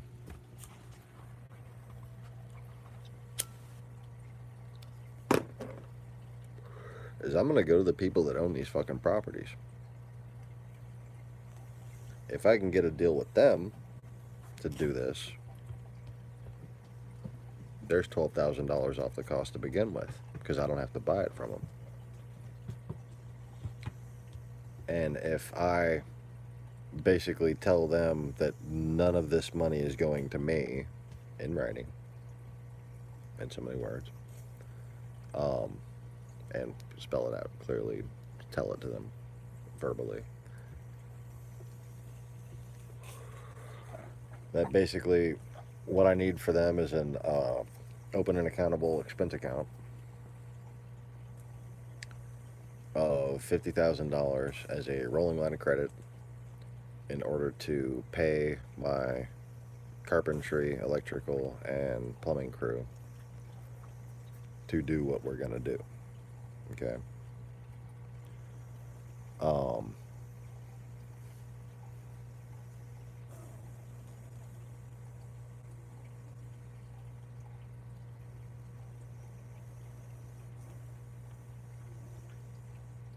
And basically the equipment to do it's going to be purchased in the name of the company. And then the revenue after we sell the property is going to be split with the people that are basically it's a bunch of these things all owned by the same property development company. I'm thinking they put them up right before they flooded and never sold them. There's a few of them in these neighborhoods that are independently up for sale. A few of them unlisted but seem unoccupied.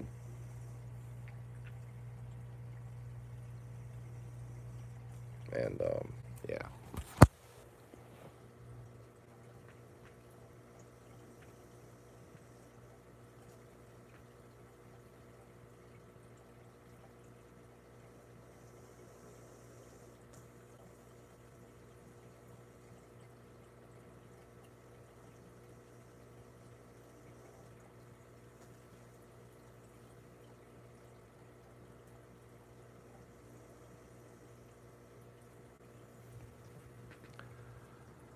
So,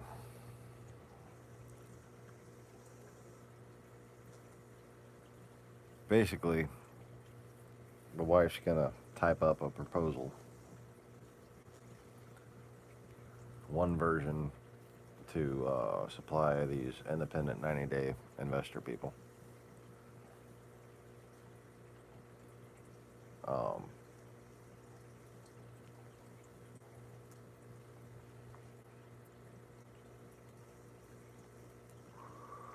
one, for me to provide to the few people I know with the money to do it, and one to the people that already own these properties. Because I figure, tell me if you agree, the most likely people to have any incentive to give me money to do this are the people that own those flooded properties.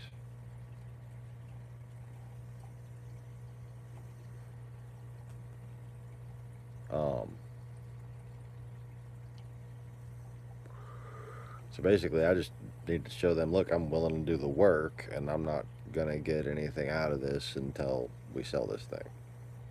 And I've got this company, this plan, these crews, and this real estate company all fucking ready to help. Sounds like a pretty sweet deal to me. They get to stop paying taxes, we both make money.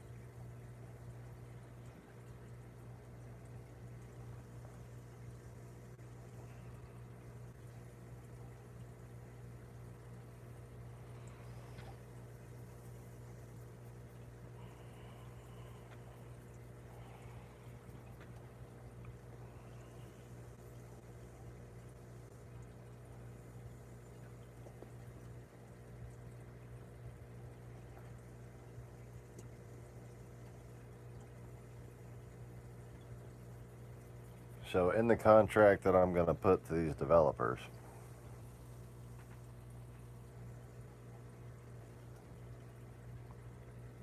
I'm going to need a non-compete clause. And I'm going to need a clause that says it only applies, the profit share that they get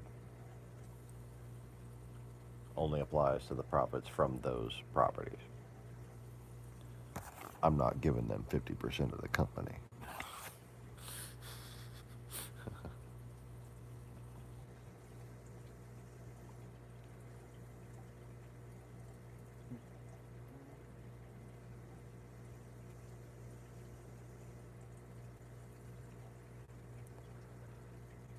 But if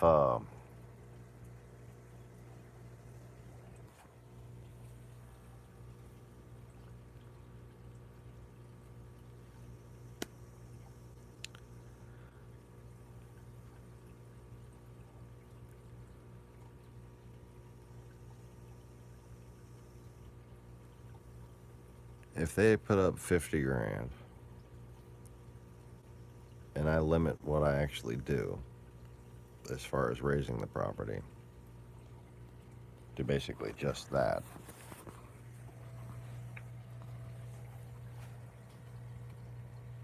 and try to recover as many materials, resanitize the exterior, that kind of thing.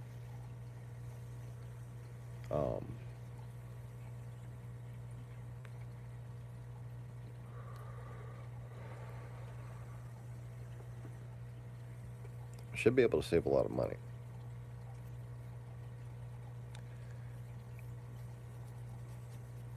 So we're looking at $72,000 to make 140, 150 off of the first cheap one. Okay. And then I'm going to do for the buyers of these first cheap ones is I'm going to come and say, for every one of these other properties that you find us a buyer for, that we close on at or above asking price, we're going to put a $7,000 exterior upgrade on this property for you. So then we can make the first couple of properties cheap, have a 10% reinvestment, basically the 150,000 minus the 72,000 minus 10%. That 10% goes into the next property.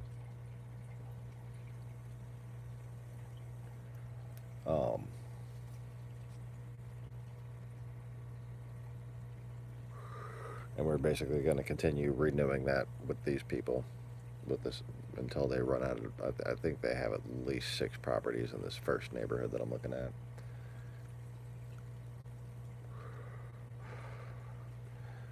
But there's 12 properties total, so I'll do the first 3 cheap, a little bit more expensive each time, you know, and then offer the first couple, or maybe the first 3 people out of the 6. If you can help me sell these other properties, the ones that I buy from the independent people and the rest of the ones that I buy from this one developer, if they help me sell them, I'll upgrade their houses, and that way the entire neighborhood will increase in value.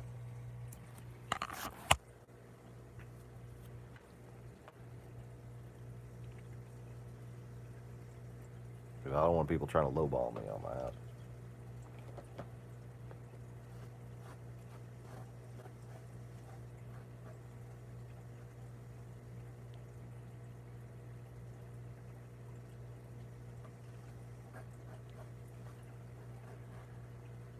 So,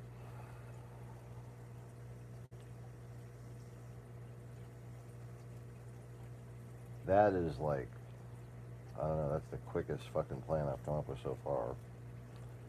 It seems like the most likely shot of getting it done, considering how many rich people are morons that don't actually have any real money. They think they have real money, but they don't.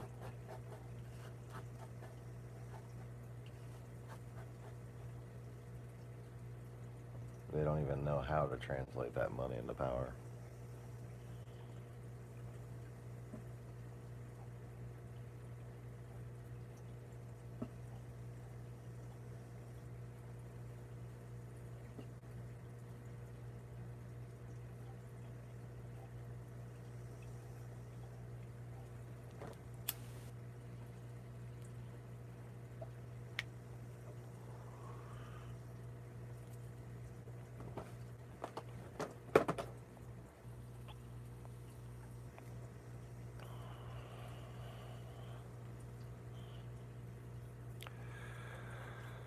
But this way, you know, we're making probably 40 grand to flip.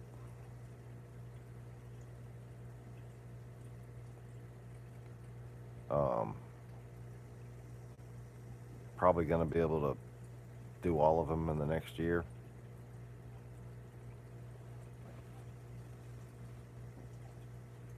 At least 10 of them.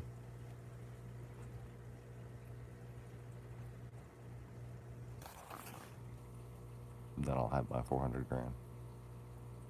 By the way, that's 40 our share.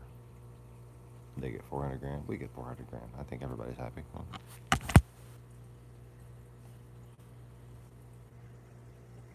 Plus, you know, all my fucking laborers and guys, they get paid. They're not waiting to get paid. I'm paying them.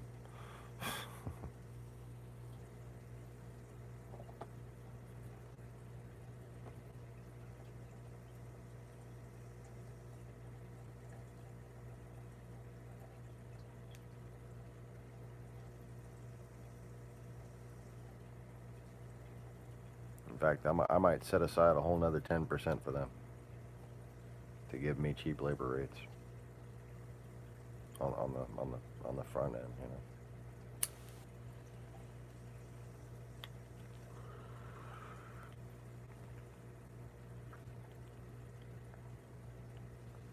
I've already got the go ahead from the whole carpentry crew.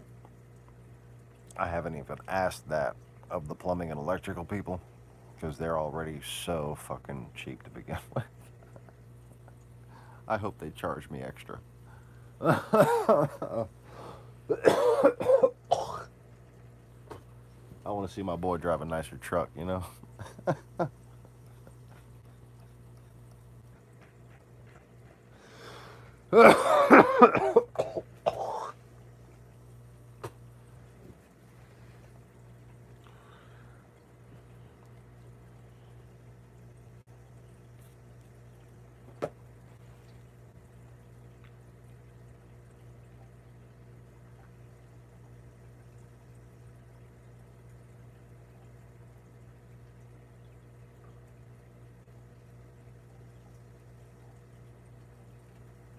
But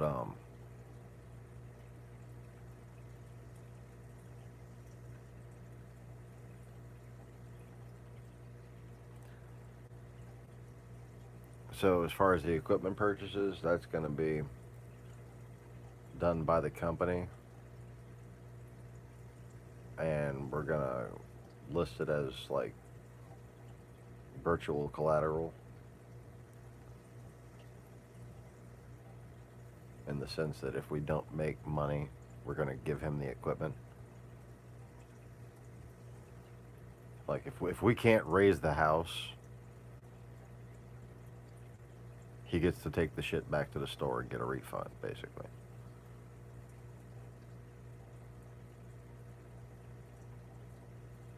So that's his biggest risk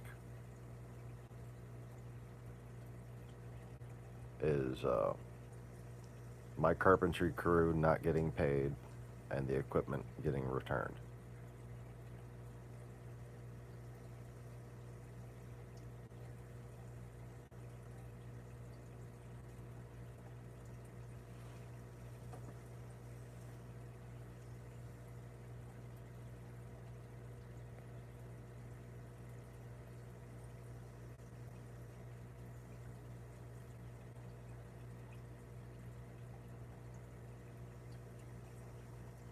And I'm gonna give them a fucking speech too. Does this sound like I finally got a winner, Conway? Like it's God, I keep thinking of fucking just things that I think are no-brainers. But like, this has been my backup. This has been Plan C, basically.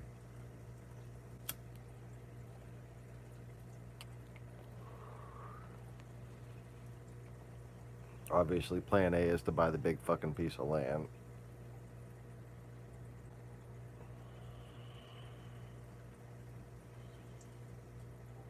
And get everything done stage by stage.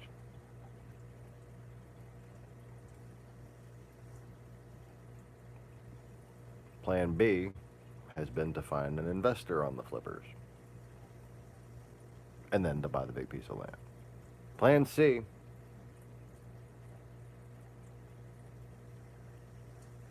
I guess I'm stupid for not making it Plan A.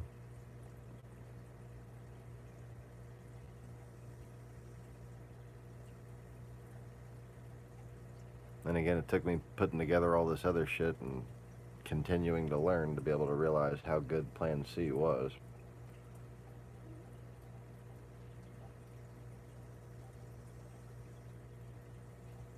And having the bigger plans in front has helped me convince the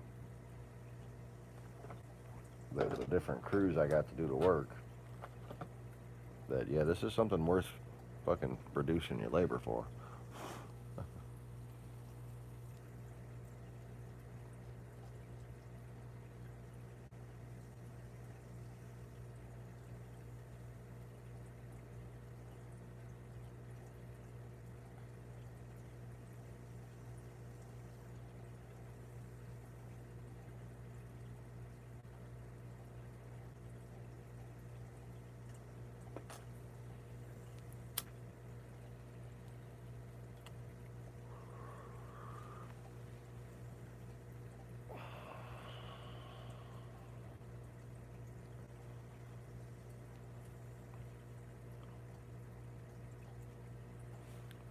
But I've got $18,000 equipment, $12,000 materials, $16,000 labor to raise this house and put a new floor under it.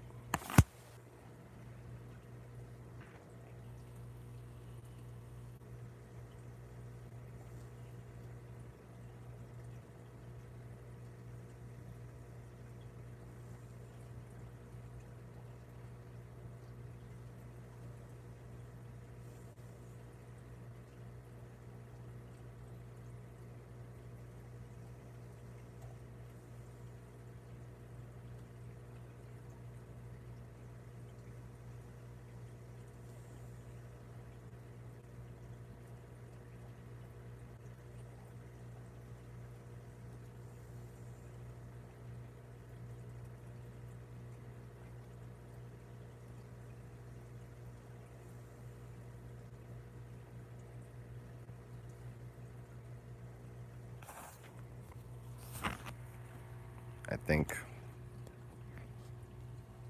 I have a pocket pet on my lap.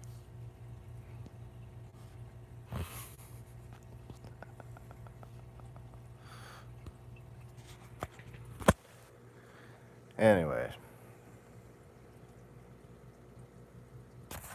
So, what I'm asking is, like, does that sound like what I should be focusing all my energy on? Because I'm just fucking scatterbrained at this point.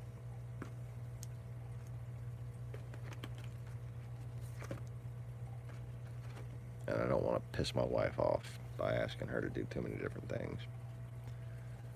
And she's got the real estate company,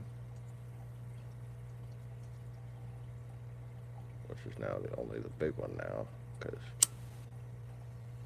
the little guy's gone. So uphill battle there.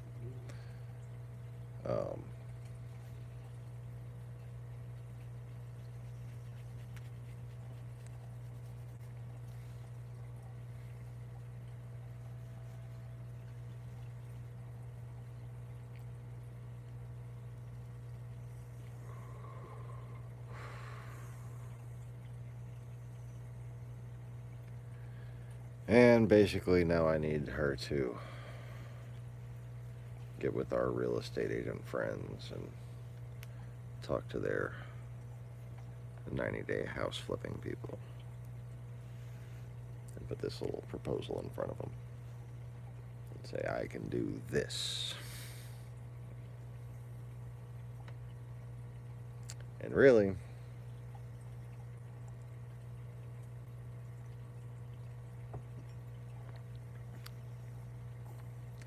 between that and going straight to the people who own them fucking places, I think that's it, right? Right? Just trying to make sure I'm not having like a fucking weird moment or something.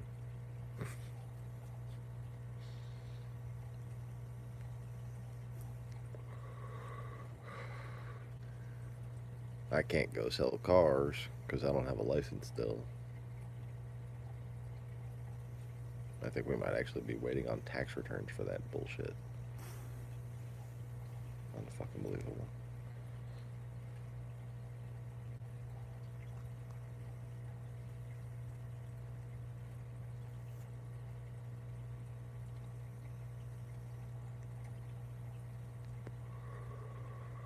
Anyways.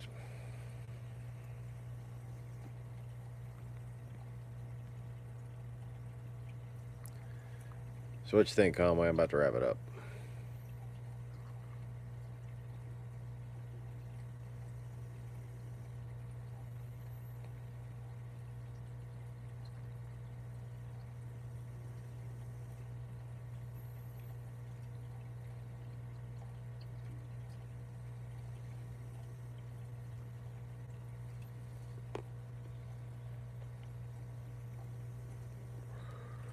I'm going to use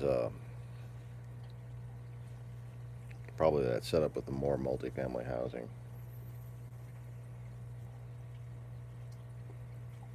And use those units as offices if I need to. And that way I have a very steady income base. That location should be able to generate an easy $1 million a year with the combined businesses and rentals.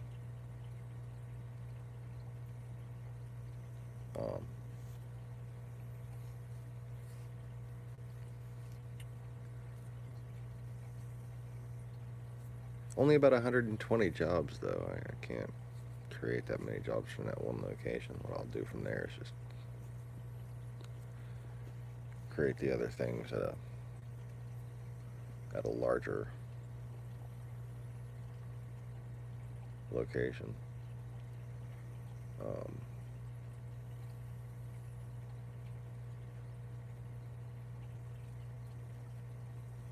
Probably make the little tower first, though. Definitely got to make the little tower first, because I got to learn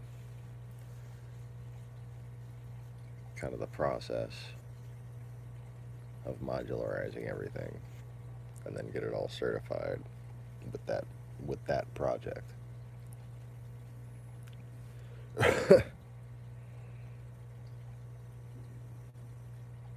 So, anyways.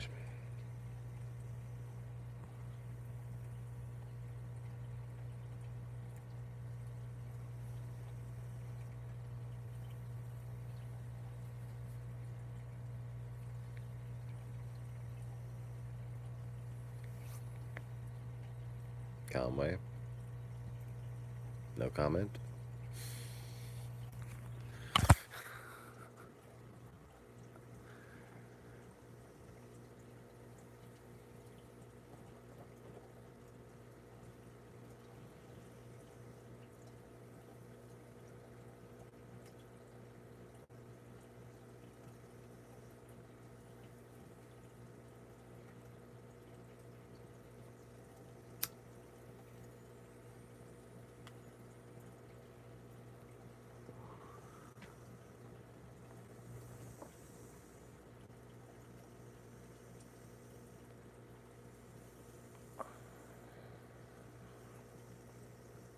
So basically, we're going to get the funding to build the flood-proof houses by not building flood-proof houses, is what I'm trying to say.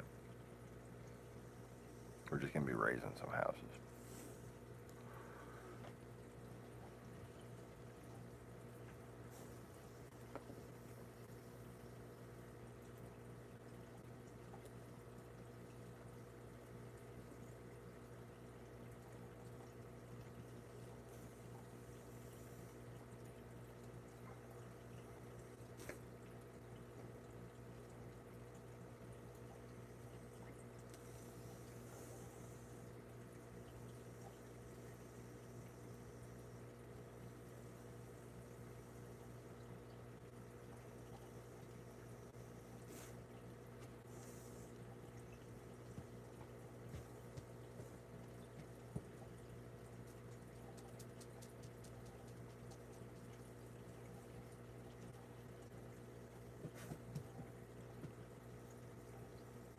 Anyways,